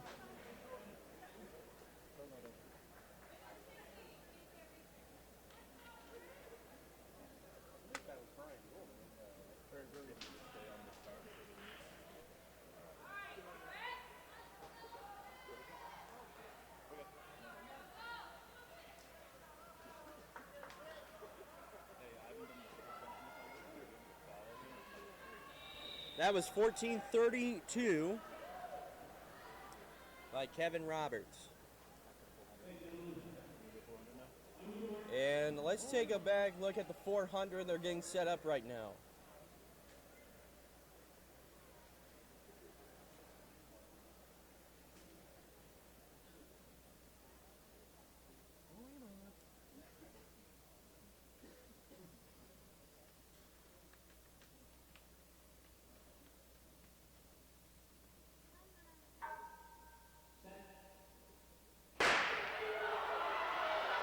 See who finishes strong, but I'm going to take a look at Miles Pringle.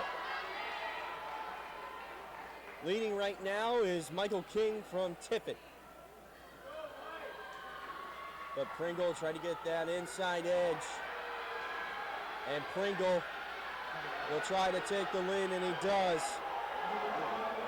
And almost fell down was Michael King.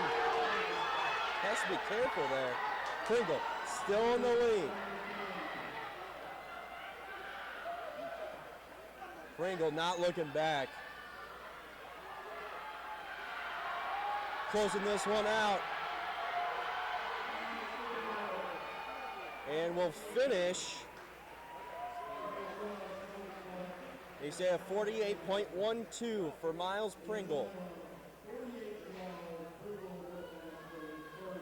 For King, it's going to be a 49.10, and for Clark from Hillsdale, it's going to be a 49.19.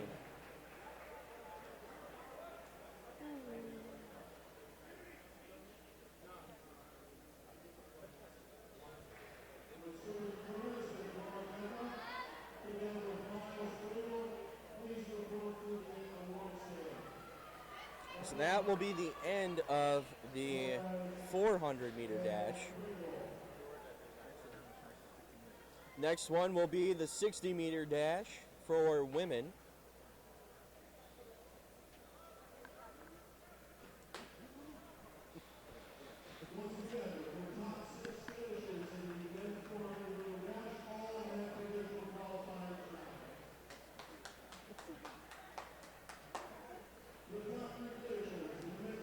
All right, now we'll head back to triple jump.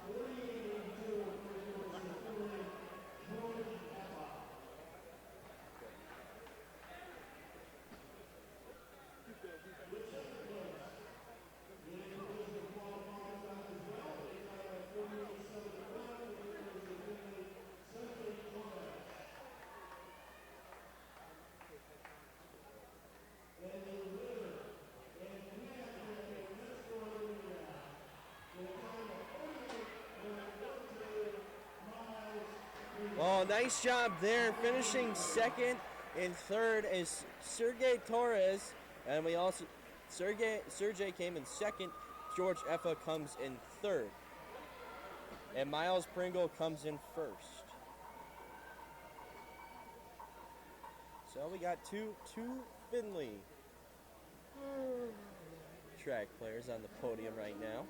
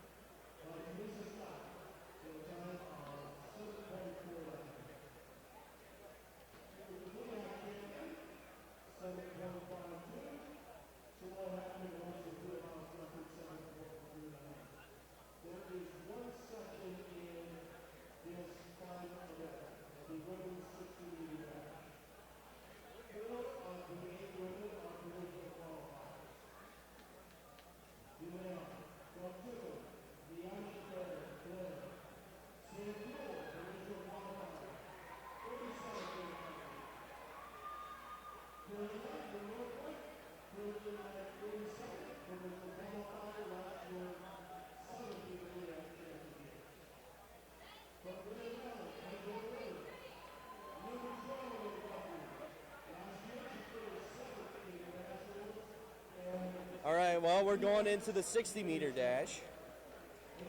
So we got Maisha Blair, freshman Tiffin, Sam Duell, sophomore Ashland, Carrie Young, junior Northwood, Angela Ritter, junior Grand Valley, Haley Gregory, junior Ashland, Kristen Massey, sophomore Tiffin, Avedon James, junior Northern Michigan, Katie Mulcrose, junior Walsh.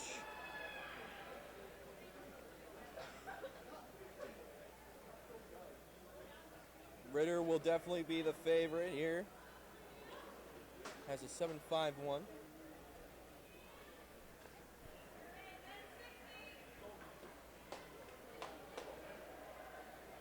This will be pretty close. We'll take a look at also Haley Gregory and Kristen Massey.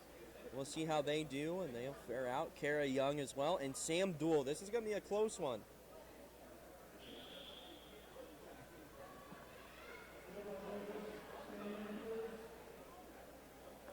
So close, you'll need binoculars, right?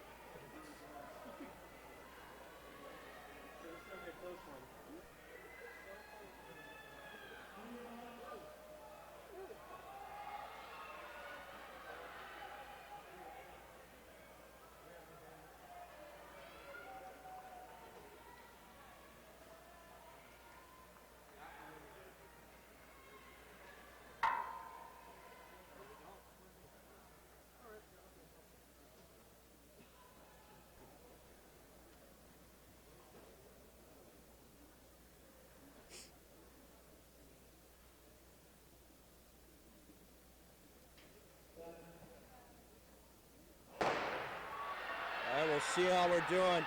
We'll take a closer look at Angela Ritter, and we'll see the final. I couldn't get really a nice look there, but Ashland finishes on top. That's going to be Duell with a 7.53. Ritter comes in second with a 7.58, and Young comes in third with a 7.62.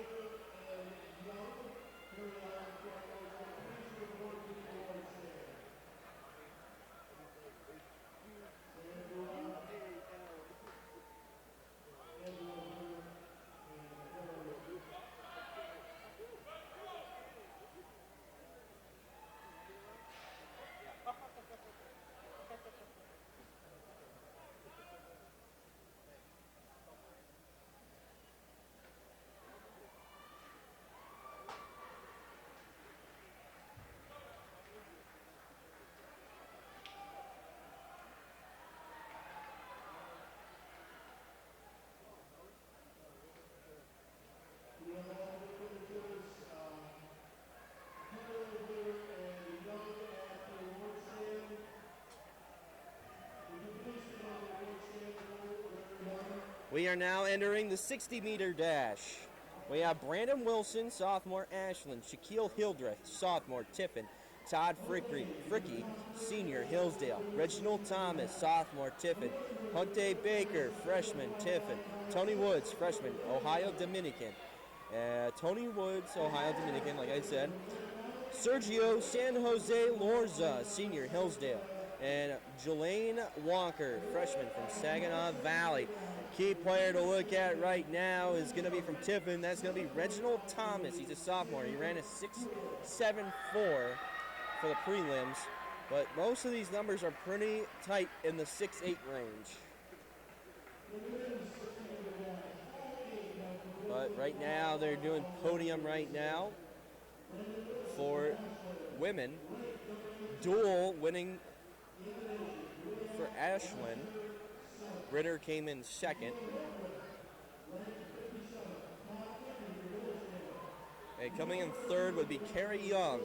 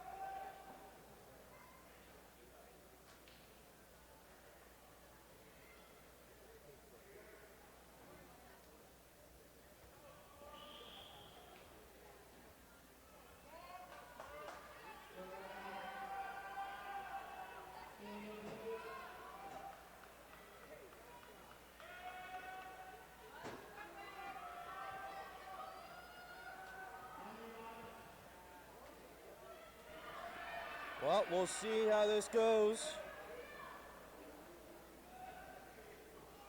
I like Reginald Thomas in this one. We'll see how he does.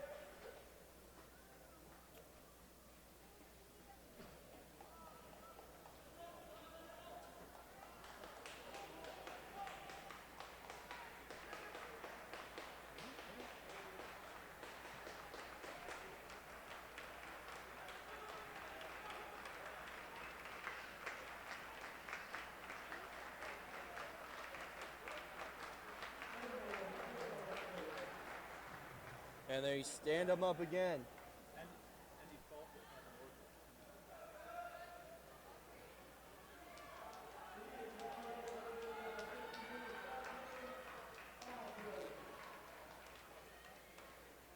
They keep stopping the 60-meter dash because of the clapping for the triple jump. So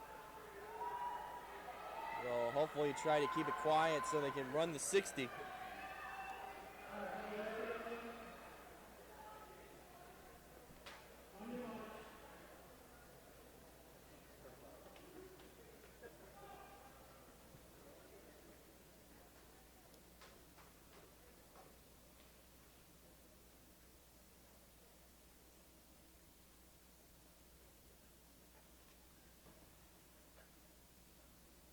All is quiet across the terrain.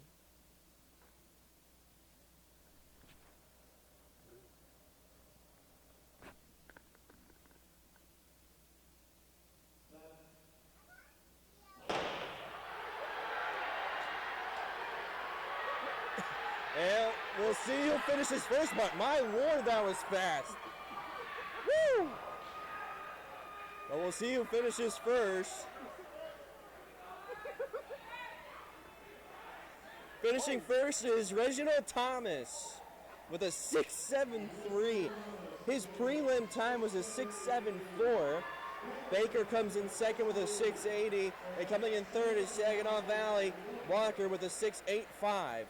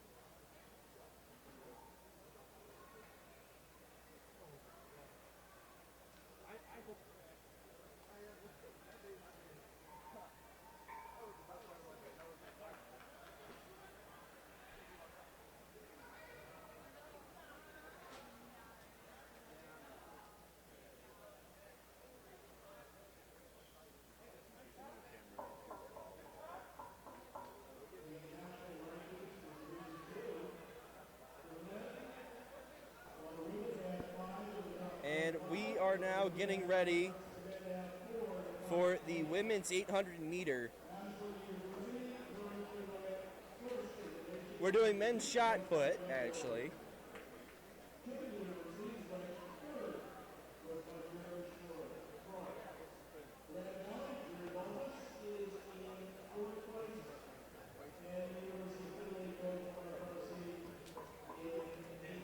The voice in my ear is now saying that we're looking at field events instead of doing the first two heats for the 800. And we're looking at shot put right now, men's shot put. We're in the second flight for men's shot put.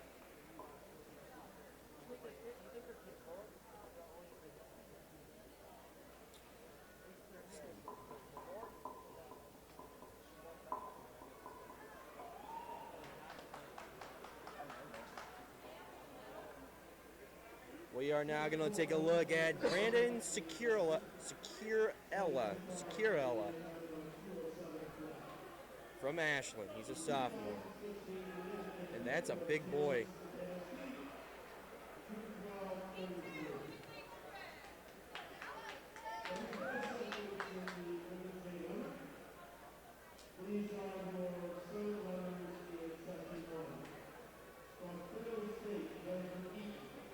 We'll now head into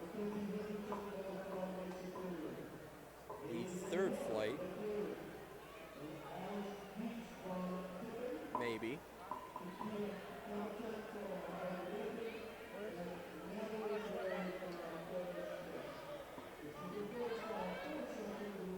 Zachary Smelker up right now, junior from Ashland.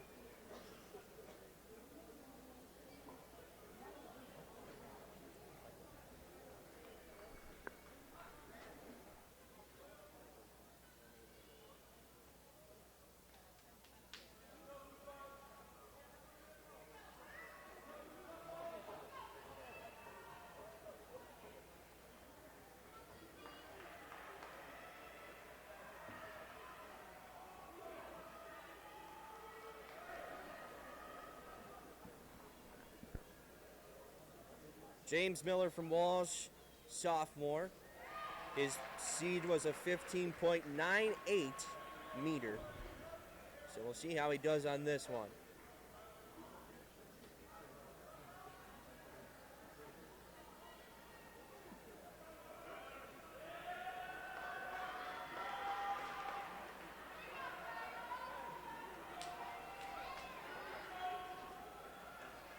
And that was marked as a 15.18. I believe right now we're seeing Zane Lawrence, senior from Tiffin.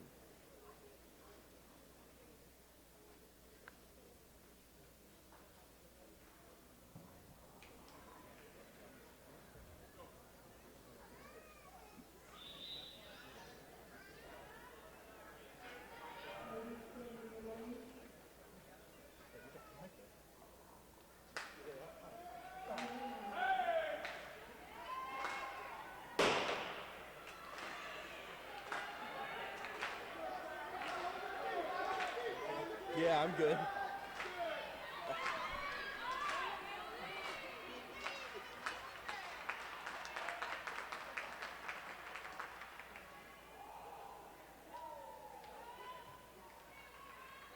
$15.49 there for Zane Lawrence out of Tiffin.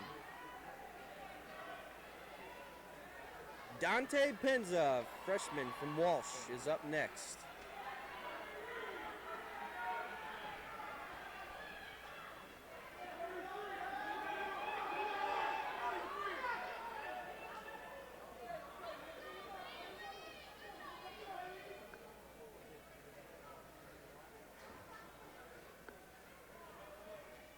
They call that at 15.38.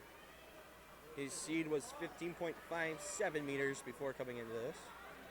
Up next is Shane Campu, sophomore from Grand Valley State.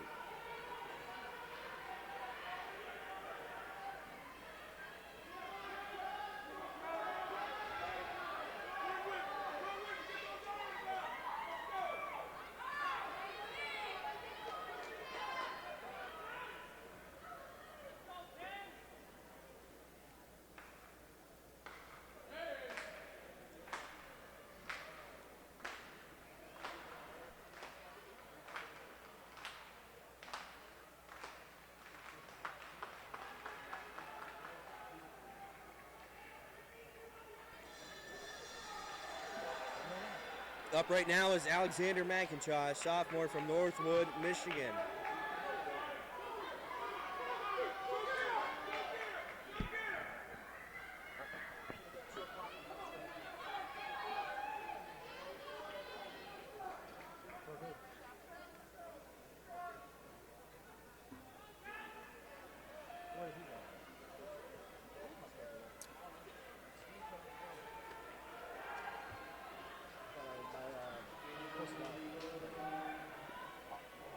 15.36 for McIntosh, and up now Ryan Kelly, sophomore from Saginaw Valley.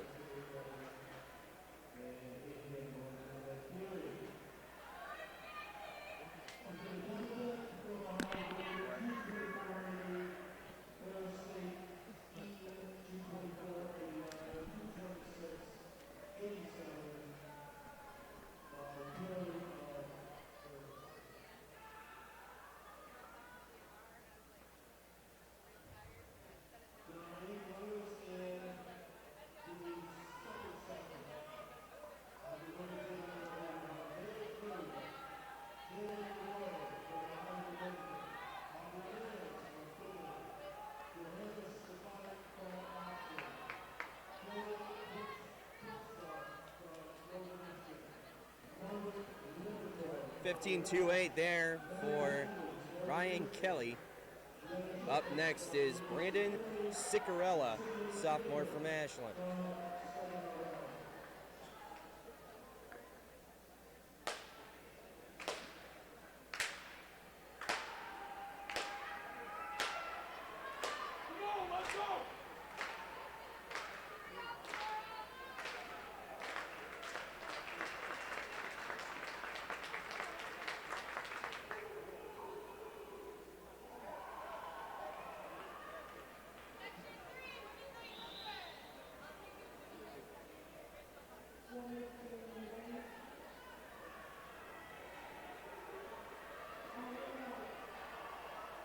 $15.98 for Sicarella.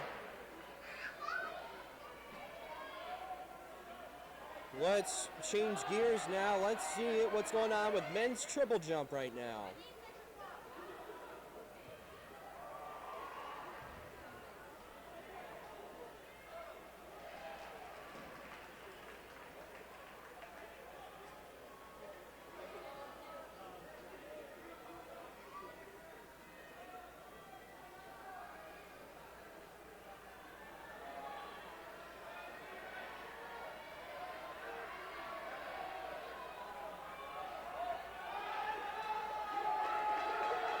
Up right now is, I believe, Marquise Corbett from Tiffin. He's a senior.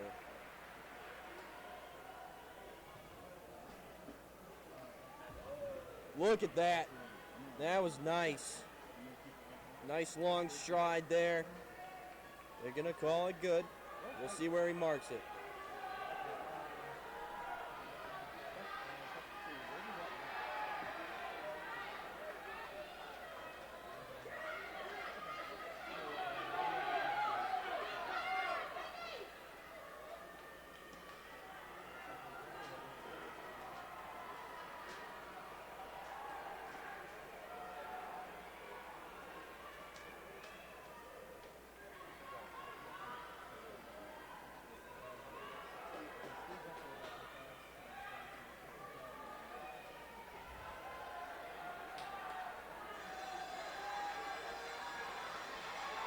All right, next one up.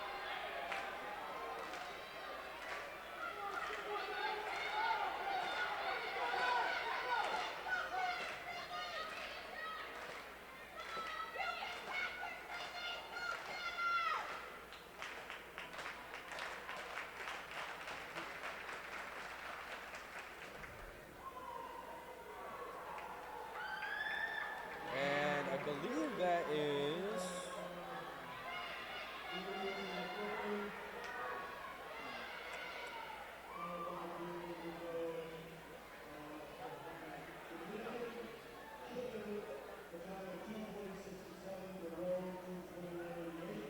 14.44 there. I believe he's from Hillsdale, and that's Ty Emedy.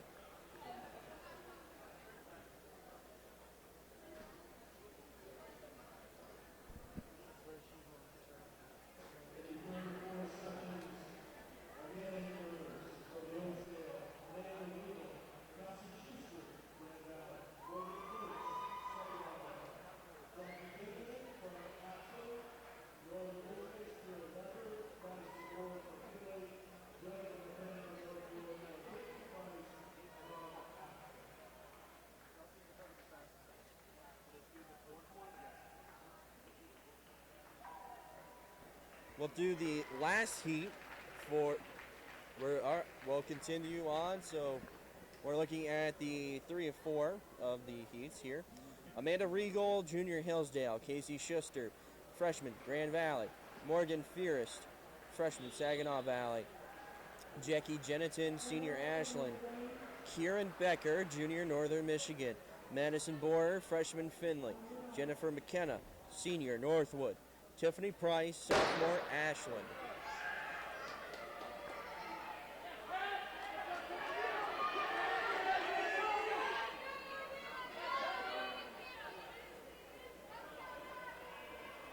And kind of retaking the lead is Jennifer McKenna out of Northwood. But Findlay now trying to keep the lead, but coming from the inside.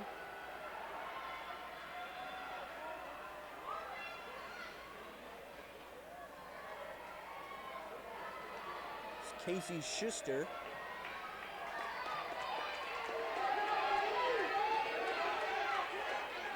Casey Schuster in the lead. Behind her right now is Jackie Jeniton.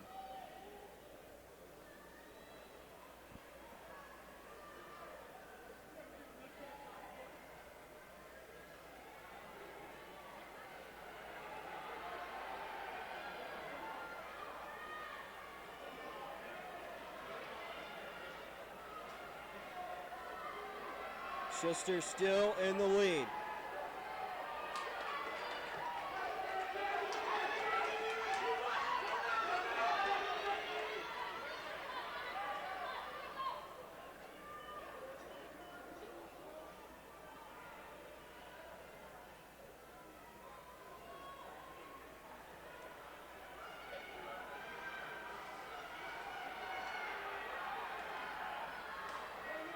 Schuster getting into that final stretch here. Behind her right now is Kieran Becker out of Northern Michigan.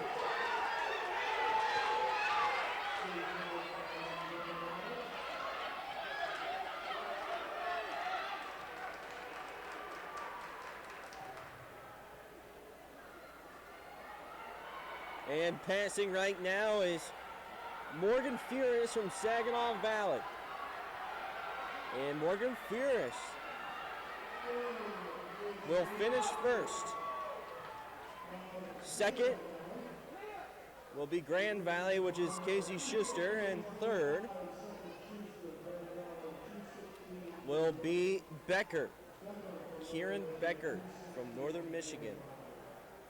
Fierce with the 2:15.25, Schuster with the 2:16.38, and Becker with the 2:16.45. We will now head into the fourth and final heat of the 800-meter run. We have Jacqueline Fee, sophomore, Wayne State. Taylor Stupinski, senior, Saginaw Valley. Molly Emmerich, junior, Ferris State. Andre Lee Hoyte, freshman, Walsh. Hannah Watch, junior, Hillsdale. Carly Burnup, sophomore, Grand Valley. Rachel Walters, sophomore, Grand Valley. And Sarah Berger, junior, Walsh. And yesterday, Andre Lee Hoyte had a big day in the prelims, demanding lead in the prelims. And we'll see how she can do tonight, or today. She had a 2:11.76 yesterday in the prelims.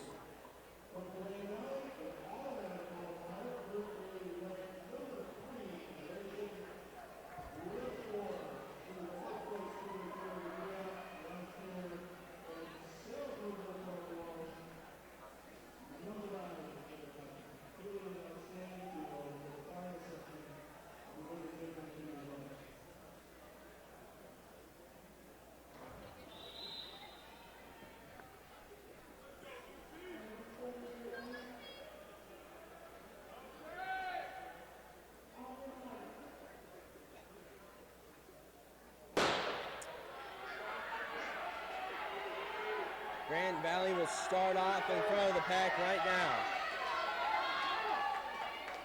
That will be Carly Burnup as well. Next to her is Rachel Walters. But behind them is Andre Lihoite.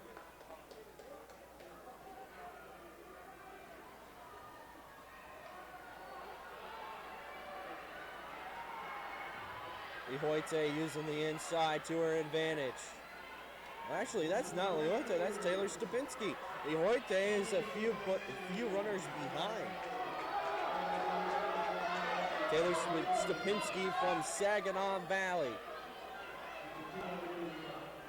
But now Lihoite trying to make her way up the pack.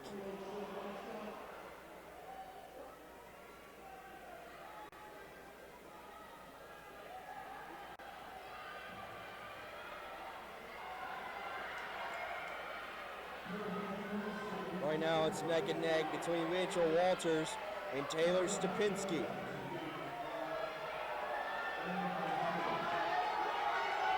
Walters keeping the lead, Stupinski right behind.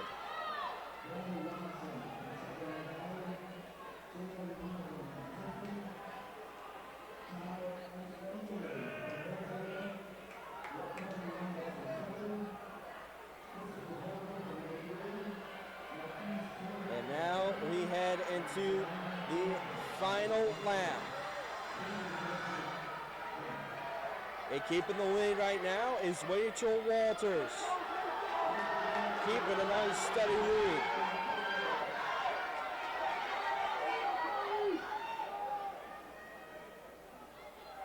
Rachel Walters finished with a 2:08.41 in the prelims.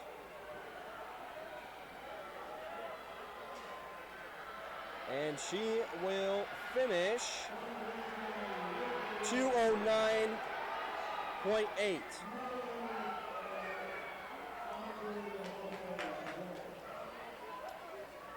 Finishing with a 2:09.8 is Rachel Walters. Walters with that 2:09.11. Emmerich comes in second for Ferris State with a 2:12.44. And coming in third is Lihoite from Walsh at 2:12.61.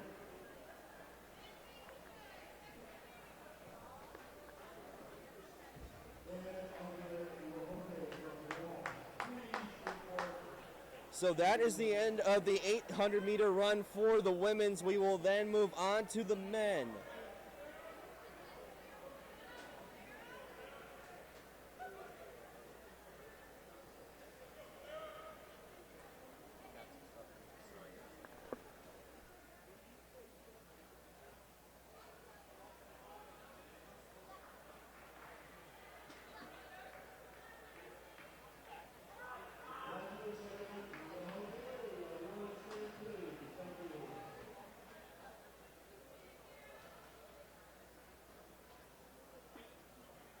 Now we'll take an inside look at women's pole vaulting.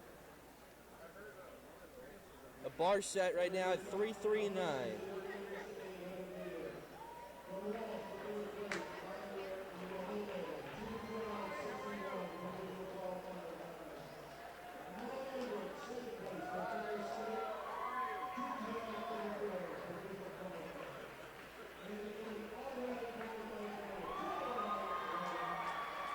Up right now out of Ashland, I believe, is going to be Amber Ottermatt. She's a freshman. Her prelim was a 3.55 meter.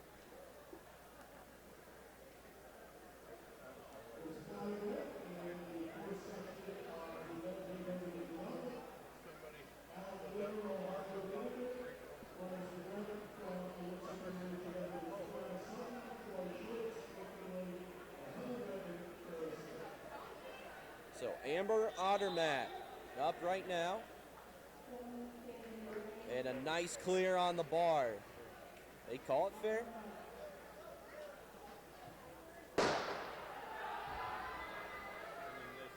We'll probably check back in with the men's 800 meter when it gets to the third heat, and we'll finish that out.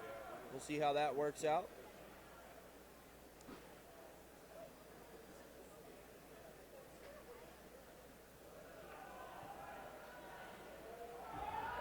next now is Caitlin Barber, junior from Walsh.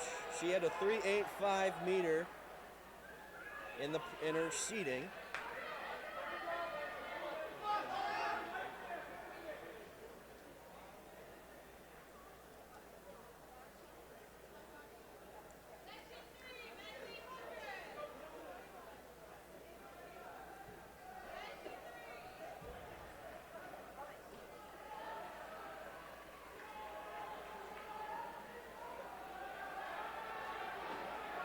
Caitlin Barber cannot clear.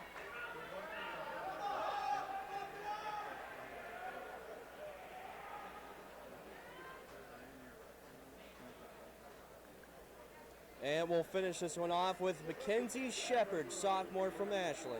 She has a 3.25 meter. And we'll see how she does on this one. The bar is still set, I believe, at a 3.39.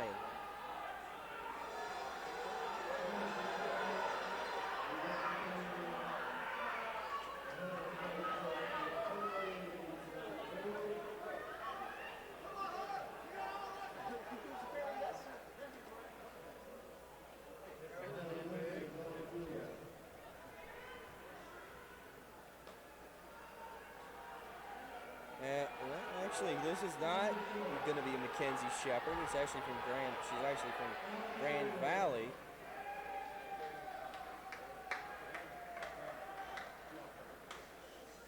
It's going to be Sarah Overbeek, freshman, Grand Valley State. 3.45.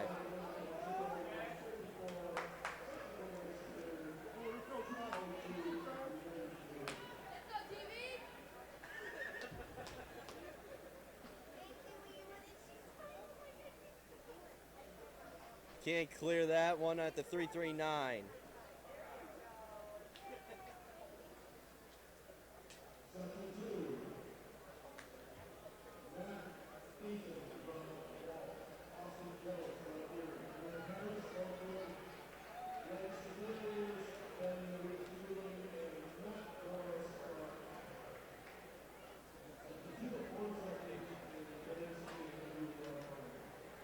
All right, up next is from the University of Findlay,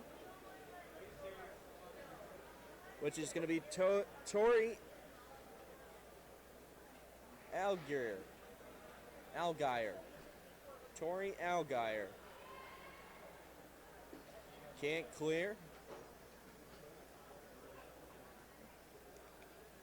Coming up next will be the men's 800-meter run and the last two final heats. We'll see how that goes. We still have ahead of us. We have a lot ahead of us, actually. We have the women 200-meter dash, and then we have the men 200-meter dash. The women 3,000-meter run. We'll have the men's 3,000-meter run. Women's 4x400-meter medley relay, and we'll have the men's 400-meter relay as well. That's where we'll cap off the GLIAC championships here. If you are now joining in, you're watching the men's and women's indoor track and field championships here on UFTV. My name is Brandon Emsweller. Thank you for watching the broadcast. Currently right now, what's going on is the women's 800-meter run.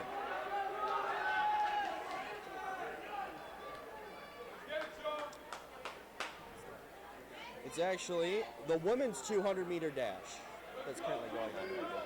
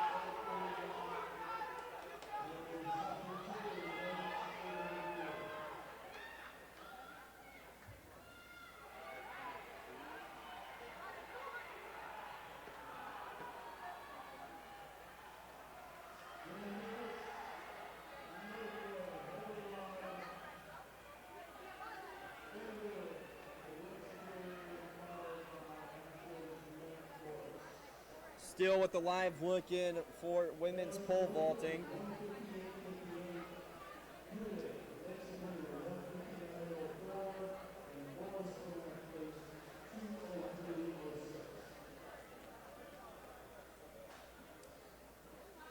We'll be having the third heat of the 800 coming up,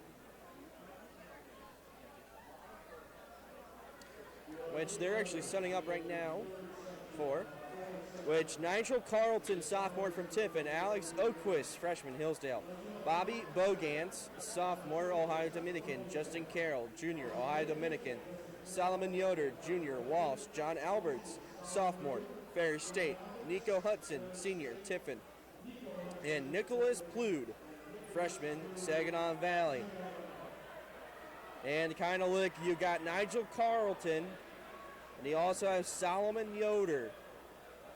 Those are going to be kind of the two that you want to look at right now. One's from Tiffin, which it's Nigel Carlton. The other one is going to be Solomon Yoder from Walsh.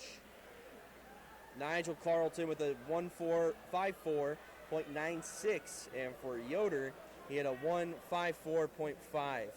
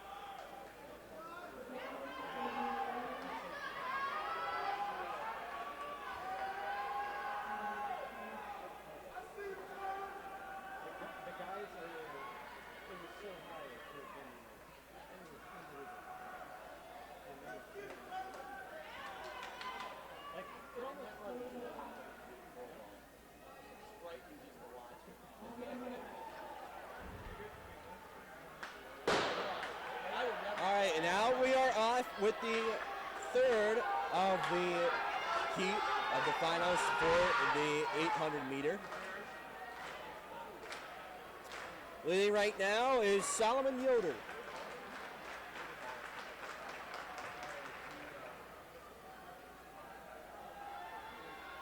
Solomon Yoder next to him right now, Nigel Carlton.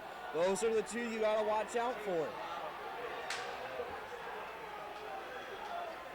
Yoder keeping a nice stride, keeping a nice pace to keep in front of Carlton, but Carlton tracking behind.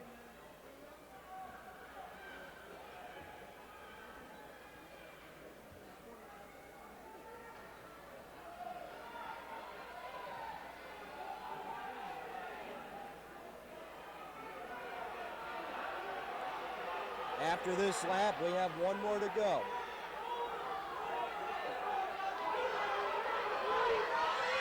And actually going past Nigel, who's out of Ohio Dominican, and he takes the lead. I believe that is Justin Carroll.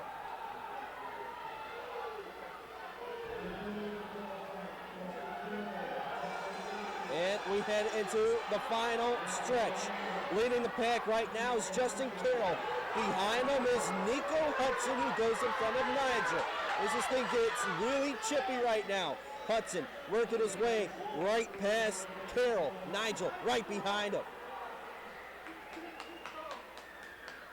Nigel still in that third position, and Hudson's going to try to finish strong, work his way past the finish line, and he does. Nico Hudson finishes on top. His prelim was a minute 55.80. He gets a minute 55.70. Coming in second, Carroll, Ohio Dominican, 156.19. And coming in third is going to be Carlton. And I can't see the score right now because someone's in front of the camera.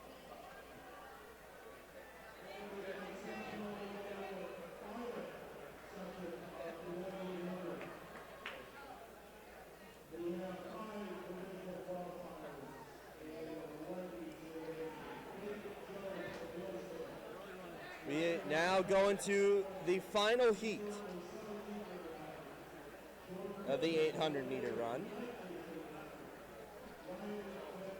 We have Nathan Jones, junior, hit from Hillsdale. Tanner Schwaneke, sophomore, Hillsdale. Jordan Pritchard, sophomore from Lake Erie. Ryan Van Collenberg, yes, you heard me right, Van Collenberg, Ryan, junior from Ashland. Tyler Walters, freshman, Grand Valley. Chaz Porter, senior, Grand Valley. David Jones, sophomore, Grand Valley. Tyler Sievert, sophomore, Ashland.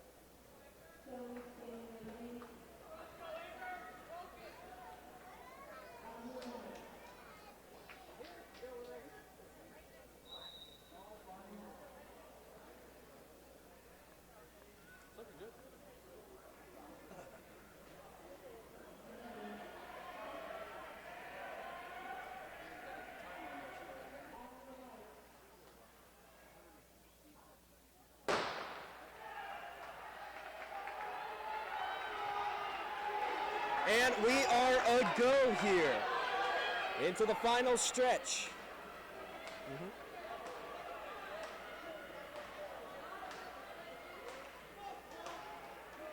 Leading the way right now, Grand Valley State. That's going to be Tyler Walters.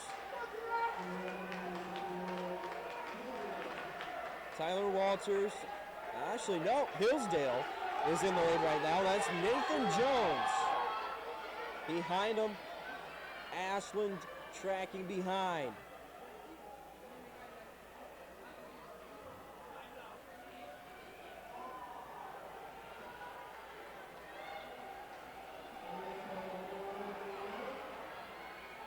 Heading into the second to last lap here. And still leading the way is Nathan Jones.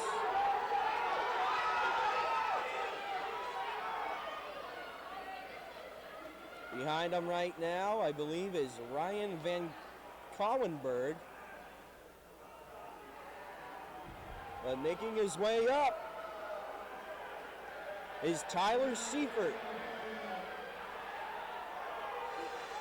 And we head into the final stretch here. Lake Erie in the lead. Jordan Pritchard. Pritchard not looking back. He's going to put on the bumps right now. Ashland far behind. Pritchard still not looking back. Minute 40 into this one.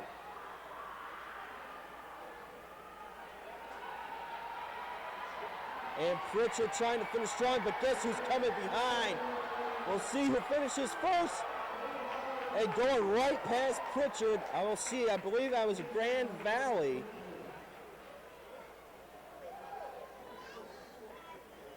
And finishing will be Schwaneke first with a minute 55.03. Pritchard comes in second with a minute 5.32. And Seifert comes in third from Ashland with a minute 55.81.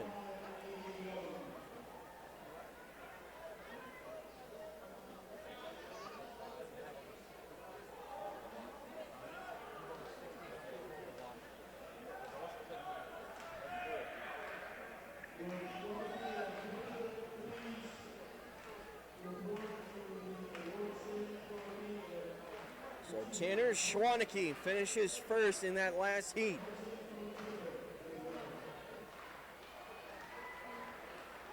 So after that, we complete the 800-meter run. We now go into the 200-meter dash, and women will start things off for that.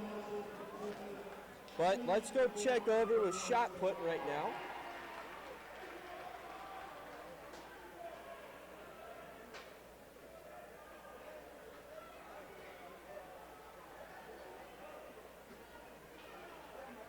And up right now from Ashland is Amber Otterman, freshman.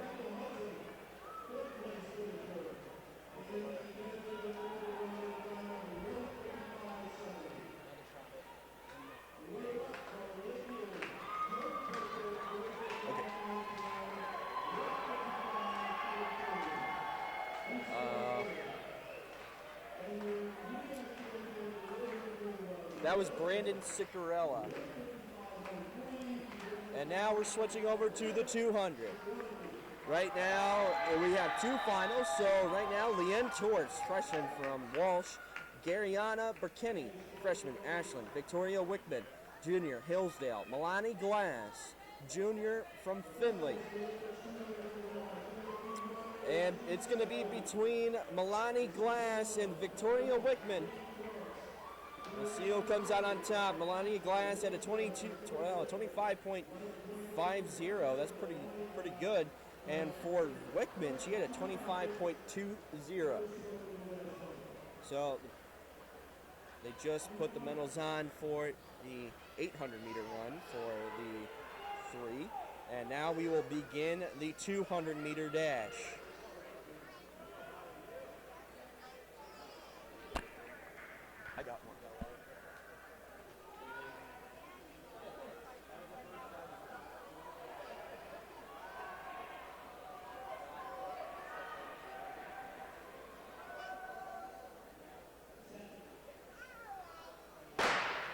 And we will begin.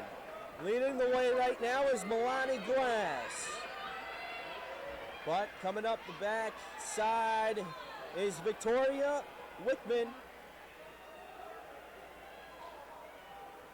Wickman in the lead. Glass in second right now.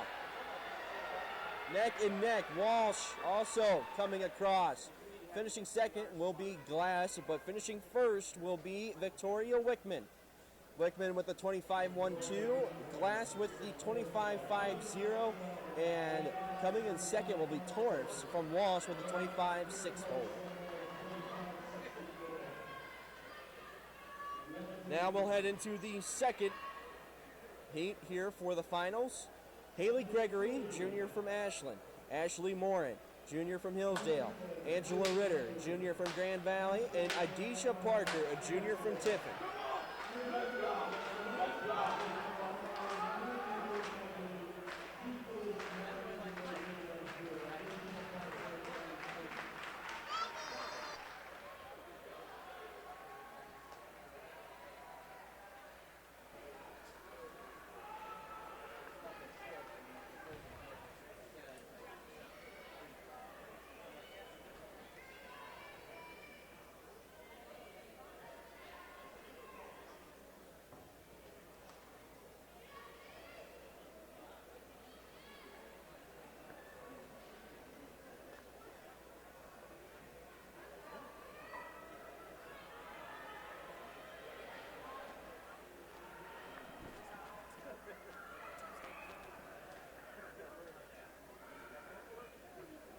How do we get team standing? I don't think we can. I don't think that's possible. I think they just show the individuals.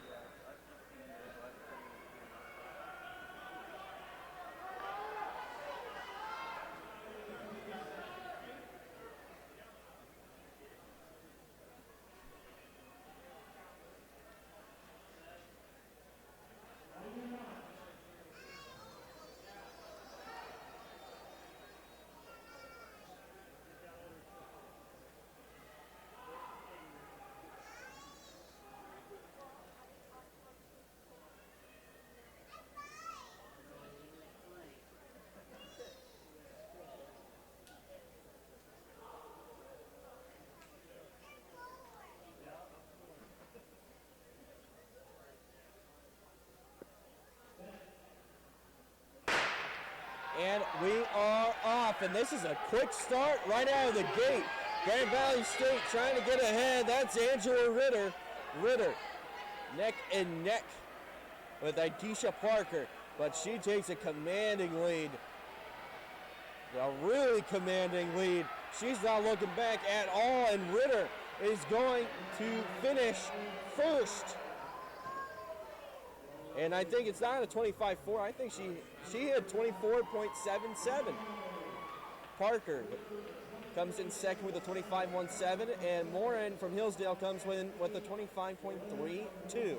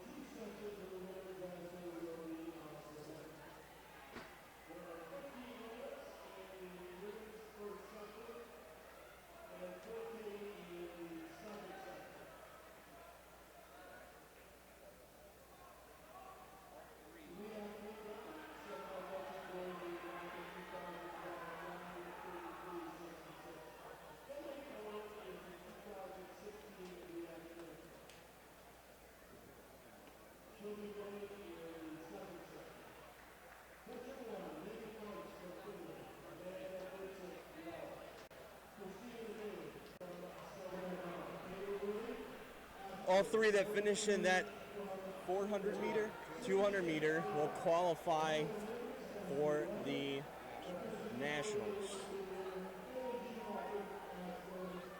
Now we enter the 3,000 meter run for women. It's going to be one of two heats. We have Megan Martz, freshman from Findlay, Amanda Vincent, junior, Walsh, Christina McCall, senior, Saginaw Valley, Kaylee Murray, freshman, Ashland, Melanie Ruick, senior, Findlay, Sydney Schmidt, senior, Tiffin, Cassidy Long, freshman, Ohio Dominican, Mackenzie Kelly, sophomore, Lake Superior State, Emily Shoemaker, sophomore, Ashland, Maggie Kroll, junior, Walsh, Trudy Mulville, junior, Lake Superior, Julia Truwinski, senior, Northwood, Lydia Heimonen, sophomore, Lake Superior, Laura Estrada, freshman, Saginaw Valley, and Madeline Greiner, freshman, Findlay. So this will be 15 laps. Leading right now is Maggie Kroll.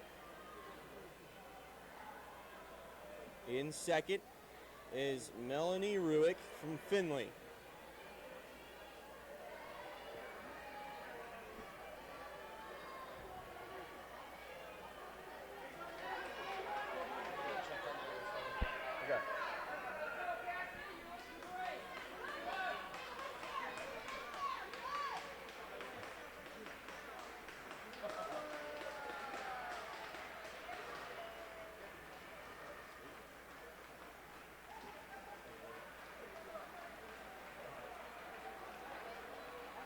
If you are now joining the broadcast, welcome out. You're watching the men's and women's indoor track and field championships. You're now watching the women's 3,000 meter run. It's 15 laps long. Leading the way right now is Walsh Maggie Kroll.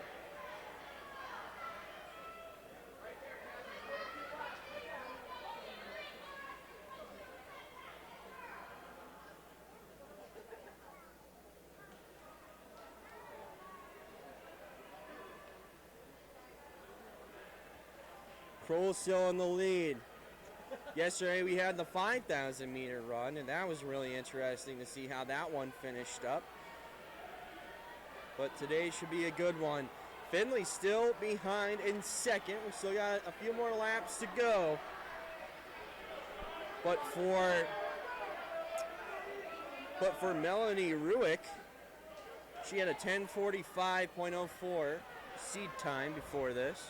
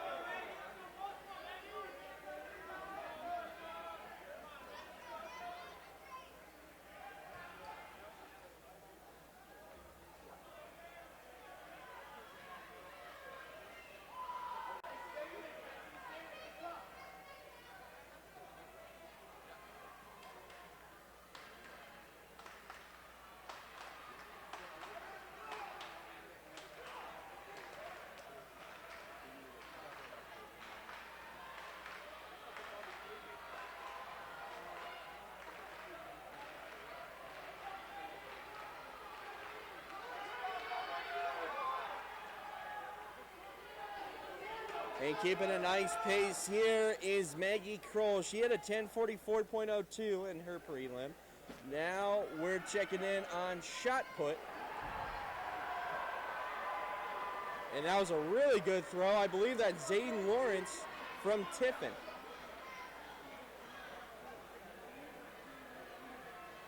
actually.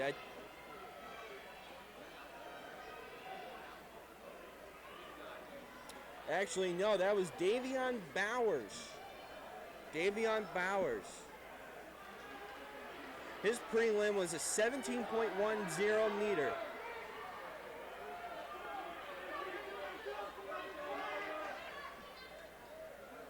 Now Lawrence will come up.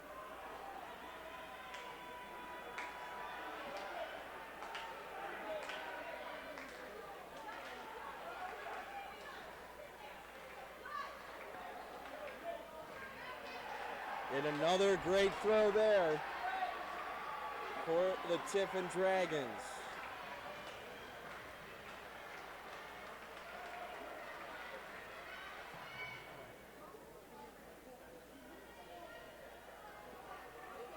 Ashland will be coming up next. Looks like Daniel Roberts.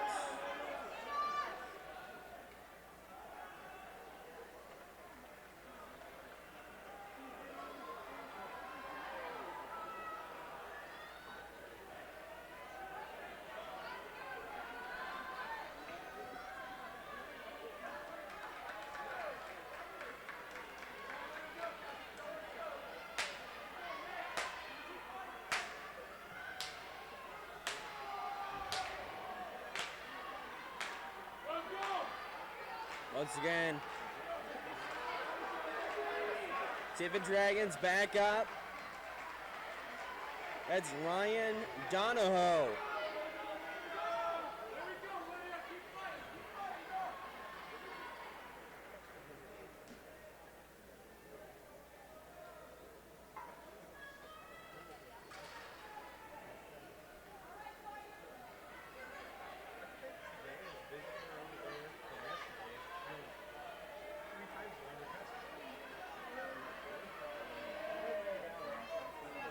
Coming up next from Ashland.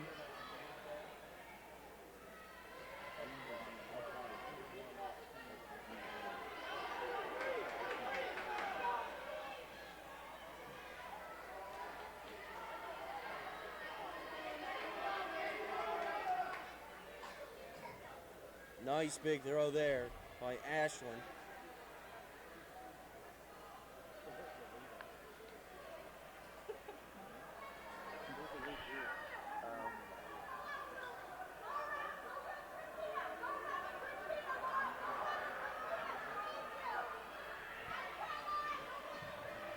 Crazy throw there, I believe, by Elijah Talk.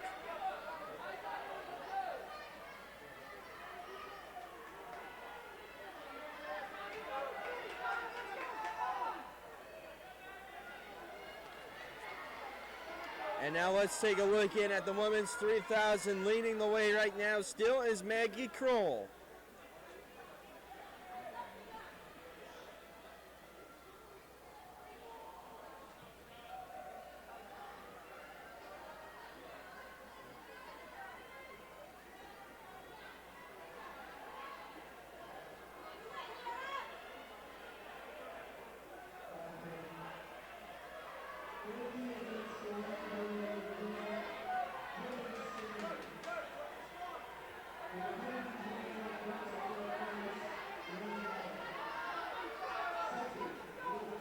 Maggie Kroll still in the lead.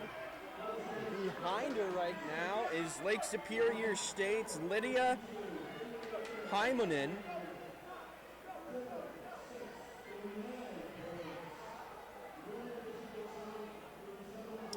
Or actually it's Trudy Mulville.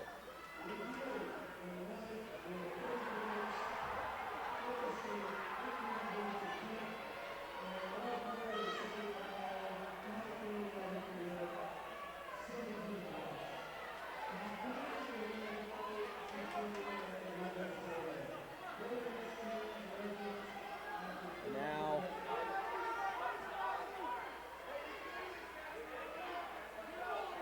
behind Cassidy Long is now behind Maggie Kroll.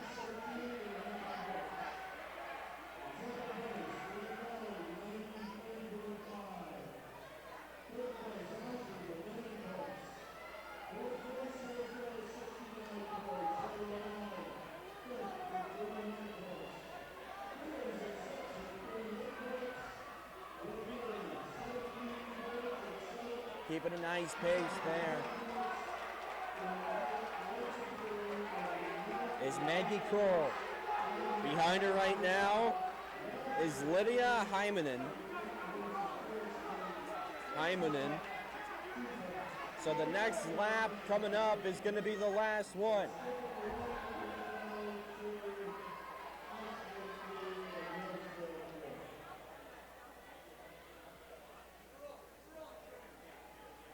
"15 laps long." And we have the final lap coming up right now.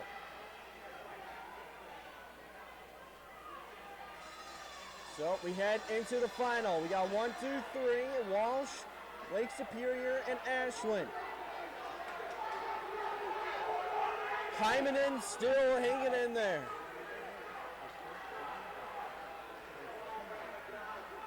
And now Hymanen creeping her way past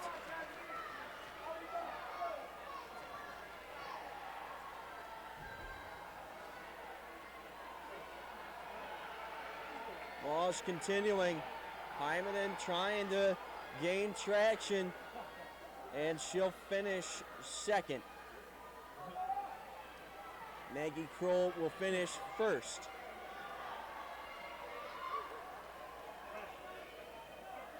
Oh, wow. Hymanen actually is first. 10:39.59. Kroll from Walsh is a 10:39.65. Shoemaker comes in third from Ashland with a 10:41.46.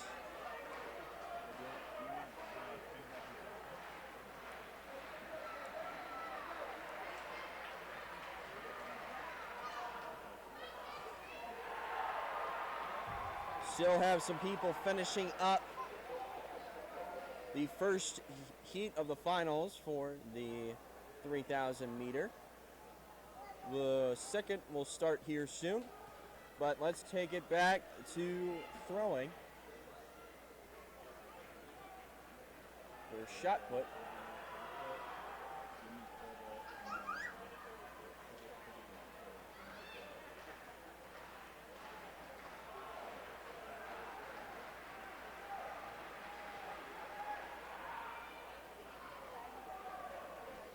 Tiffin Dragons up.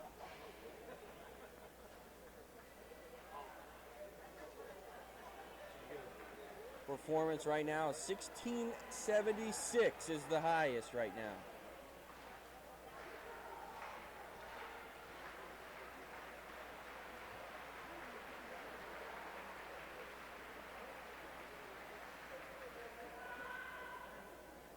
We'll see where they mark that.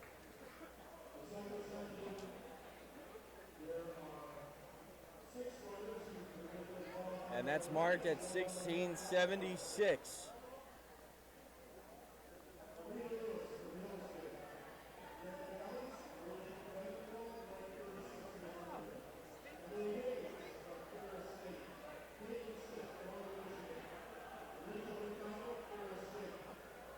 And now we'll go right back to the women's 3,000 meter run. In the second final, we have Arena Lewis, freshman from Hillsdale. Rachel Bendewall, junior, Grand Valley. Emily Haynes, senior, Ferris State. Caitlin Smith, freshman, Northern Michigan. Rachel McDonald, senior, Ferris State. Hannah McIntry, junior, Hillsdale. Allison Dorr, sophomore, Saginaw Valley. Stacy Metzger, freshman, Ferris State.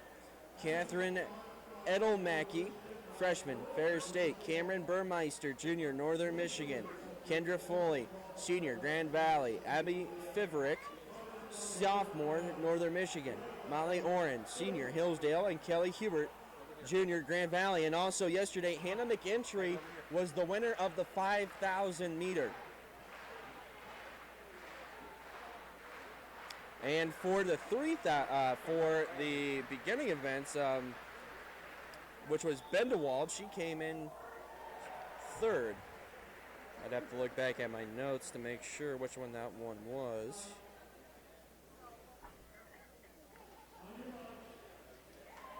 But we'll see. It should be interesting to see if McIntry can get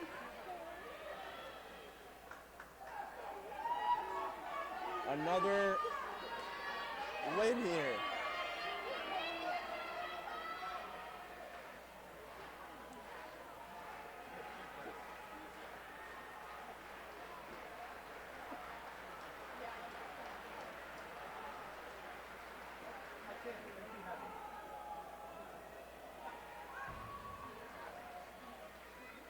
Leading right now is Kendra Foley from Grand Valley. Right behind her is Hannah McEntry.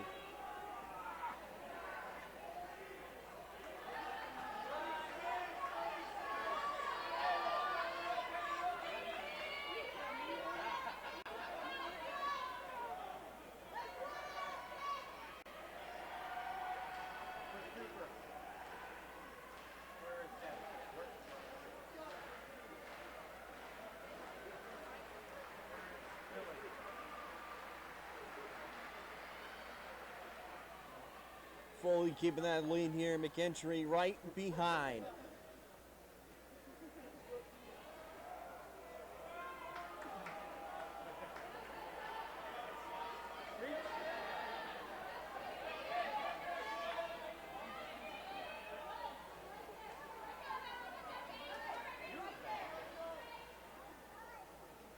Harley, I know. Who's your Valentine? Yesterday for Hillsdale, McEntry would win the 5,000 meter run.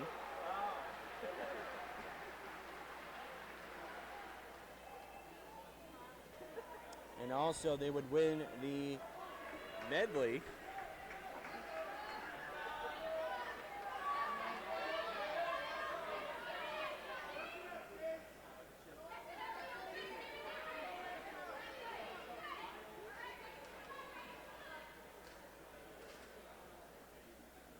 But finishing it off tonight will be the men's 4x400 meter relay, and then we'll have the women's 4x400 meter relay.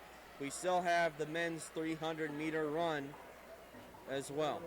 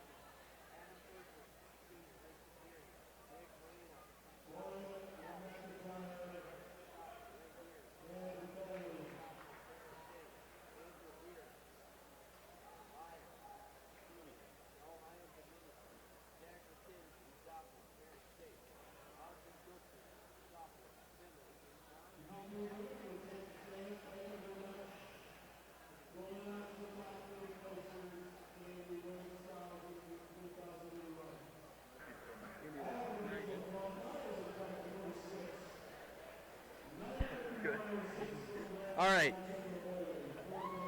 All right, so we're at the 3,000 meter right now. Heat number 1, let's go through the names again. But it's going to be Michael Taylor, sophomore Findlay, Ryan Rogers, senior Lake Superior, Will Monk, senior Northwood, Caleb Barker, sophomore Northwood, Logan Ebersol, sophomore Lake Erie, Ty Gleason, freshman Findlay, Spencer Werrick, freshman Walsh, Garrett Smith, sophomore Lake Superior, Timmy Kimball, freshman Saginaw Valley, Wes Pfeiffer, sophomore Ohio Dominican, Adam Birkland, sophomore Walsh, Nick Marino, sophomore Lake Erie, George Lesnack, sophomore Ferris State, Rowan Fay, senior Ohio Dominican, Andrew Byer, sophomore Ferris State, Zach McKenzie, sophomore Ferris State, Austin Guthrie, sophomore Findlay, John Albaugh, senior Ashland. And for the winners for the 3,000 meter, will be coming in second was Hannah McGinty. Coming in first was Molly Orrin, and coming in second was Kendra Foley. Currently watching the men's 3,000 meter run.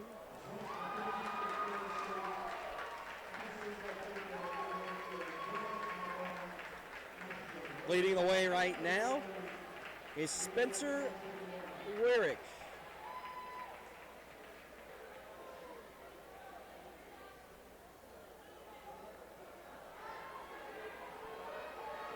Right behind him is Andrew Byer. And in third is Ty Gleason.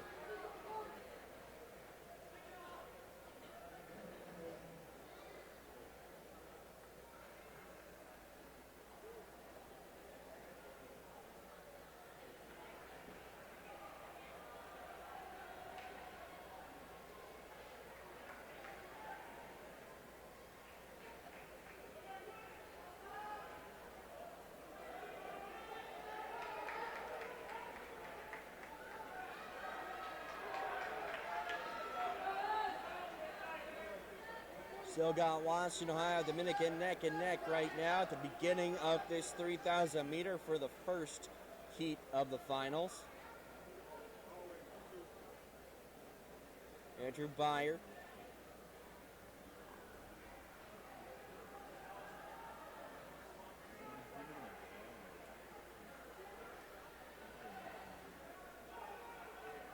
And now let's take a look now at pole vault. They're going to set the bar at 4:05.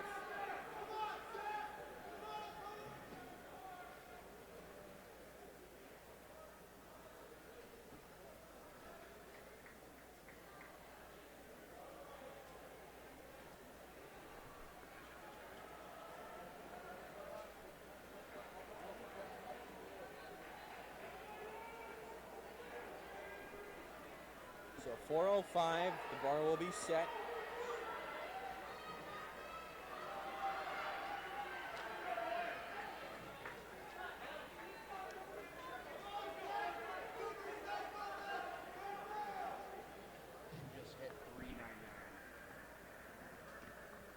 Caitlin Barber for pole vault hit 3:99 just a minute ago from Walsh.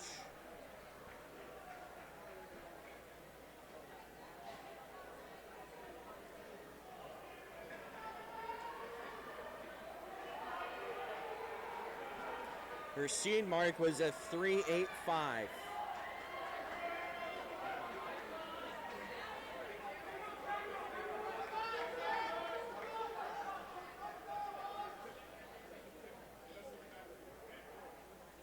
And Caitlin Barber going up right now again.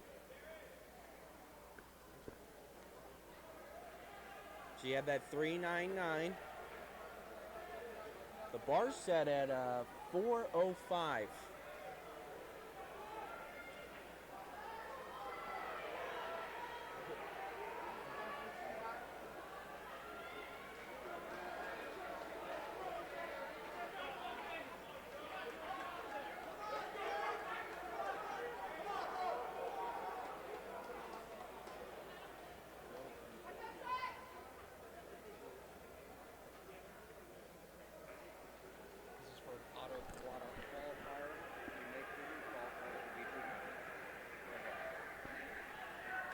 So if she makes 4:05, she qualifies for D2 Nationals automatically.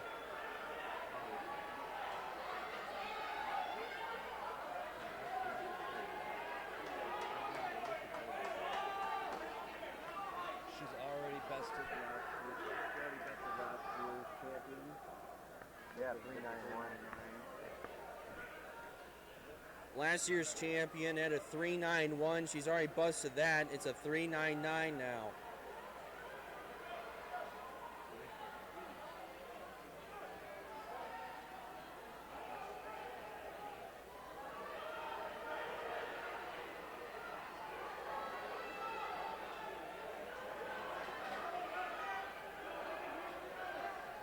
At 4:05, can't clear.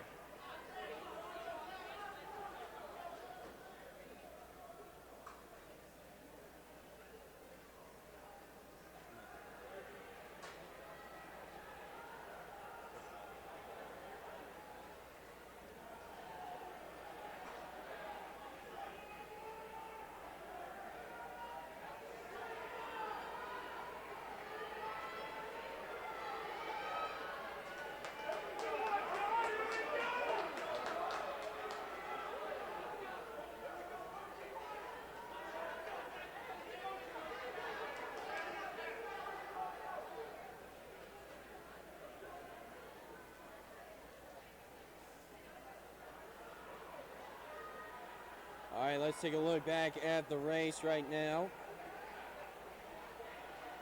For 3,000 meter for men.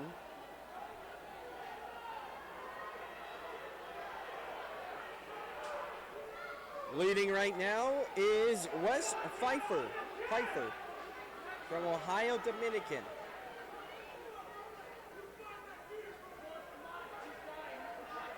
Ashlyn tracks behind.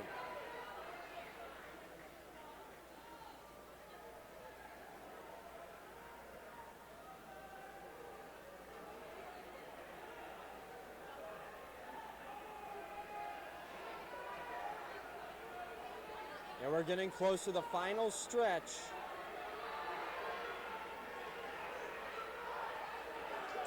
Right behind him is John Alba.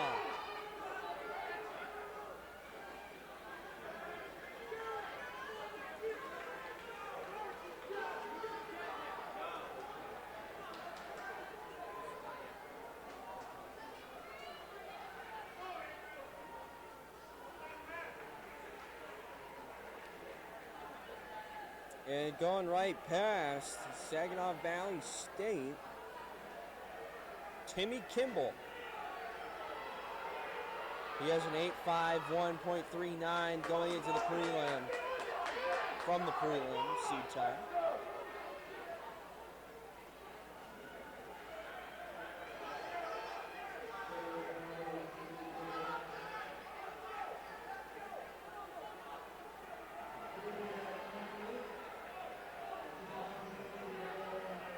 Leading right now is Kimball. And we're going to the final lap. Kimball leading the way, using his energy now to finish this one out. Behind him is John Alba.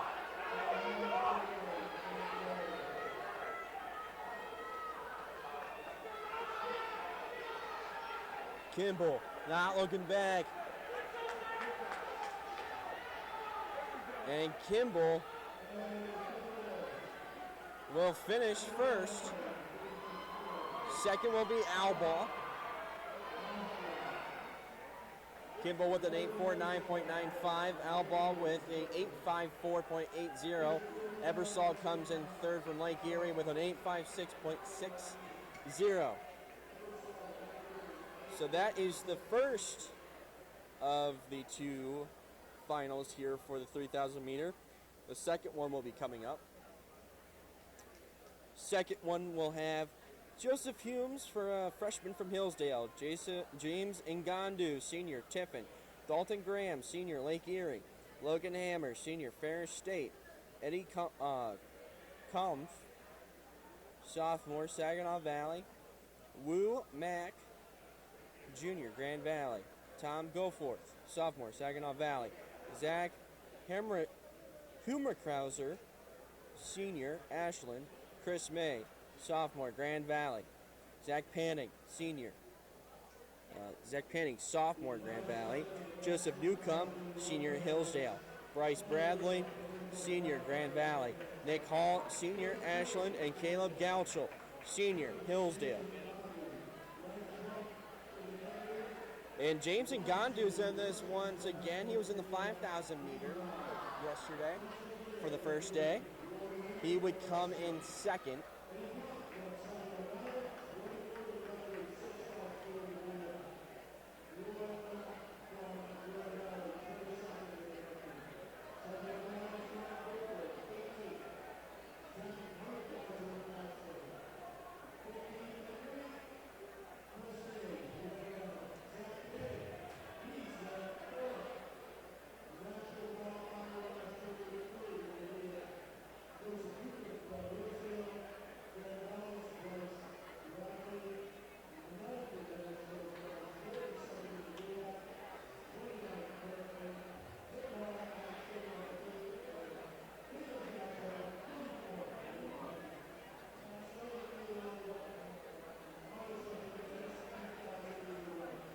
Eddie Kampf and James Ngandu will be kind of the key people to look at in this one, as well as Chris May, who Chris May beat out Ngandu yesterday in the 5,000 meter.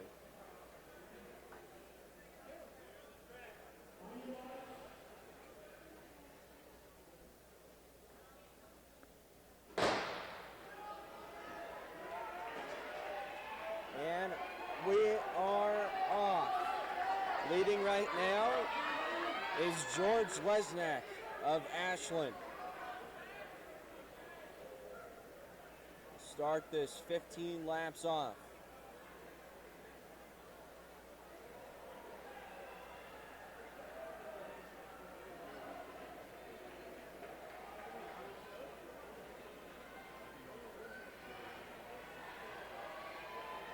Still in the 3,000 meter, coming up right after the men's 3,000 meter, we have the women's 4x400 meter relay, which there will be 3 finals to that one.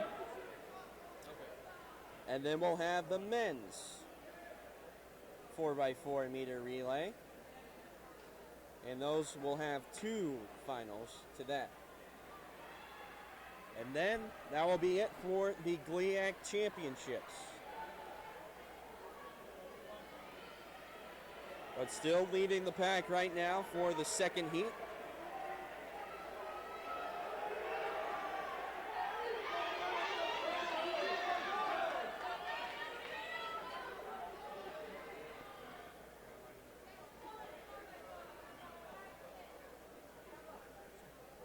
Is Nick Hall.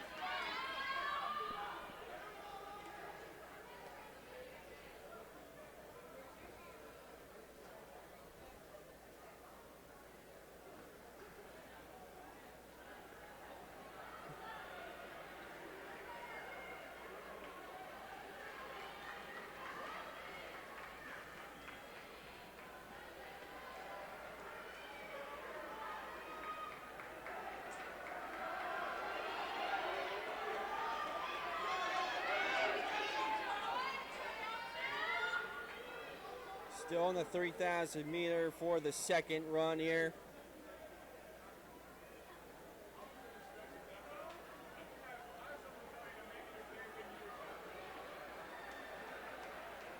They call in the lead. Right behind him is Zach Panning, sophomore from Grand Valley. He has an 8:05.19 seed time.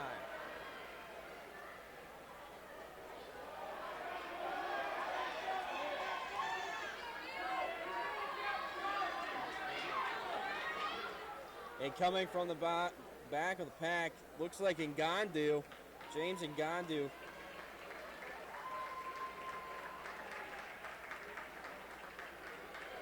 He'll be in third. Second right now, Zach Panning. First is Nick Hall.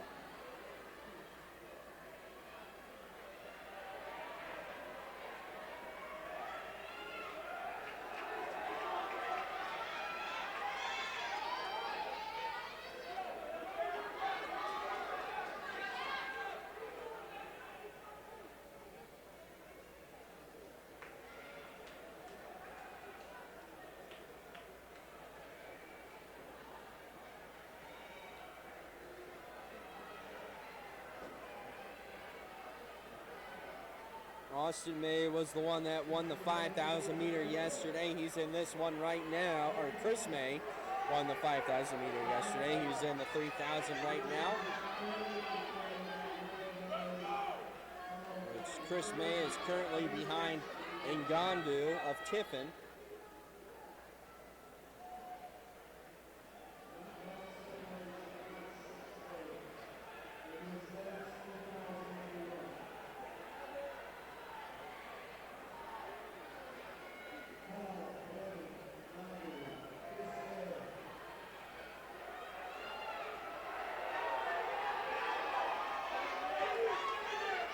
Kind of keeping it tight. Three of them that are in the head of that pack is Grand Valley State. The rest are Ashland, Tiffin, and Saginaw Valley.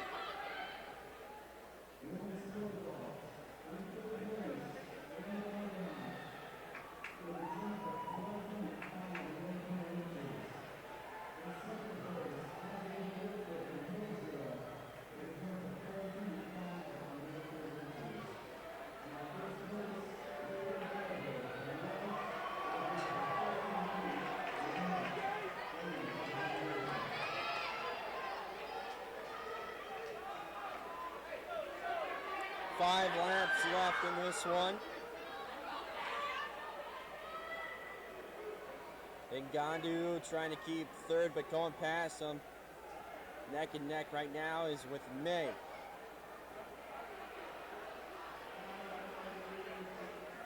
Still leading is Nick Hall.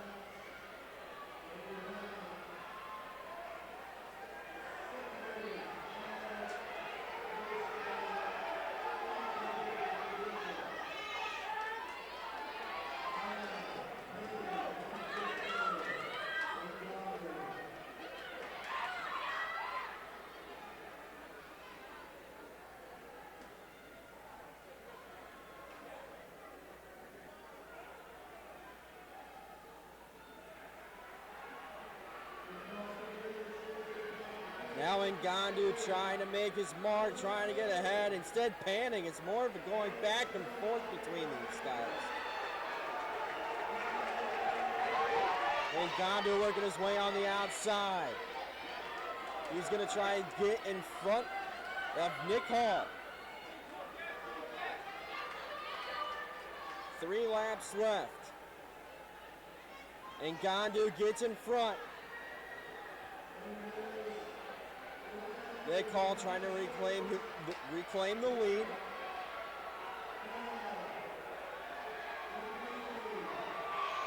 Now Ngandu putting on the jets, and Nick Hall falls and trips. He has to get back up.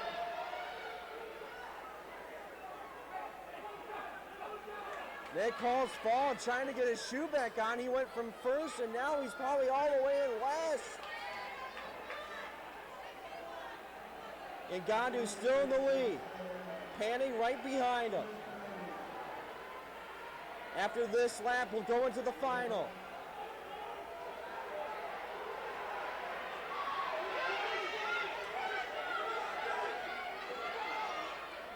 Ngandu trying to keep a good pace. I'm not surprised that they were falling. They were on each other.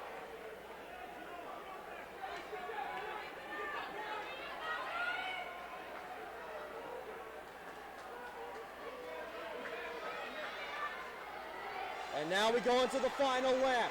Panning and Ngandu neck and neck right now. Ngandu trying to keep straight. Trying to keep this lead. May is in third. Panning trying to get past Ngandu right now. Ngandu chucking his arms, trying to keep his legs charging right now. We get into the final stretch. Nick and Nick, both of them, Nick and Nick. We'll see what the final's gonna be. It's gonna be Ngandu. And Ngandu gets the 3,000 meter first place. Behind him is Panning. And Ngandu didn't win the 5,000, but he gets the 3,000, and finishing last will be Nick Hall, who is in the lead but fell down. Second to last lap.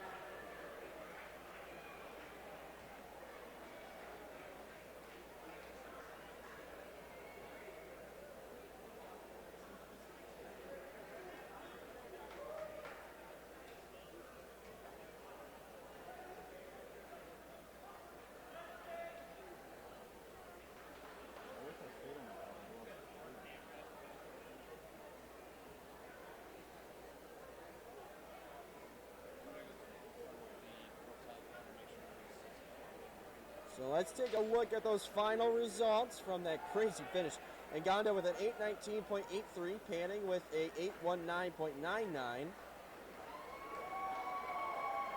And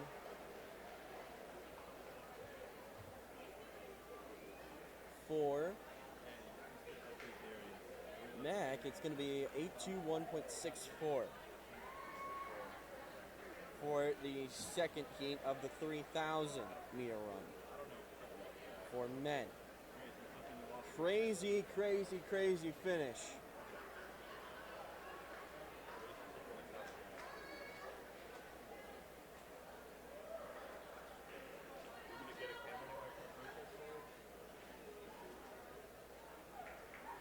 But I don't know, that was really interesting. I mean, Nick Hall was in the lead and then just fell down, but I wouldn't be surprised if there was pushing and shoving. But he's shaking everybody's hands, telling them that they did a good job.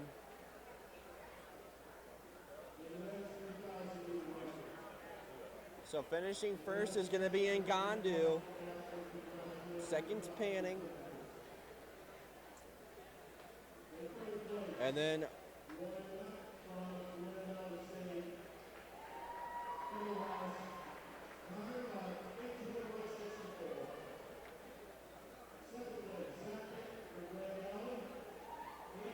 getting seconds, Panning. And getting first is James Ngandu, senior out of Tiffin. He finishes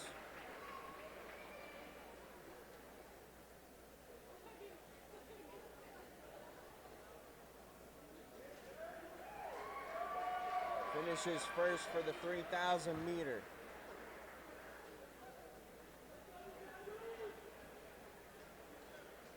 So we will now move on. We will now get ready for the women's 4x400 meter relay.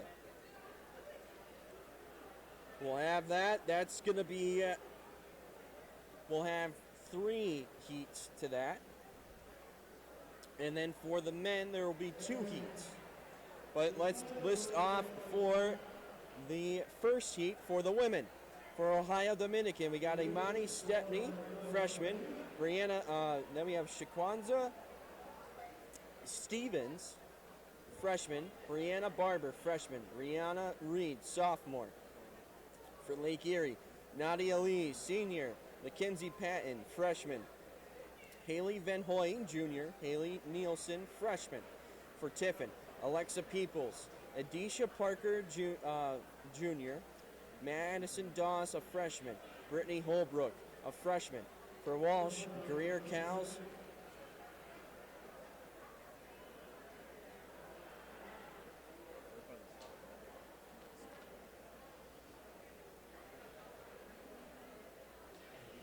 And right now we have somebody down on the starting line.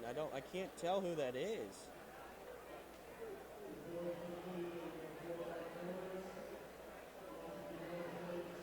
I don't know if it's one of the runners that finished the 3,000.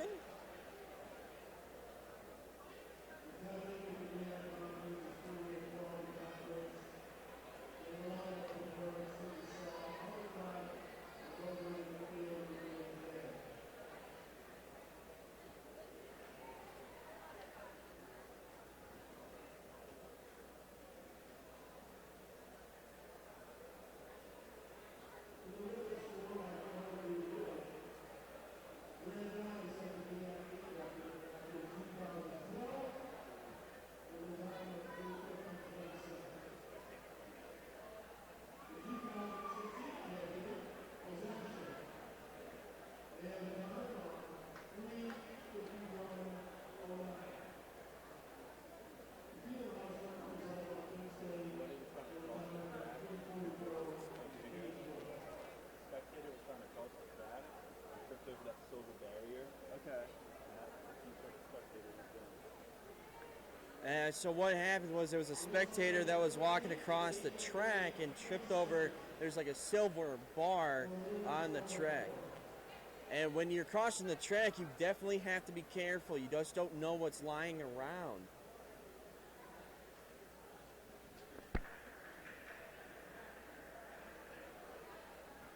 So hopefully she's okay.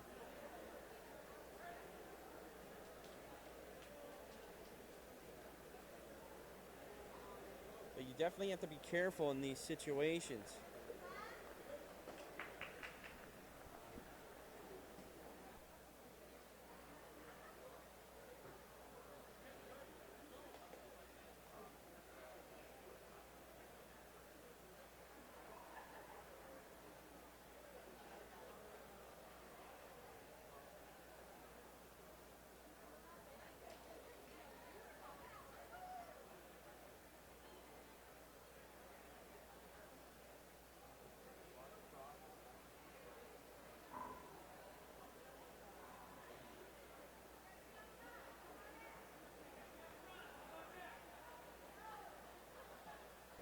With this, let's take a commercial break. Well, that's a good sign. They get her up.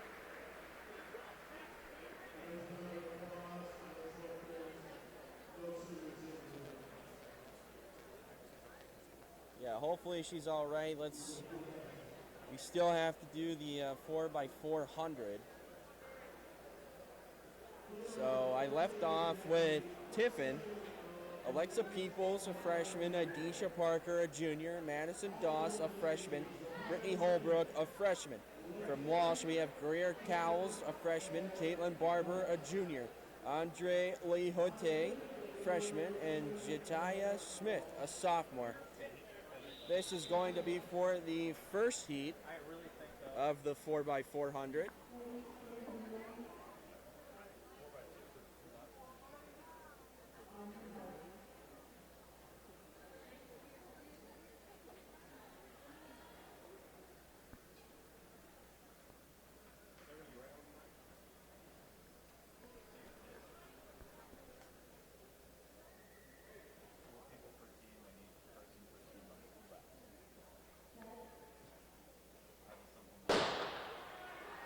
All right, we'll start off.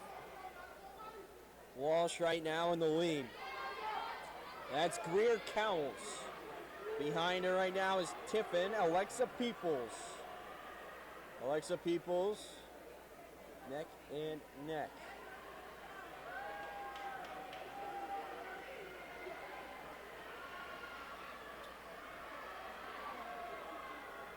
Tiffin and Walsh neck and neck with Alexa Peoples and Greer Cowles. Now Alexa Peoples is in front.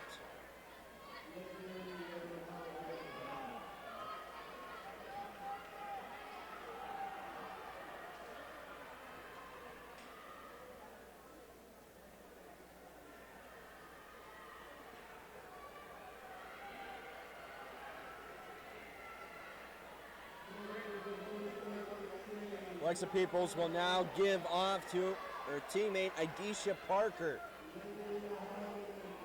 And right behind Adisha Parker is Barbara Caitlin of Walsh.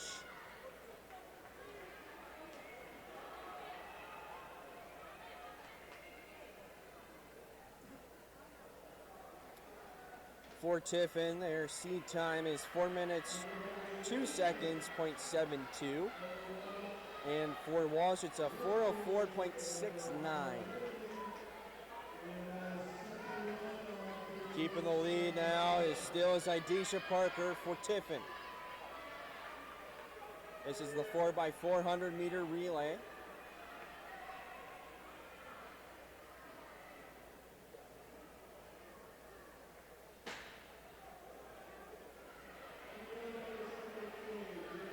Next give off here by Tiffin.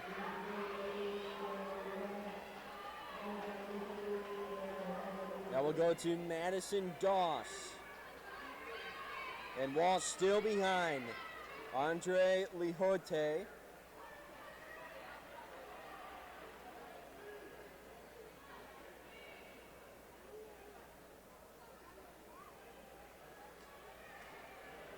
And Tippett not looking back right now.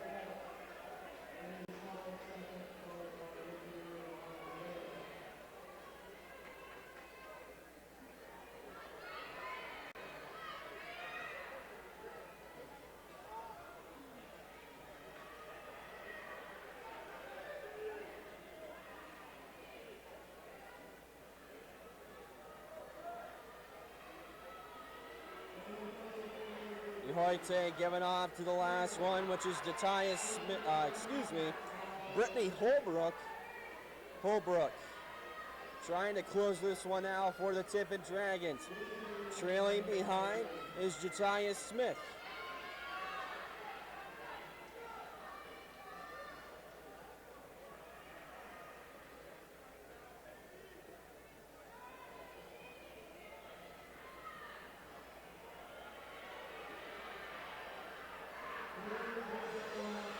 And we head into the final stretch here. Brittany Holbrook in the lead for the Tiffin Dragons. Behind her is Jatiah Smith of Walsh.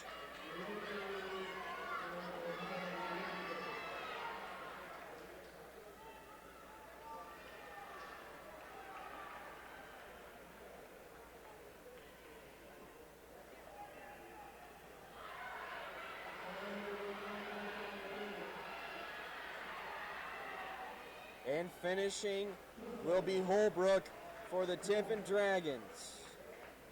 She'll finish with a 4 minutes and 4:72.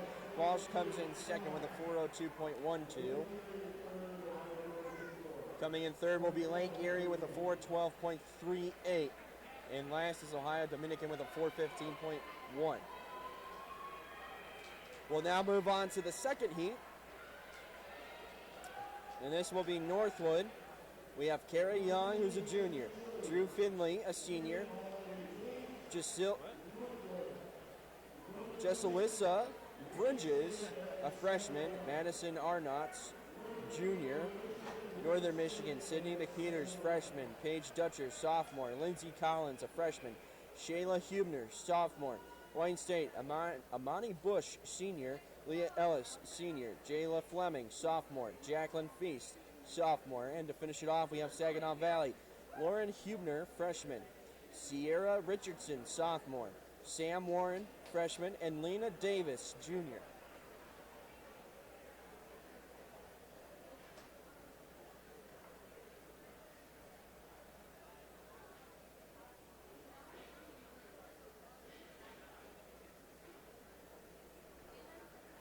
So we are going into the second heat of the finals here.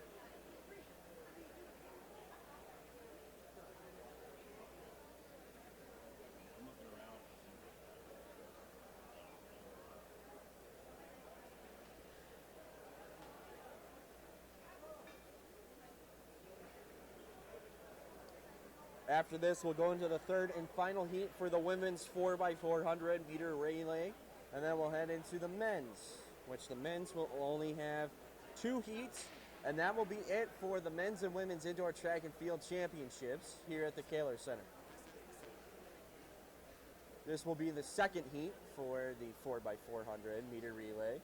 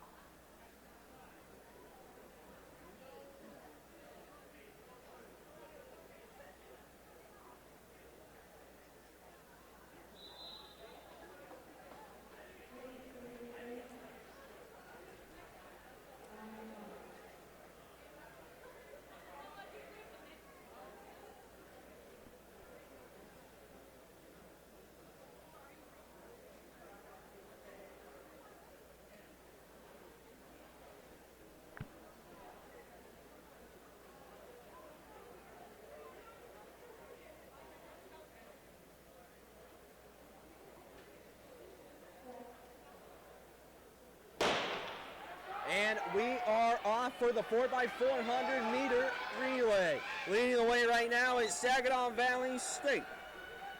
That's Lauren Hubner. Behind right now is Northern Michigan. That's going to be Kara Young.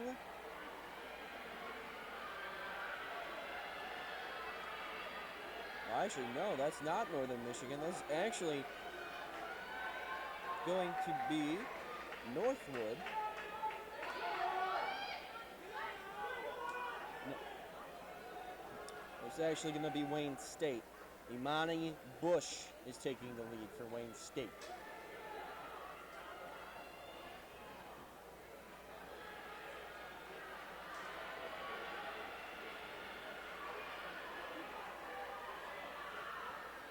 And with the give off now to Wayne State.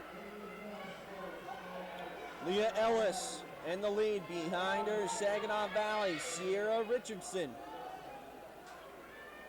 Northern Michigan is behind as well, Paige Dutcher.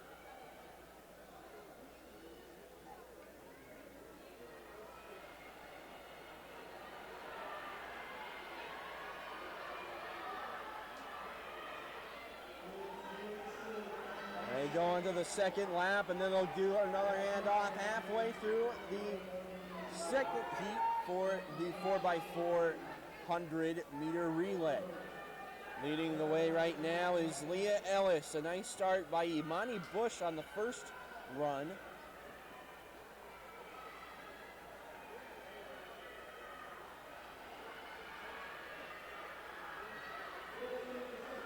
Go with the next handoff here.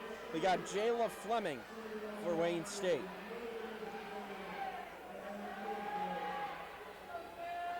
And right behind her, trucking her way, is Sam Warren.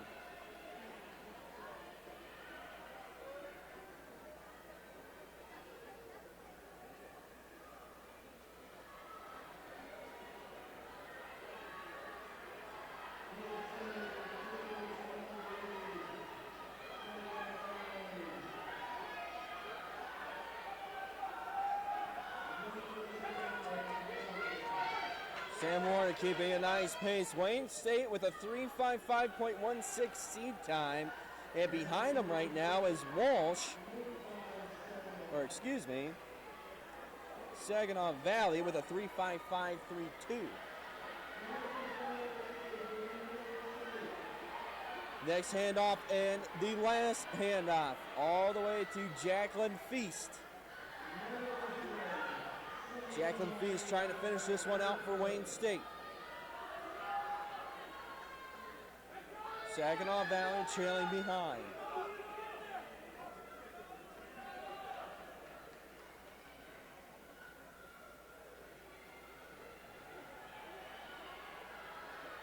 And Feast finishing it off. And we're going into the final stretch here. Northern Michigan behind Wayne State. And that's Shayla Hubner.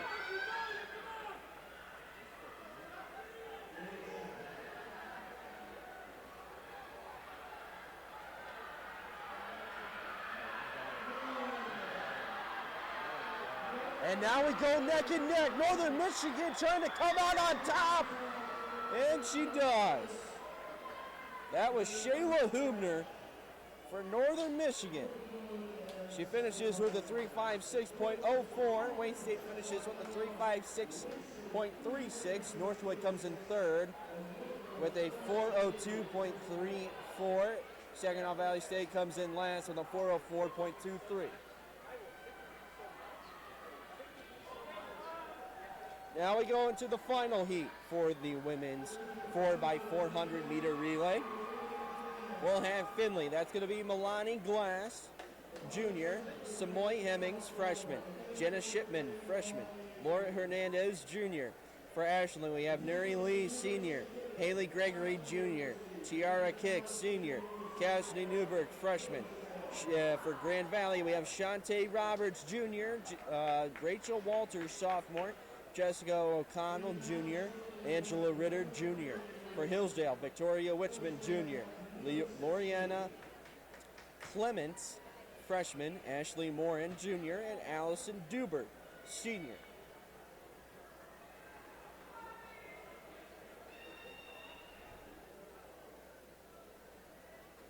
And right now, the two teams that I would be like the two teams you need to beat right now would be Grand Valley. Their seed time was a 3:43.09. And for Hillsdale, their seed time is a 3:48.36. We go into the final stretch here of the finals.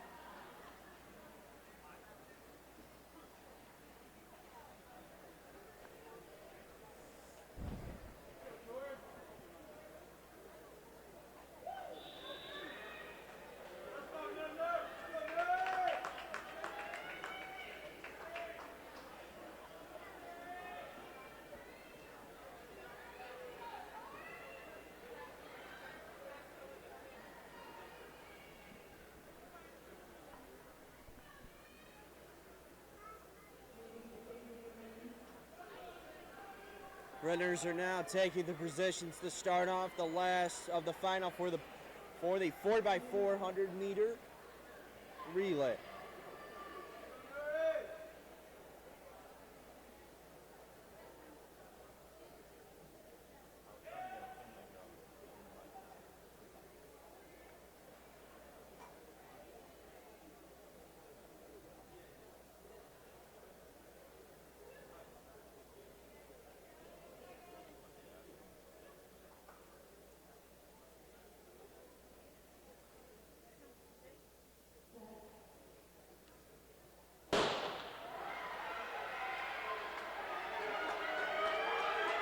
Hillsdale will start up top.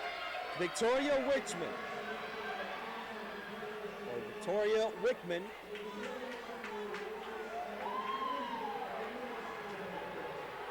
Melanie Glass working her way up as well.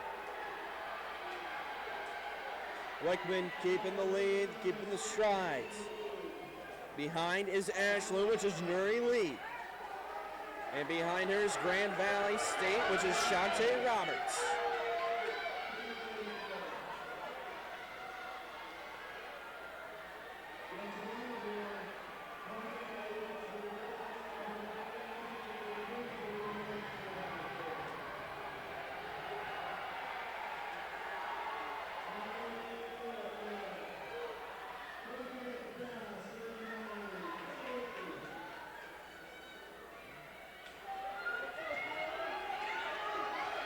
Now they go off to Hillsdale. Hillsdale still in the lead. What they were now is Lorena Clements.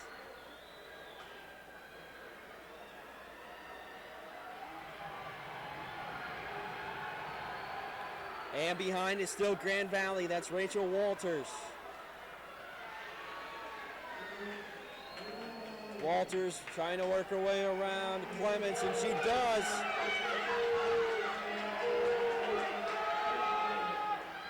Walters with the long stride.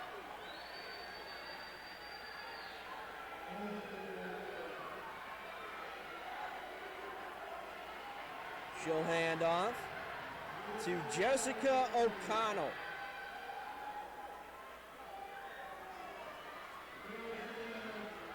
Jessica O'Connell for Grand Valley in the lead.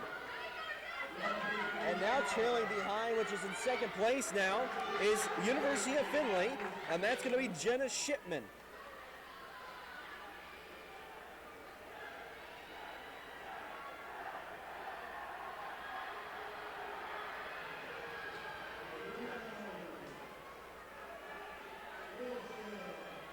But Grand Valley is being trailed now by Hillsdale.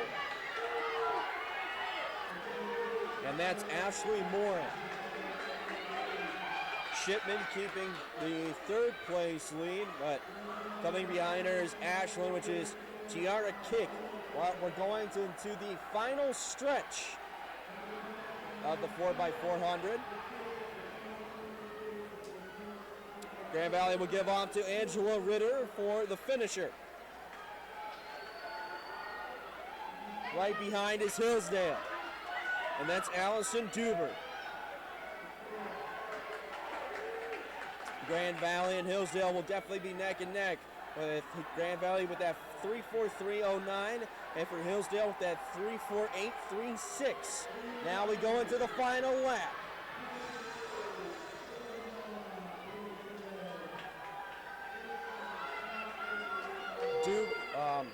Ritter still going. Dubert right behind. Ritter not looking back.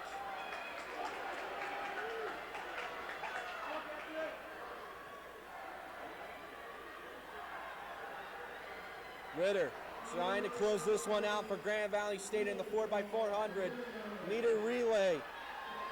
And will finish for Grand Valley. Hillsdale will come in second. Grand Valley will come in at 3:46.41. Hillsdale with the 3:51.35. Asher will finish with a 3:58.66, and Findlay will come in last.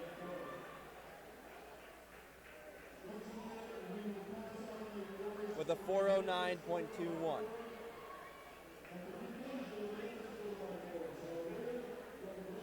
So those are the three heats for the finals. We'll see who the overall winners are for the meter relay. But then we'll go into the final, which is the men's 4x400 meter relay.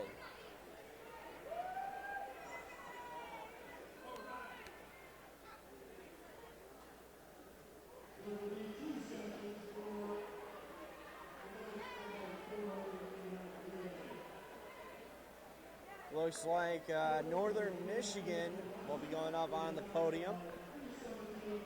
Grand Valley State will probably be first.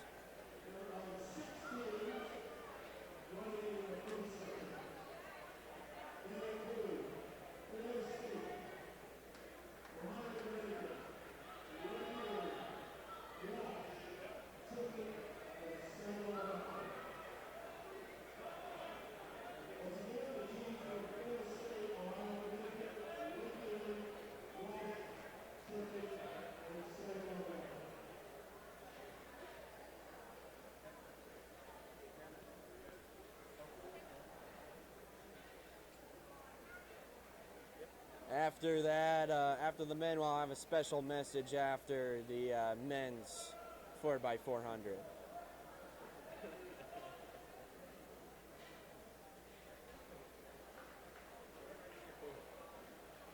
We have to get through the 4x400 to really get the celebration started after the GLIAC championship.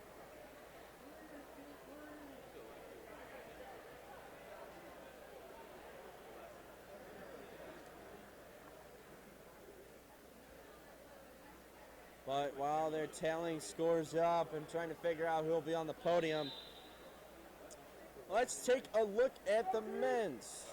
They're getting started right now. So the first heat, Ferris State, we got Lucas Harris, Hunter Redmond for a senior, Nate Meyer, sophomore, Chris Trifo, a sophomore, Ohio Dominican, Draven Bass, a freshman, Spencer Lester, a senior, Justin Carroll, a junior, Tony Woods, a freshman for Lake Erie, Andre Hussein, senior, Jordan Pritchard, sophomore, Torres Edwards, a sophomore, Joseph Elson, junior, a freshman. For Walsh, you got Phil Burt, a senior, Hunter Williams, a junior, Alex Bates, a senior, Sherman Courts, senior, Tiffin, Michael King, junior, Mercio Clark, senior, Spencer Cole, a freshman, Chance Abbott, a sophomore. And for Saginaw Valley, we got Keith Rodriguez, sophomore, Carter Eckert, freshman, Ron Bowers, freshman, and Dalton Hollinsworth, freshman. And we are off. Saginaw Valley in the lead right now. That's Keith Rodriguez. And behind is Tiffin. That's Michael King. Ohio Dominican also in the race, Draven Bass. Rodriguez trying to keep that lead for Saginaw Valley. Behind him is still Tiffin. That's Michael King. Michael King now taking the lead. And to look at right now is Tiffin. They had a 3:17.53 in the seed time. King gives off to Mysterio Clark. Behind right now is actually Walsh. And that's Hunter Williams.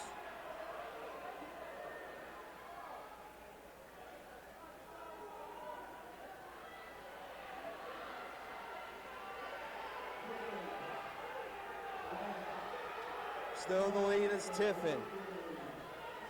Clark is still in the lead. Behind him is Hunter Williams.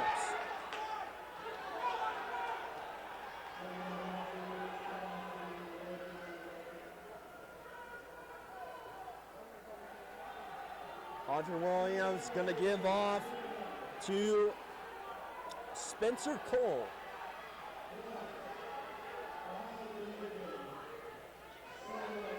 Spencer Cole in the lead. Wall still behind. That's Alex Bates.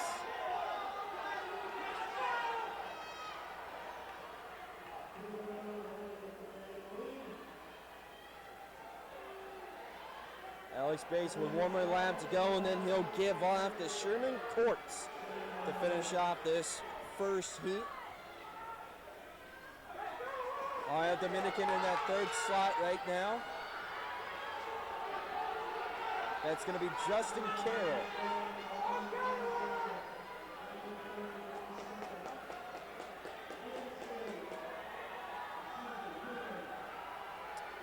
Spencer Cole gives off to Chance Abbott. Abbott trying to close this one out for the Dragons. For Ohio Dominican, they're back in the second slot. That's Tony Woods.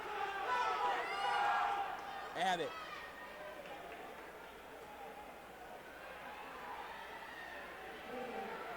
Trying to finish. We're going to the final stretch. Abbott still in front. Ohio Dominican behind. Walsh is actually in the front now in the second slot. Sherman Courts.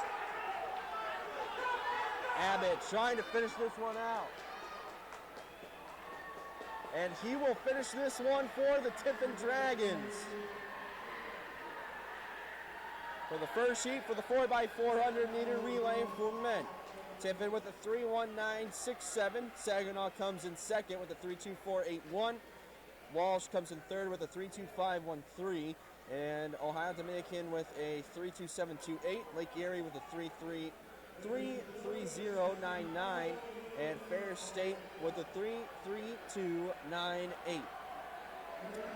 We'll now go into the second of the finals. We have Hillsdale with Lane White Jr. Lane White, who's a junior. Ty Ekamendi, a senior. Nate Eldridge, a freshman. Kobe Clark, junior. For Findlay, we have George Effa, a sophomore. Linnell Shelby, the third, a freshman.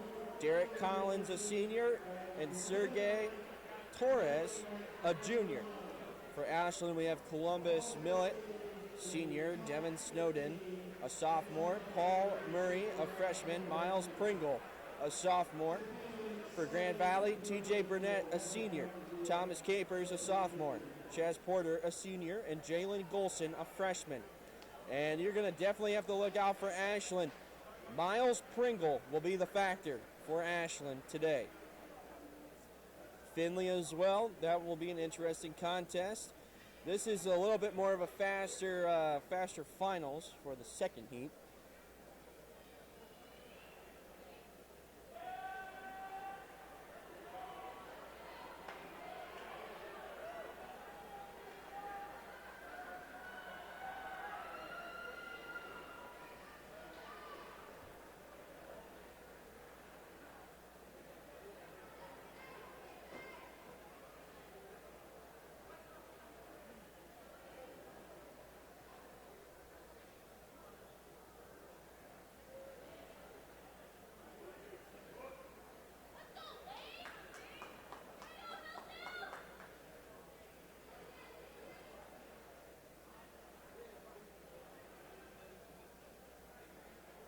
Scots, get ready for the second heat for the 4x400 meter relay.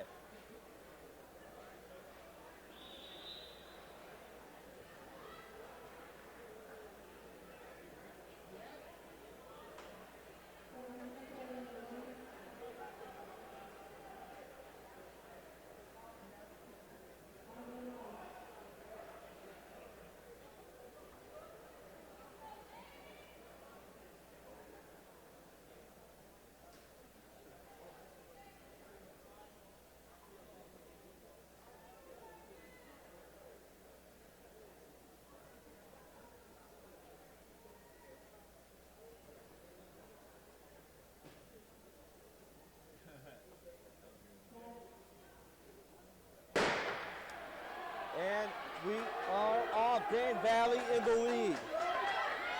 Start things off. That's going to be TJ Burnett. Behind is Ashland. That's Columbus Millet. And then you have George Effa in the third place. But George Effa gaining traction and going first.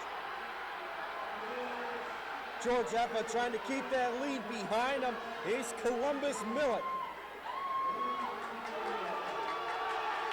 George Effa trying not to look back.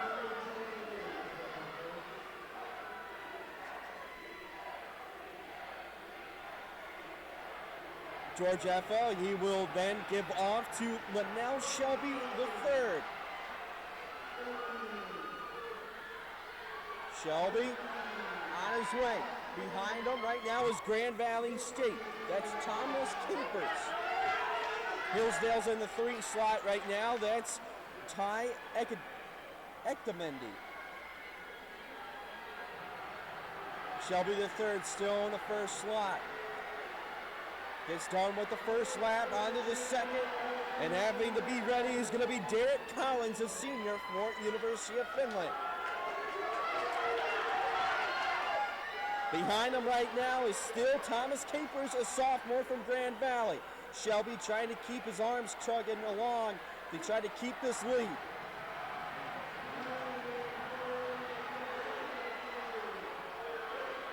Shelby will now give off to Derek Collins. And right behind him, Derek Collins is Chaz Porter. But Porter's being passed by Hillsdale right now. That's Nate Elridge.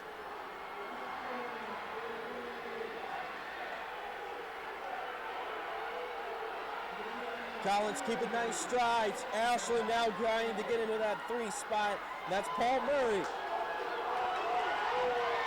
And keeping his head straight right now is Darren Collins for the University of Findlay Oilers.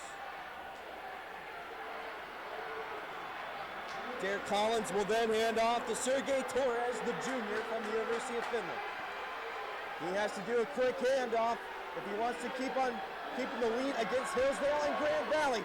Sergey, we're going to the final stretch. Grand Valley trying to catch up. That's Jalen Golson. Jalen Golson now behind. Ashland, Miles Pringle. Miles Pringle is right behind. And Miles Pringle, you got to be careful with this guy. He can run pretty quick. Miles Pringle trying to pass Sergey, and he does. Pringle now in the lead. We are going into the final stretch. Pringle's in the lead. Sergey's in second. Pringle keeps on going, chugging along, keeping those legs. But Sergey's trying to work his way back right now. Sergey around the corner. Pringle neck and neck, neck and neck. We're going to see your finishes. Sergey comes in second, Pringle in first.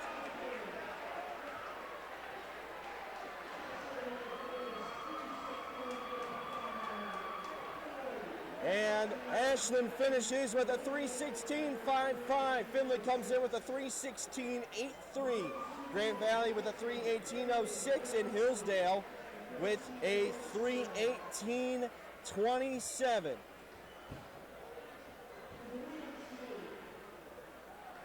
And the Eagles will come out on top in the 4x400. Findlay will come in second.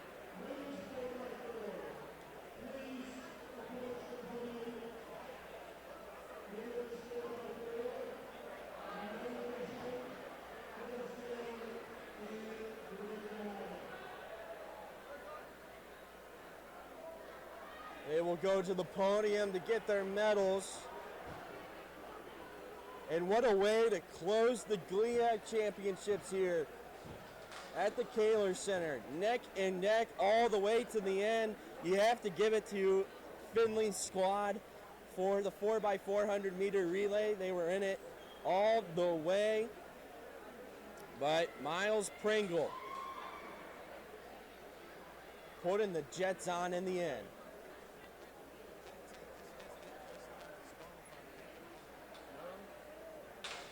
And this just in, Ashley got disqualified, and actually the University of Findlay is going to be first in the 4x400 meter relay.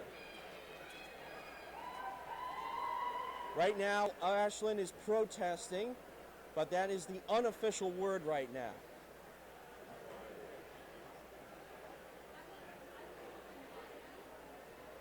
We'll see what the final's going to be. That's going to be interesting to see who's going to be on the number one podium.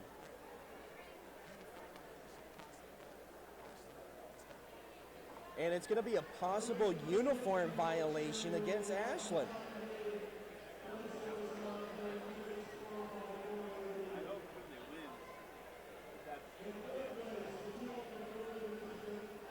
Taking the number one slot for the 4x400 for the women's is Wayne State, coming in second. Coming in second is Hillsdale, and third is Lake Erie. But it's going to be interesting to see who's going to be up on that podium now. If they're actually going to, if they are actually going to disqualify Ashlyn for a uniform mishap, Findlay will be in the number one slot.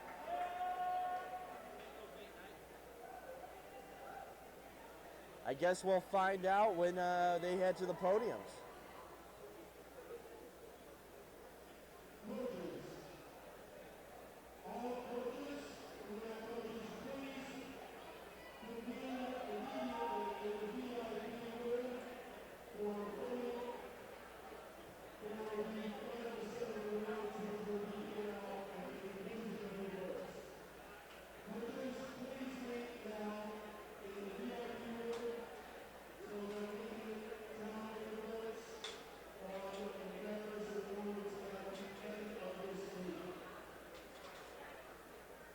We're still going to try to figure out who's going to be on the number one slot here.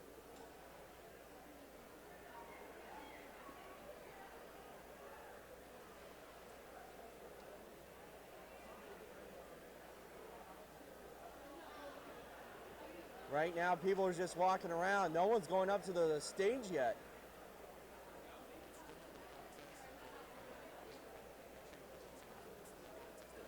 It's still a protest, still protesting at the moment, but it's for a uniform mishap, and that's why they're saying that Ashlyn wouldn't get the number one spot.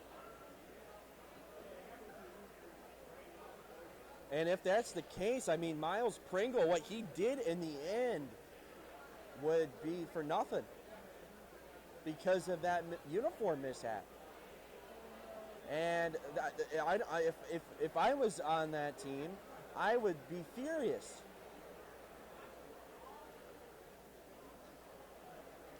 To have a uniform mishap and you win the 4x400 in the GLIAC championships, which is not an easy conference in Division II sports.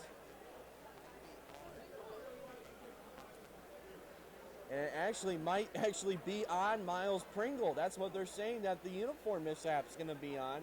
And that might be on Miles Pringle, who had a phenomenal day today. He came in, I believe, second in the high jump. And that's Miles Pringle right now, walking the length of the track. He's not happy. But if you have a uniform mishap, I mean, usually it's like in basketball or football. Every player has to have the right clothing on, and if he didn't, that's tough.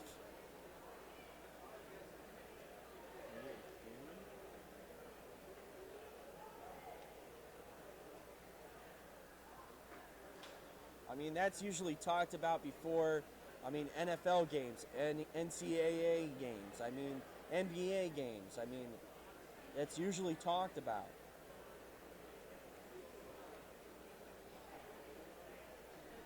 And if that's the case, I mean, Ashland, they did come out on top, but not really in that situation.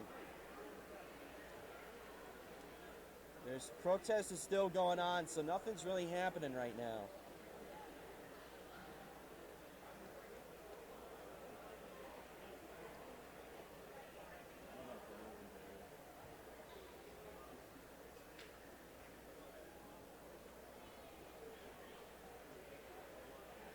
And that is really tough if they keep if the protest doesn't win, it will stay the way it is. Findlay will come out on top. And I mean, throughout the race, it looked fine. But if Miles Pringle, I mean, he put the jet engines on towards the end, and if they call a uniform mishap and the protest doesn't work, but let's listen in.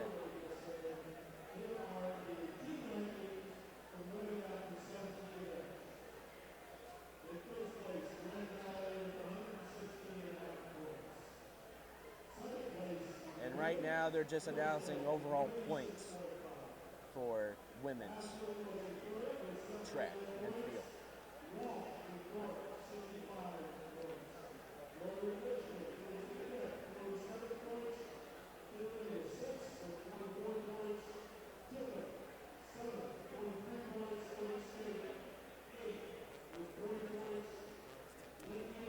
Grand Valley wins the girls team title. They're number 1.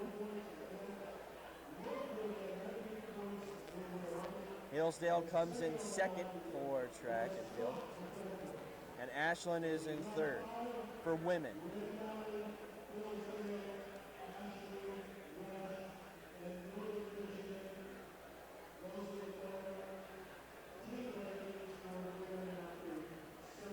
I mean, if this is the case, and Ashland is the number 1 team in the nation, or number 1 track team in the nation right now.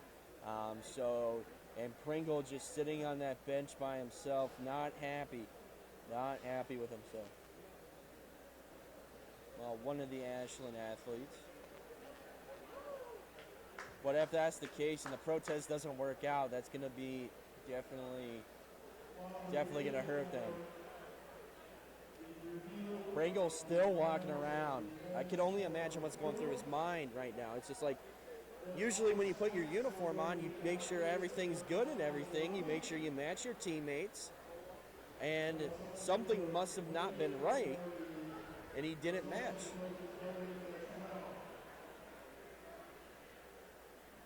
So we're still waiting to see who's going to take the number 1 slot for the 4x400 meter relay. Right now, it's Findlay that's in the number 1 slot, but Ashland is still protesting against the call. And also, you have to say this as well. You take a look at the 3,000 meter, and they had a difficult time in the 3,000 meter, but that was because one of their guys was tripped in the 3,000 meter.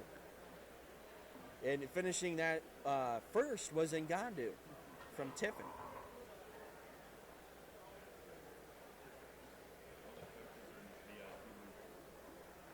And right now, all the coaches are in the VIP booth right behind us. So I don't know.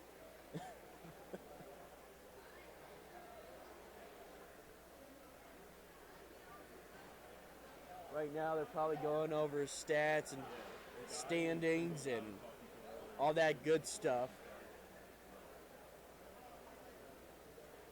But I don't know. They're still, right now, everyone's just kind of standing around being like, all right, what's going to happen here? Are we gonna have a winner? I mean, clearly there will be a winner, but we just don't know who. It's either going to be an Ashland or Findlay. It's just I've never seen anything like that really happen. It's just you put your uniform on and you make sure that you're wearing the right stuff. But right now, the coaches.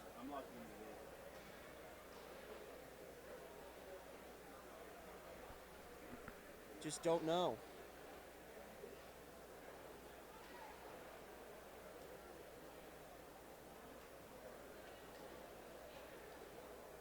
right now people are just sitting down. I feel like I'm watching like Black Friday right now for Thanksgiving. You know, everyone's antsy to see, you know, what the prices are on. Right now, everyone's antsy to see who's going to take the number one slot.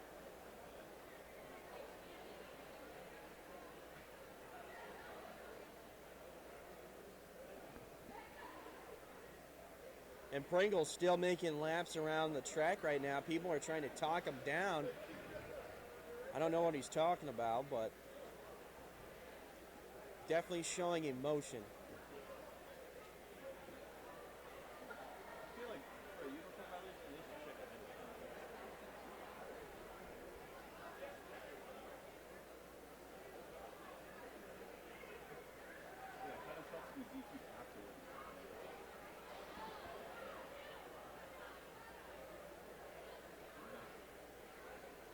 Still don't know exactly what's going to happen. They're trying to console right now Pringle. Coming back around to camera 2, do you want to get him or Sam?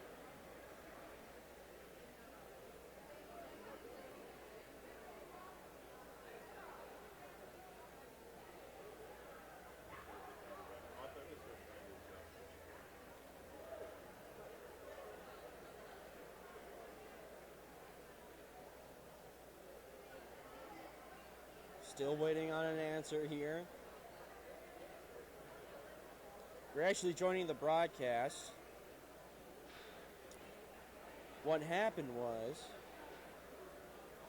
Ashland finished the 4x400 on top. They beat out Findlay. Oh, and right now, the coaches behind us, they're voting to see if Ashland is going to win the 4x400.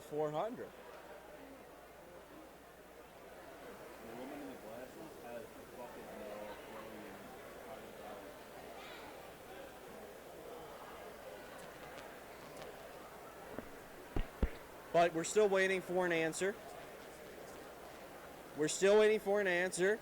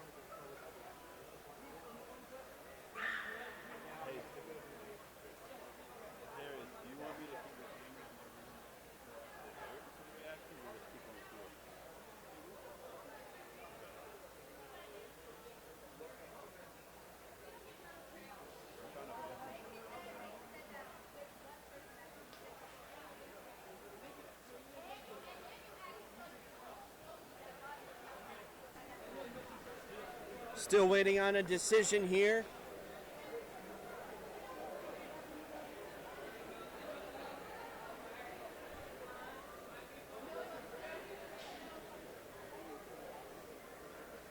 We don't know exactly who's going to finish this one off. We don't know if it's going to be Findlay. We don't know if it's going to be Ashland. We're still waiting.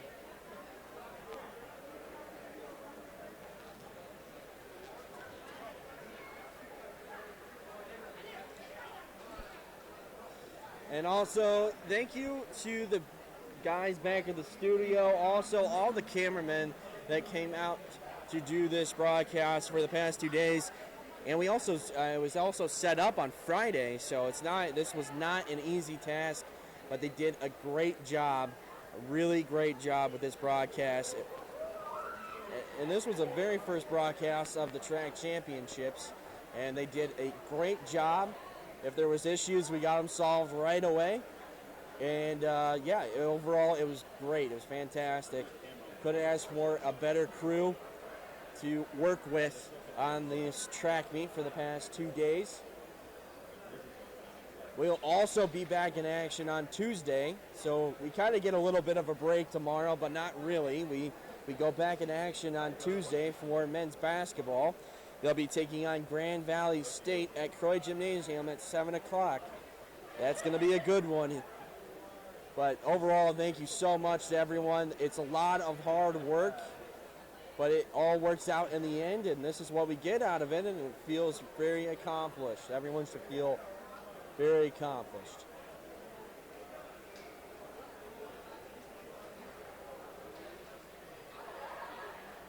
We're still waiting.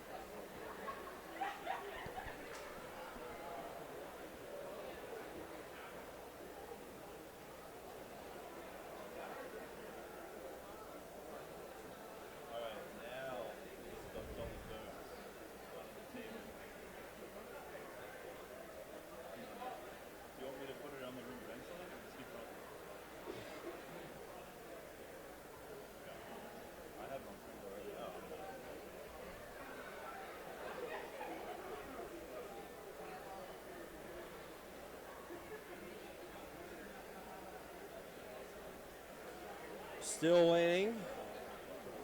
As we're waiting, our people from athletic department are already tearing down as much as they can since it's over.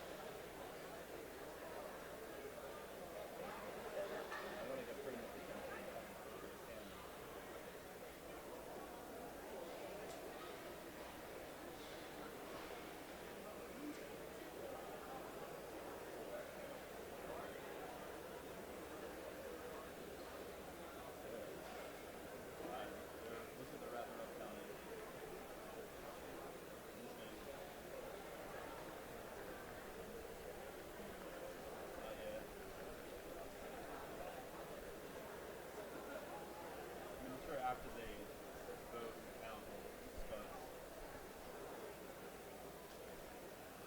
I'll send my camera. Still waiting on the results.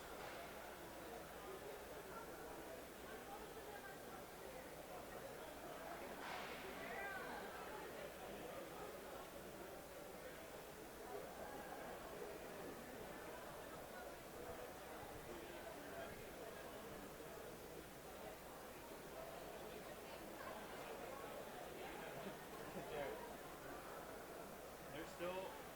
Hold on. Okay, they just put votes in again. Maybe it's a tie, or maybe they wanted 2/3 to determine.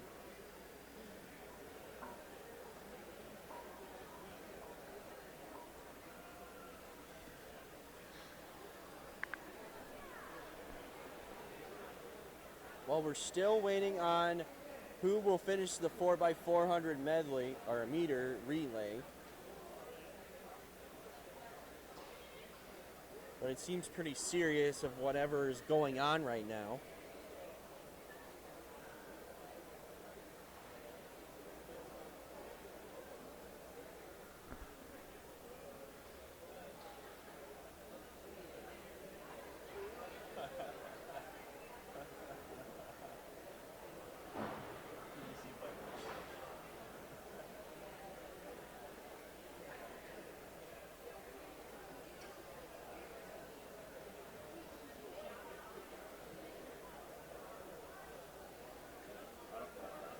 Brandon.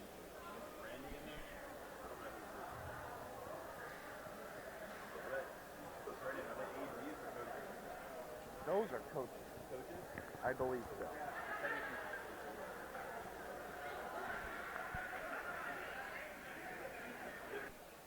your AD have an orange jacket or something?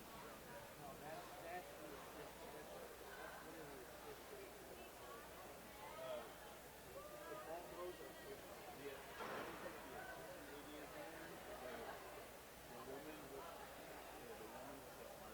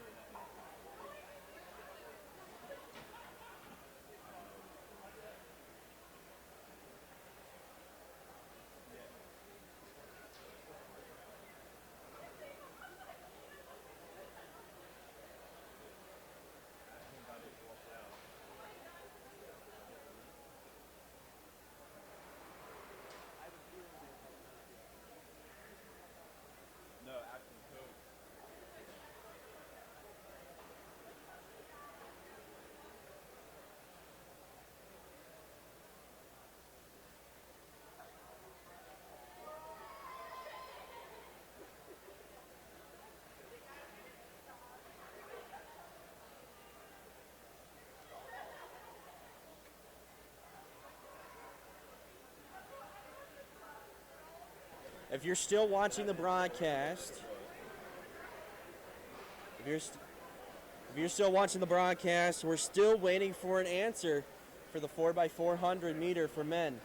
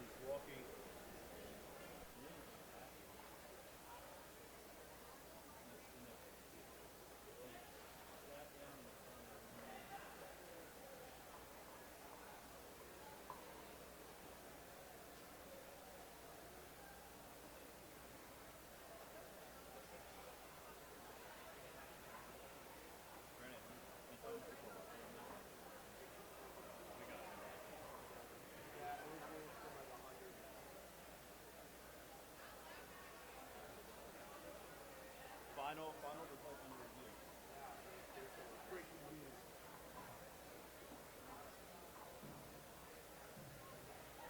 Do you want me to get camera crew on this thing?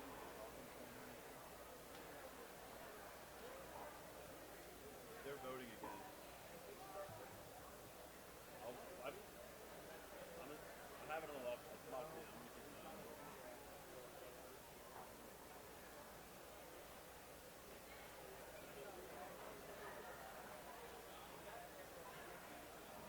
Are you gonna get camera crew on there? Nothing can do.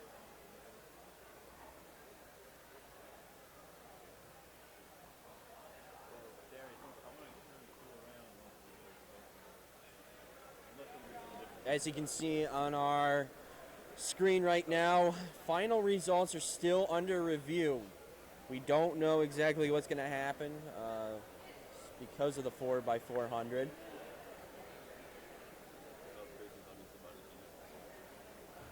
So right now it's just more of a waiting game.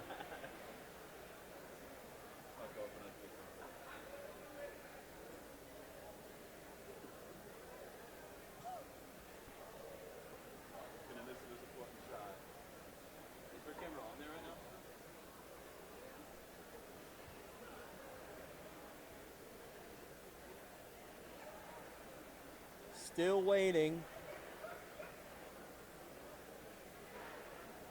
So you think that probably this result is going to determine the medal overall?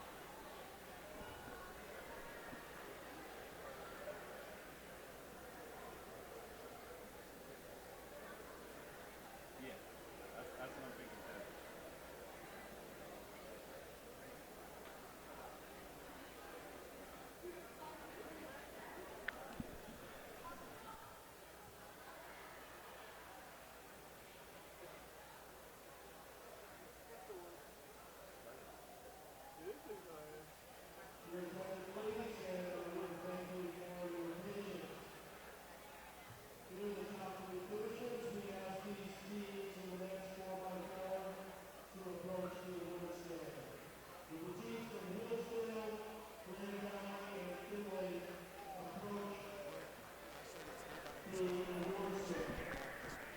Ashland is disqualified from the 4x400 meter relay, so Findlay will take the number 1 slot.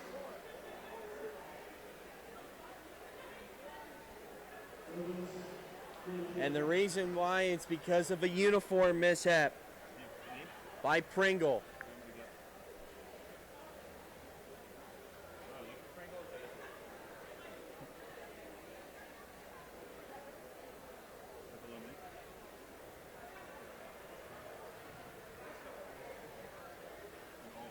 Grand Valley will come in second.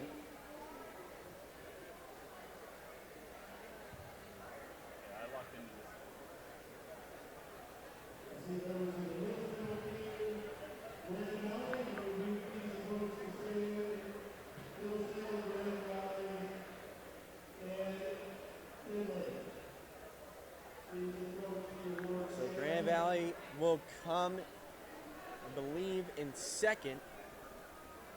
Did they announce why?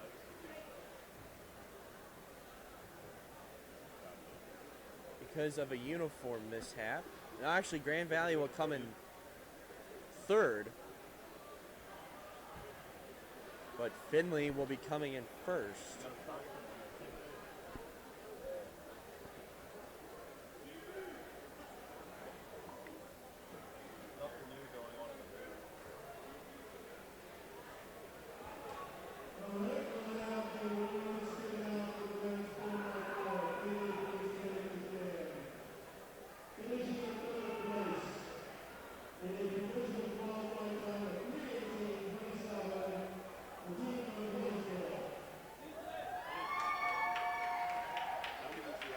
And University of Findlay will take the #1 slot because of Ashland's mishap.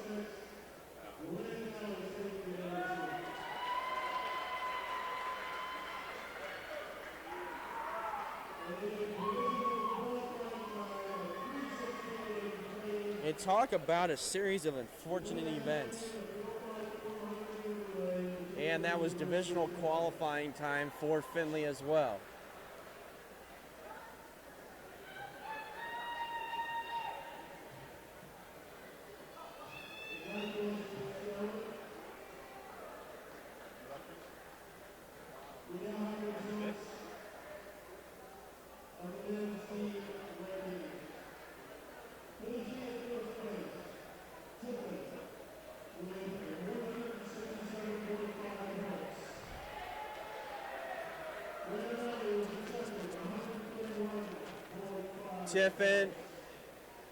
Tiffin is overall for the GLIAC championship.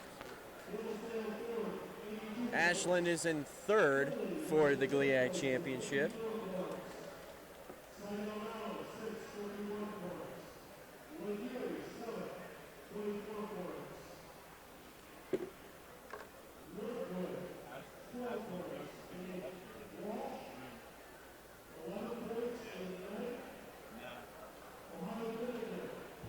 Well, Findlay finishes on top.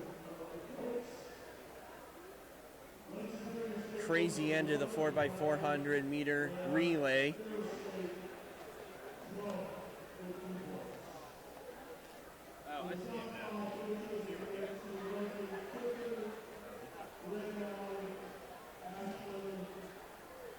Pringle walking away with his book bag on.